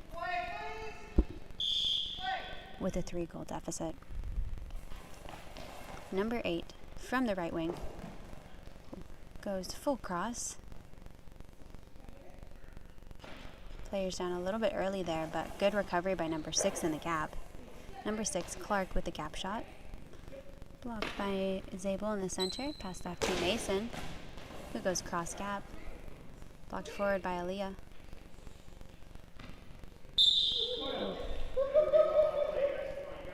Goes forward for the ball, but after a bit of hesitation, ball will return back to the Sirens with number 8. Number 8 from the post. Goes full cross. Good coverage by number 6.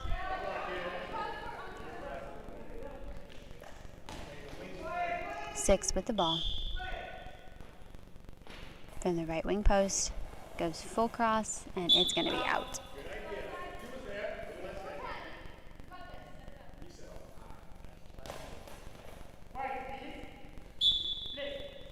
right wing, number 8. From the corner. Goes across the center. Center with a quick return. And out. Definitely good thinking there. Try to get a newer player off kilter a bit, but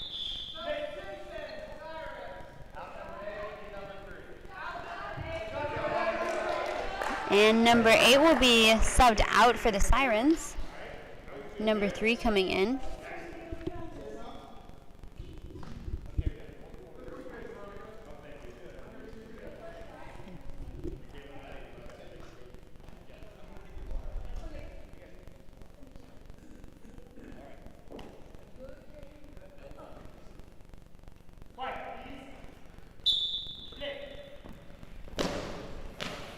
Mason from the right post. Choppy shot back into the middle. Great defense by Veronica Hyatt there, who rips the ball into the left wing post. Quick return by Eliana Mason. Oh, and through the arms of number 8. When we talk about quick shot efficiency and effectiveness, it really comes down to the placement of that. If you quick shot it directly back at the body of someone who has just thrown, they can pretty easily get down and block it. If you throw it more towards where their legs or arms have to shoot out for, then you're more likely to find that misplacement of form and find success like we just saw. Great shot by Eliana Mason, and bringing that score up to 5-1 for the Sirens.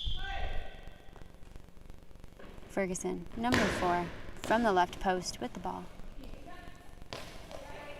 And bounce into the middle, blocked by Zabel. Pass to Mason.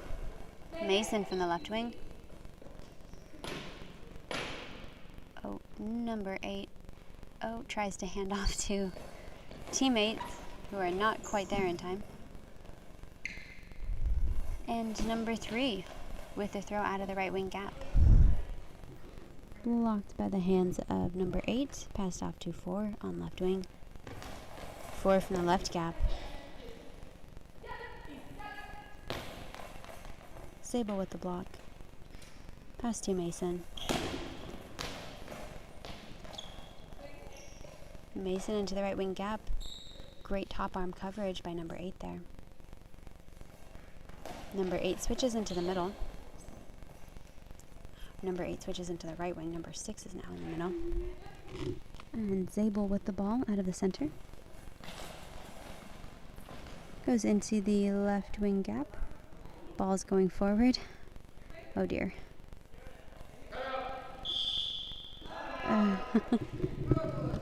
So within that team structure, it seems that whoever blocks the ball is the one who's expected to go forward for it. And when there's hesitation, then there's time wasted. So the team is running into some close times when it comes to not getting penalized off of their 10-second clock. And Coach Jake just called a timeout to hopefully reset, remind them, and get them to release this before play for either a premature throw or throw on play to avoid that penalty.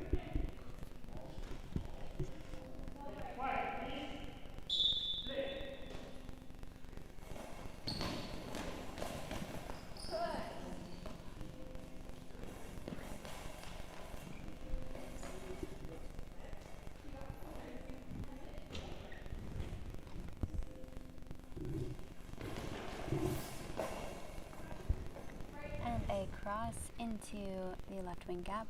Good coverage by Mason with the return back into the middle. Blocked by the center, number 8, who returns to the left wing gap. Mason with the block into the right wing gap. Oh, and just tips it off of the feet of number 8.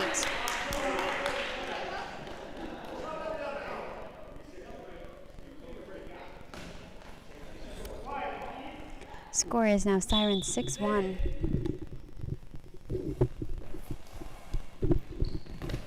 Code Blue started off really, really strong with a pretty evenly matched defensive lineup at the beginning of this game. It seems like they fell apart a little bit as the game progressed. Ran into a bit of an early hurdle with a high ball call. Oh, and Karen Zabel scores what I believe is her first shot of this game into the left wing gap, bringing the score to 7-1. Ferguson sweeps from left wing to right wing and cross gap. And number 3 with the throw out.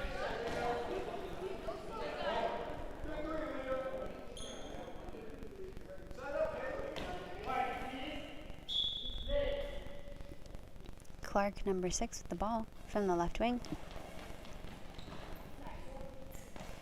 Blocked by Zabel in the center, passed off to right wing.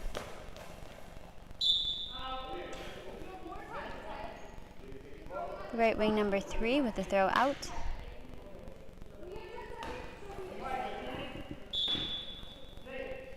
And left wing, Aaliyah Ferguson from the left, popped up by number 3. Good recovery. Goes straight down. And Ferguson collects. Goes back into the center. Blocked by the center, passed off to Mason. Mason from the left wing gap. Back into the middle.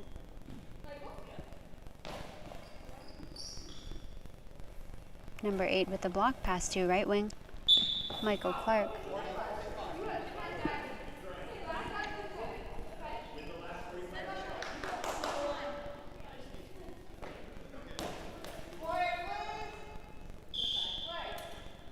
Right wing, Michaela Alama. Number 3. Goes straight down the line. Blocked by number 4. 4 steps into the center. Spins and rolls. Almost gets the ball over number 3, who recovers and returns. Straight gap. Blocked by number 4. Hand off to number 8 in the middle. Number 8. Angle slightly into the right wing gap. It's popped up but recovered. On number 3 with the throw back into the center.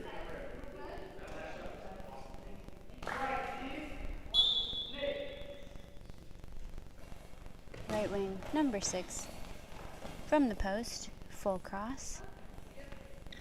Good coverage by number 3, who blocks it with her arms and returns the full cross.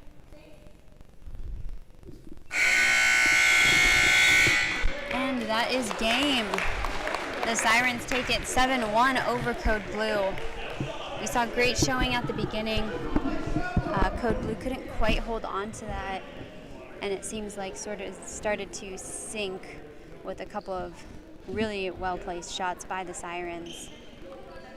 Those younger girls have quite the tournament ahead of them, so lots of time to keep working together, and hope to see this matchup again in one of the quarters or semifinals. We will rejoin you for the final match in this gym for the day between the King Cobras and the Atlanta Force.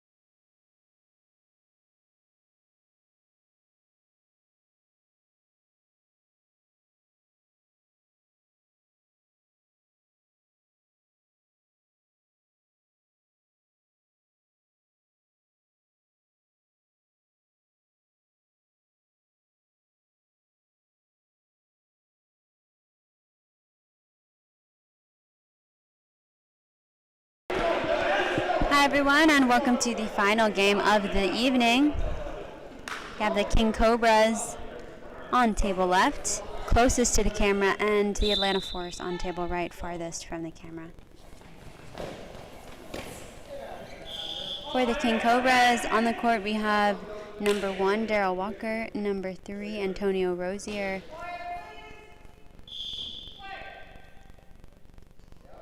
and number 9, Dylan Pleasance. For the Force, in the center, number 7, Tito Vega, number 4, Brandon Songkor, and on right wing, number 8, Rashad Williams. Williams with the ball from the right wing and back into the middle. Blocked by number 3.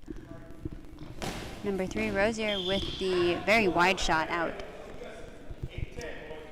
8:10 remaining in the first half of this match.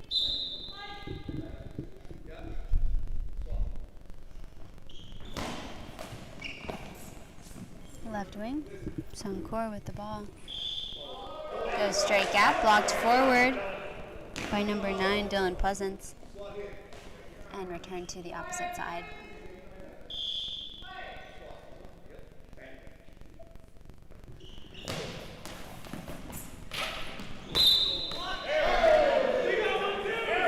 Number 4 with the throw into the right wing gap, pops up and over.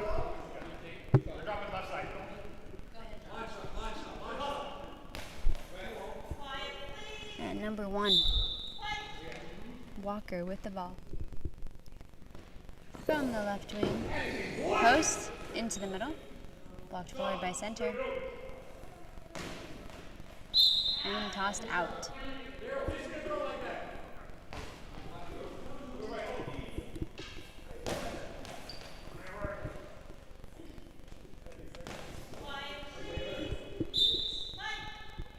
Left wing, number 1. Out of the gap, straight gap, blocked by right wing, number 8. 8 goes cross gap. He ramps off of the arms of Pleasance and out.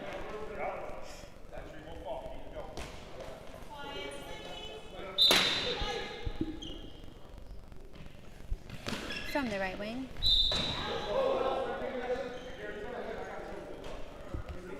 Pleasance with the full angle out. Just a couple different angles to adjust there. And 4 with the ball, sweeps from right to left. Goes for the left wing post from the gap. Blocked by number 9, returned to the middle.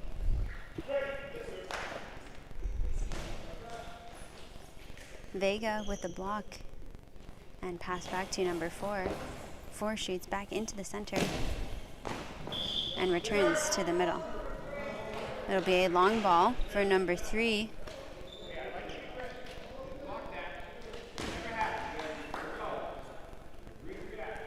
Antonio Rosier.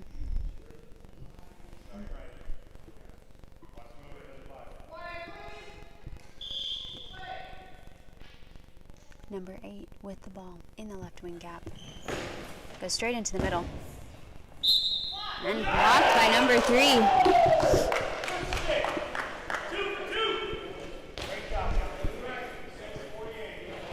6:48 on the clock.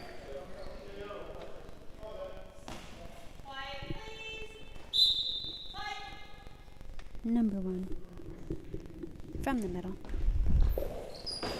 Rips it back into the center. Blocked by Vega. Ball over. And it'll come back to Walker on the left wing.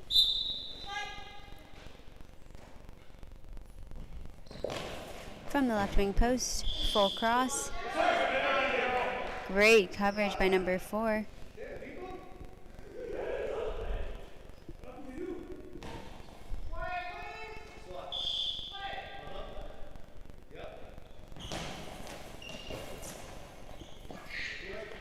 Left wing throws straight down. Blocked by number 9, who returns across the face of the center, popped forward, and it's out.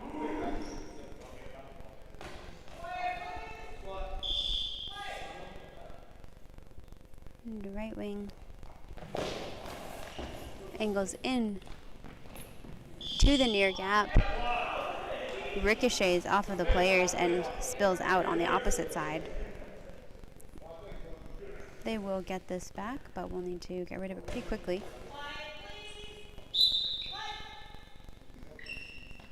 Okay, right wing, oh, you need to move. And angles it from the right wing back into the middle. Blocked by center, pass to right wing. Right wing with a full cross. Number 9 with the defense, who returns back across the face of the center, popped over right wing, and it's in.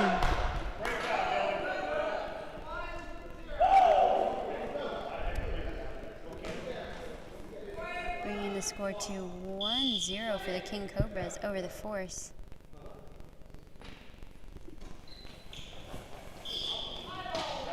And a high ball for number 8 from the Force on Rashad Williams. And number 9 with the throw out.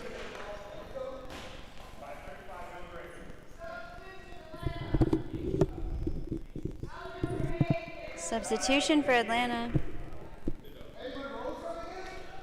8 out. Rashad Williams, and in number 3, Eddie Monroe.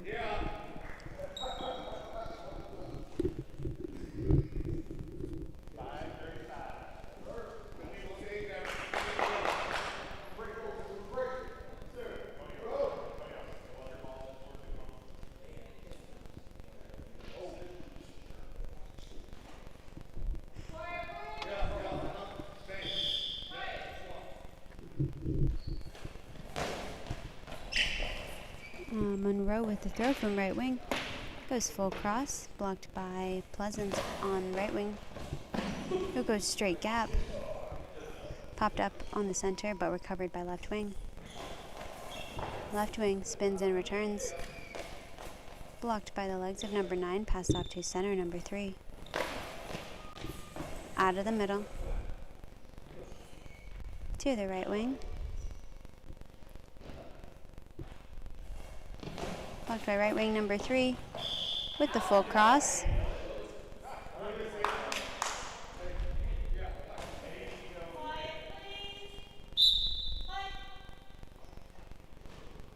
Number 1, Walker, takes the ball from right to left.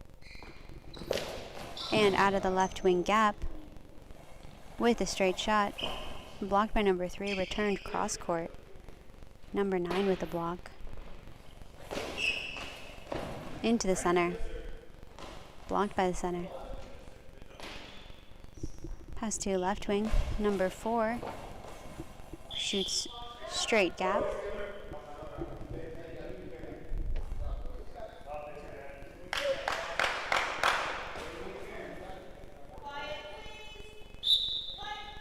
And right wing number 9 from the post.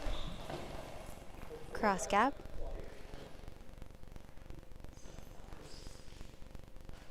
Number 3 with the ball from the right wing into the middle. Blocked by number 3. 3 out of the center. Blocked by the center and out.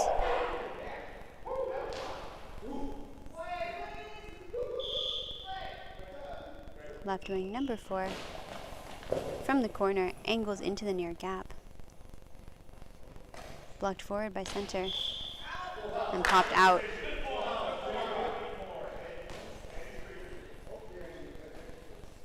Ball will return to the opposite side.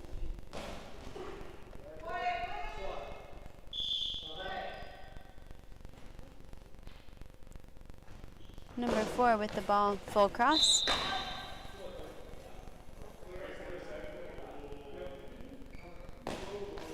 And dropped in with Walker.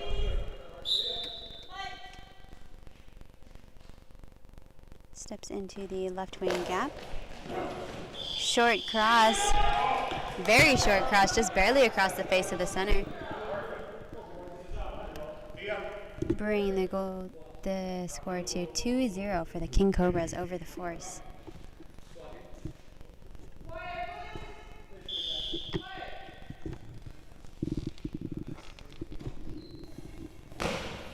And right wing number 3. Out of the right wing gap, back into the middle. Blocked by center, passed left to Walker on left wing. Walker rips it into the center, pops it over the center, and it's in. That is 3-0 for the King Cobras. This is the second game of the day for both of these teams.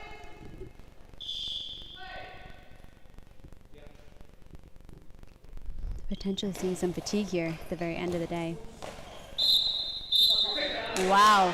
Left wing number 4 from the Force. Full cross. Pops it in and off of this, off of the goalpost. The score is 3-1 King Cobras to the Force. Walker with the ball from the left wing post. Angled into the middle, blocked out by center.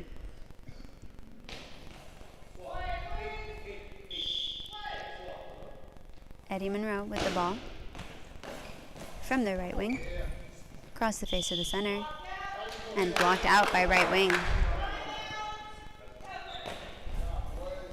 And it'll be a timeout for the King Cobras, who currently lead 3-1 in the first half of this final men's match of the day.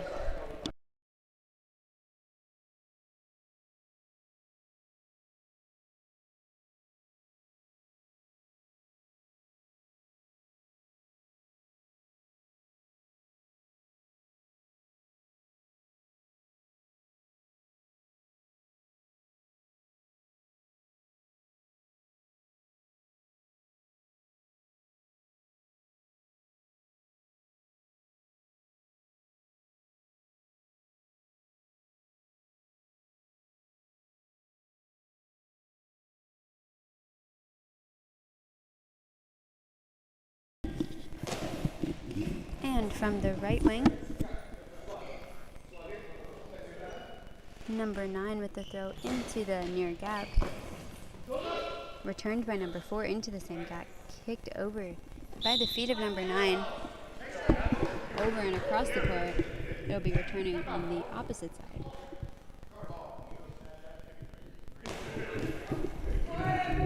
Number 1 with the ball from the left wing.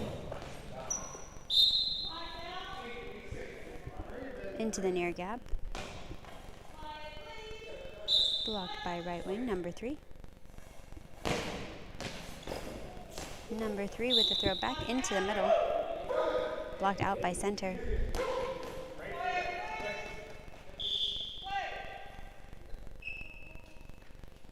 Left wing, number 1, hands off to number 9. Number 9 from the right wing. Angles for the near post and out. Number 4 from the left wing post. Goes across the face of center. Blocked by center, pass to left wing. Left wing number 1, Darryl Walker. Goes across the face of the center, blocked by center, pass back to right wing, Monroe. Monroe from the right wing gap. Goes full cross. Blocked by the arms of number 9.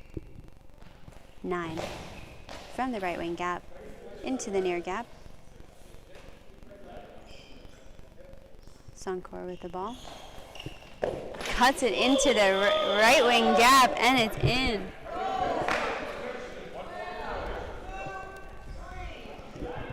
Scores now 2-3. Closing that gap a bit. Great shot by number 4 from Atlanta.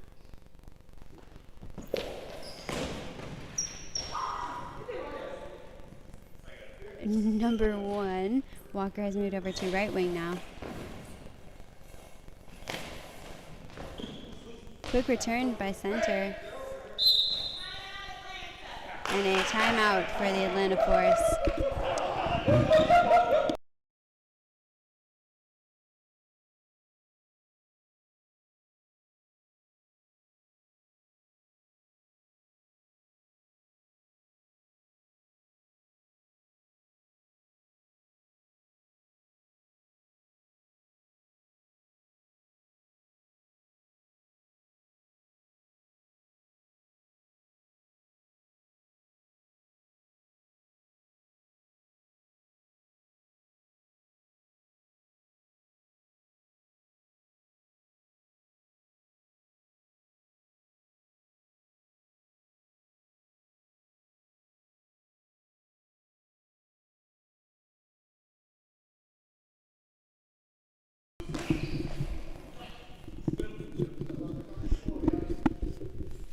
Walker with the ball.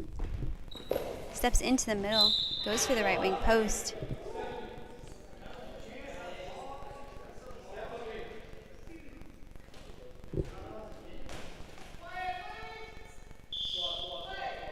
Monroe with the ball. From right wing gap. Goes straight down the line. And blocked out.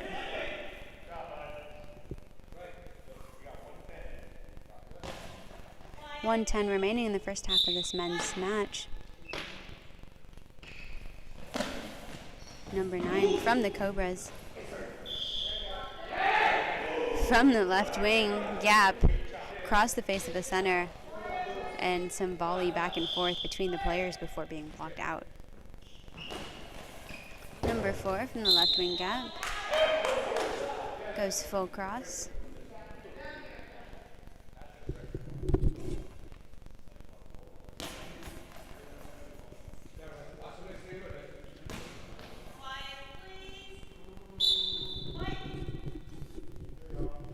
And Walker with the ball, moving from left to right. From the right wing gap into the middle. Blocked forward and over by Vega.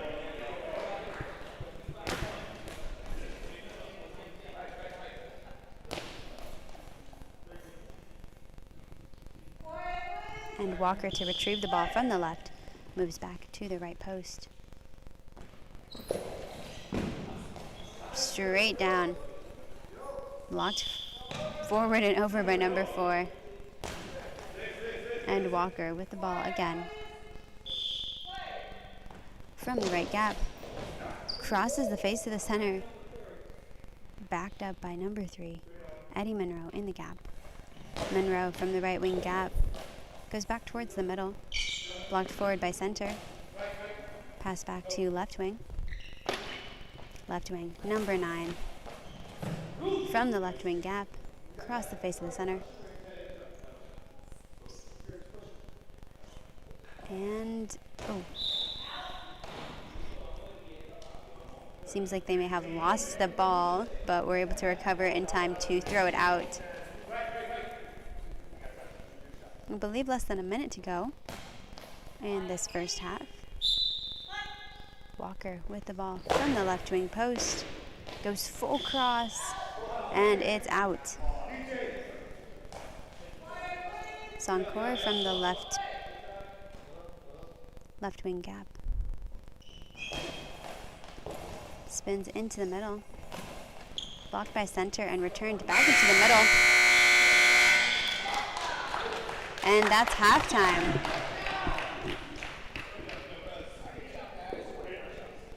King Cobras currently lead 3-2 over the Atlanta Force at halftime of this final men's match of the day.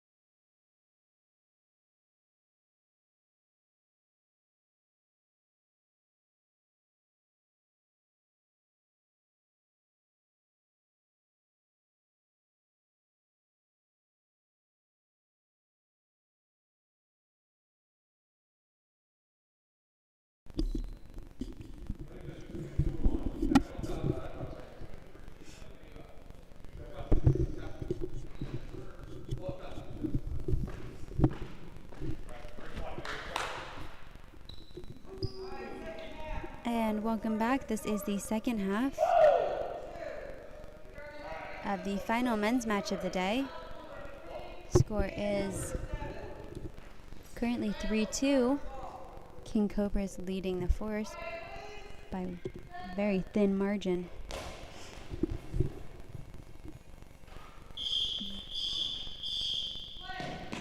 Looks like no changes down there. Number 3, Monroe with the ball out of the right wing gap. Goes for the full cross. Blocked by number 9 from the Cobras. Who goes straight gap. Oh, maybe he went for that left wing post. I missed that.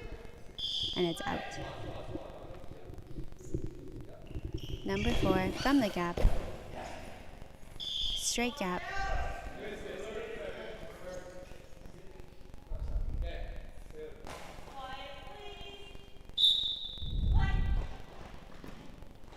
And Walker, number 1, moving from right to left. Angles back into the middle. And ball's over. 7. With the ball out of the middle.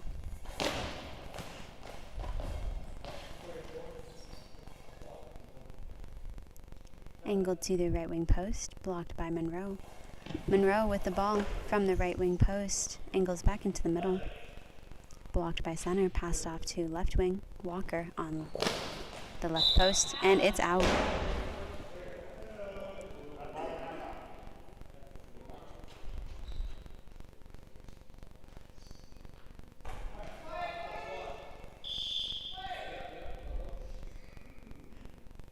Monroe from the right wing gap. Cuts it into the near gap. Blocked by number 1. Number 1 from the left gap. Back into the middle. Blocked by center. Pass to right wing Eddie Monroe. Cross gap. Blocked by center. Pass to right wing number 9. Number 9 from the gap, who rotates, under rotates, and shoots it out.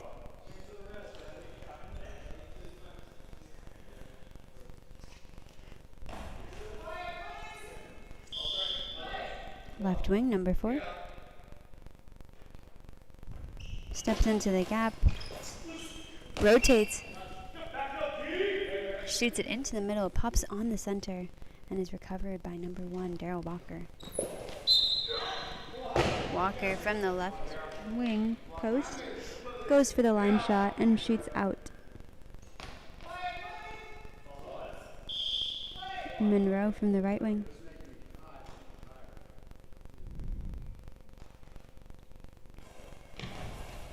Cuts it into the gap. Full coverage by number 1, Daryl Walker, who takes it to the left wing post, shoots down the line, and is met with full coverage from number 3, Eddie Monroe.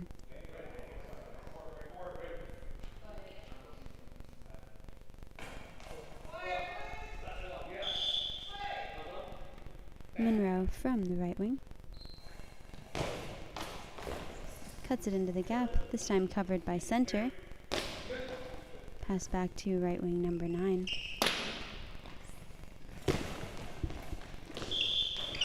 Number 9 shoots for the left wing post.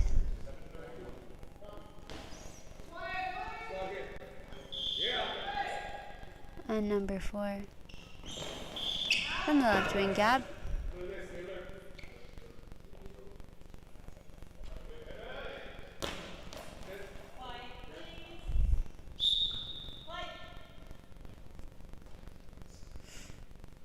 Number 1 moves from right to left and shoots straight down the line.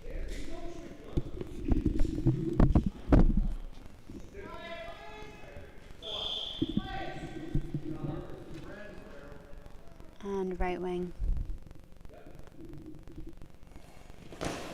from the gap to the gap, pop up by left wing number 1 and recovered by right wing number 9. Number 9 cuts it into the gap.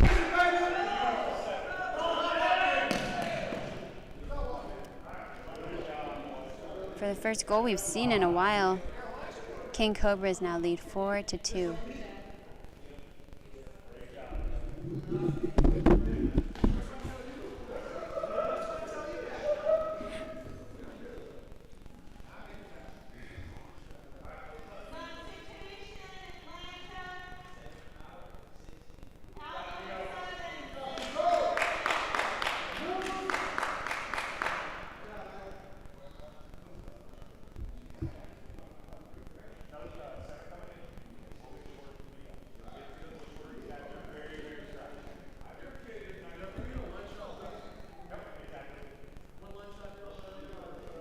Got a substitution for Atlanta Forest. Number 6 is now coming in.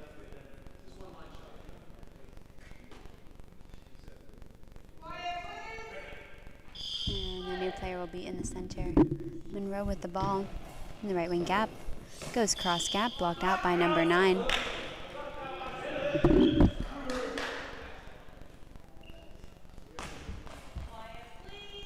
Number 9 from the right wing.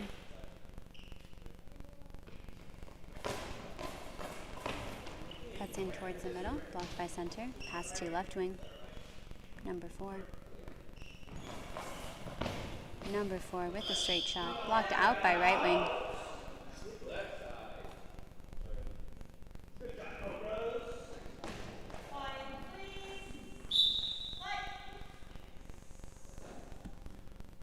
Number 1 retrieves the ball from the right side, moves to the left side, cuts it into the middle. Blocked by the center, pass back to left wing. Number 4. 4 from the left wing gap, cuts into the middle. Center, number 7 with the block. And the return from the center to the left wing post.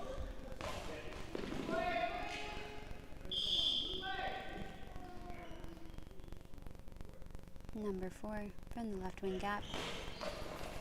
Goes across to the feet of the center. Pass back to left wing. Number 1, Walker.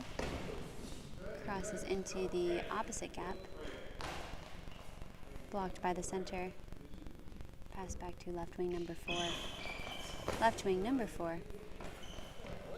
Goes straight gap. Blocked by center. Pass to right wing. Right wing, number 9. Goes straight down the line.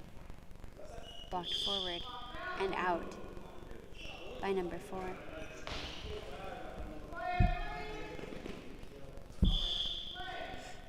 Number 4 with the ball. Spins, rotates, and crosses to the feet of the center. Pass to number 1, Walker, on the left wing. From the left wing gap. Across the face of the center and blocked back over.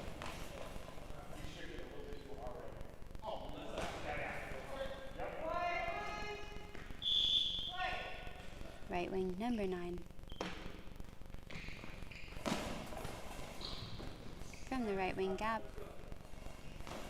Goes full cross, returned back into the middle by Eddie Monroe. Center, number 7. Out of the middle. Angled out to the left wing gap. And returned by number 4. Popped almost over Walker, number 1. And returned from the left wing post. Cross gap. Number 4 with a block and who shoots back into center. Center with the block. Pass to right wing, number 8. Who takes it from the right wing gap and goes for the full cross. Blocked forward by number 3, Monroe. From the right wing gap, shoots a straight gap, popped forward by the center. Pass back to number 9 on right wing. Number 9 from right wing. Across the face of the center. Center with the ball. Back in towards the feet of the opposite center. Pass back to left wing, number 1. Darryl Walker. From the gap to the right wing post. Monroe with the block.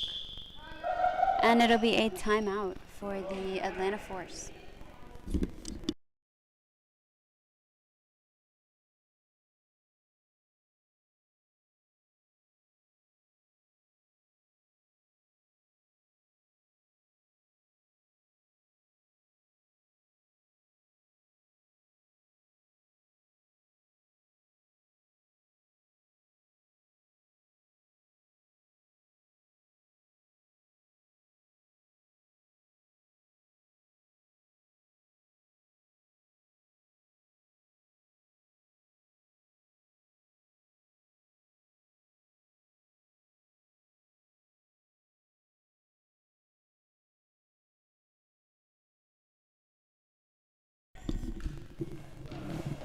And right wing, number 3 with the full cross, blocked by number 9. Number 9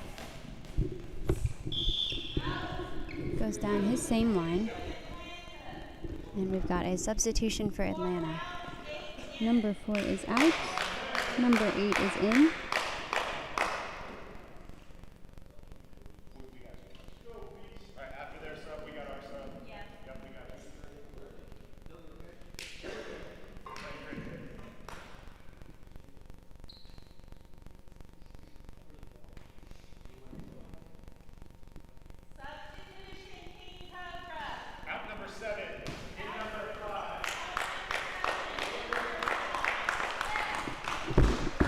Substitution for the King Cobras as well. Out number 7. Nathan Purcell, and in number 5, Richard Asu.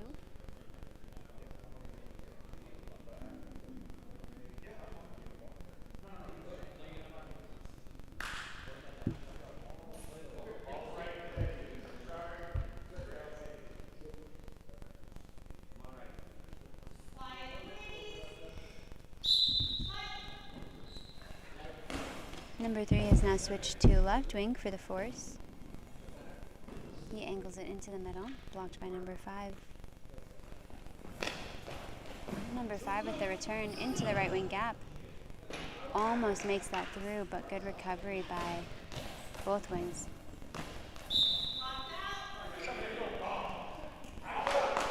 Angled back into the left wing post. Blocked by number 1, Darryl Walker.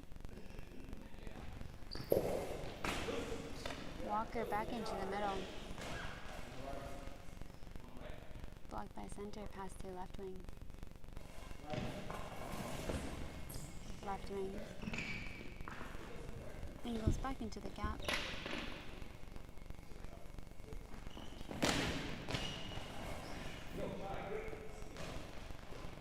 And returns back to the center. Pass to right wing.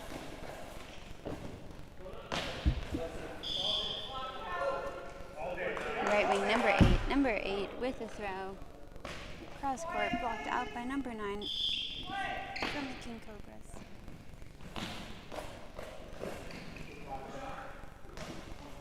Number 9 from the King Cobras crosses the face of the center. Pass back to number 8 on the right wing. 2:23 remaining.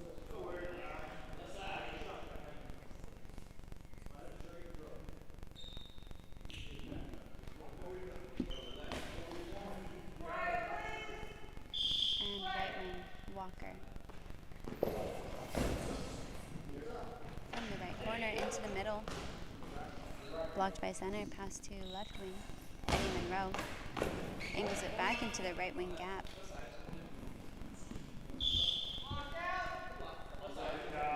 And it's blocked out by number 9.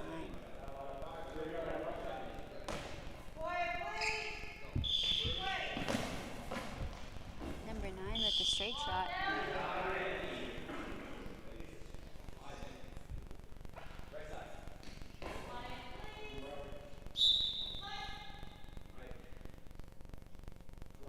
And left wing.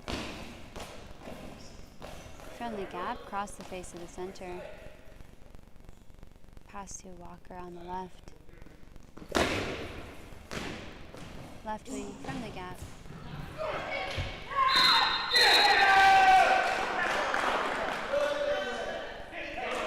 Through the forces. Defensive line. Between the wings and fumbled back. And the King Cobras will take the additional point, bringing them to 5-2 over the force.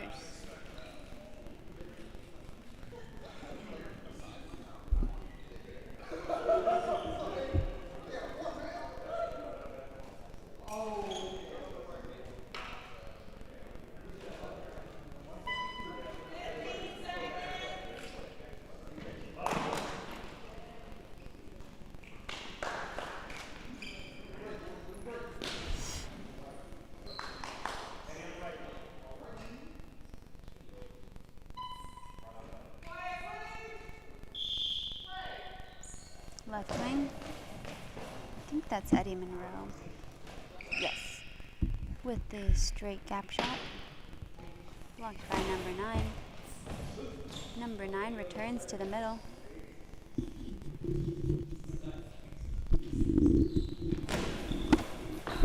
Pass to Monroe on the left. Who crosses over the face of the center into the left wing gap.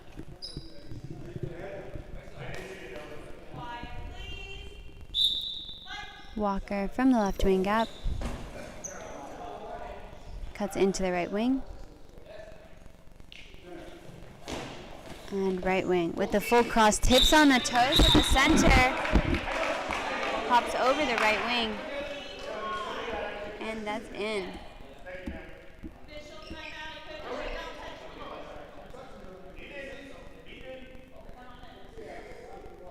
King Cobras now lead 5-3.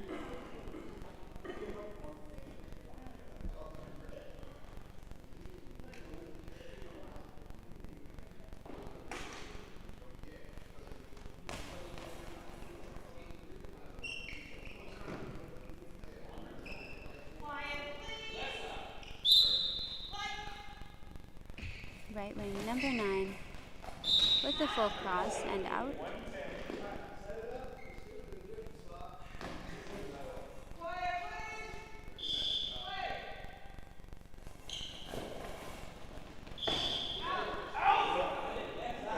Full cross returned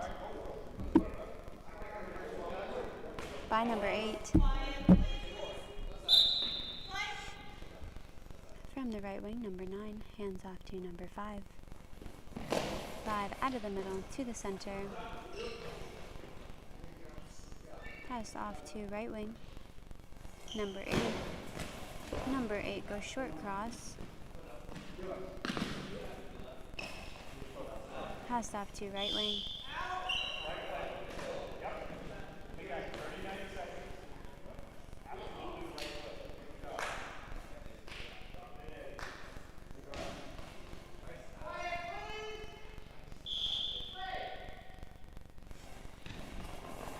Left wing, number 3. Monroe back into the right wing gap. Blocked by center, passed off to right wing, number 9. Angles it back into the middle. Blocked out by the center. 30 seconds remaining. Right wing, number 8. Goes full cross court.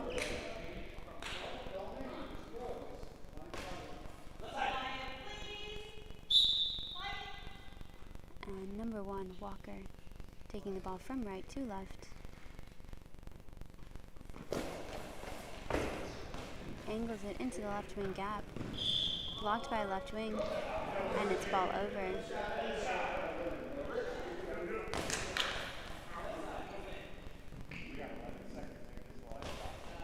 And it'll be one more shot here from the King Cobras. Number 5 out of the center. Back into the middle. Blocked out by the center. And that's it. The King Cobras take it. 5-3 over the Atlanta Force for the final men's match. of the day. We will be rejoining you tomorrow at 8 a.m. starting with the New Jersey Honeybees versus the Ohio Monarchs. Thanks so much for joining us. We will see you then.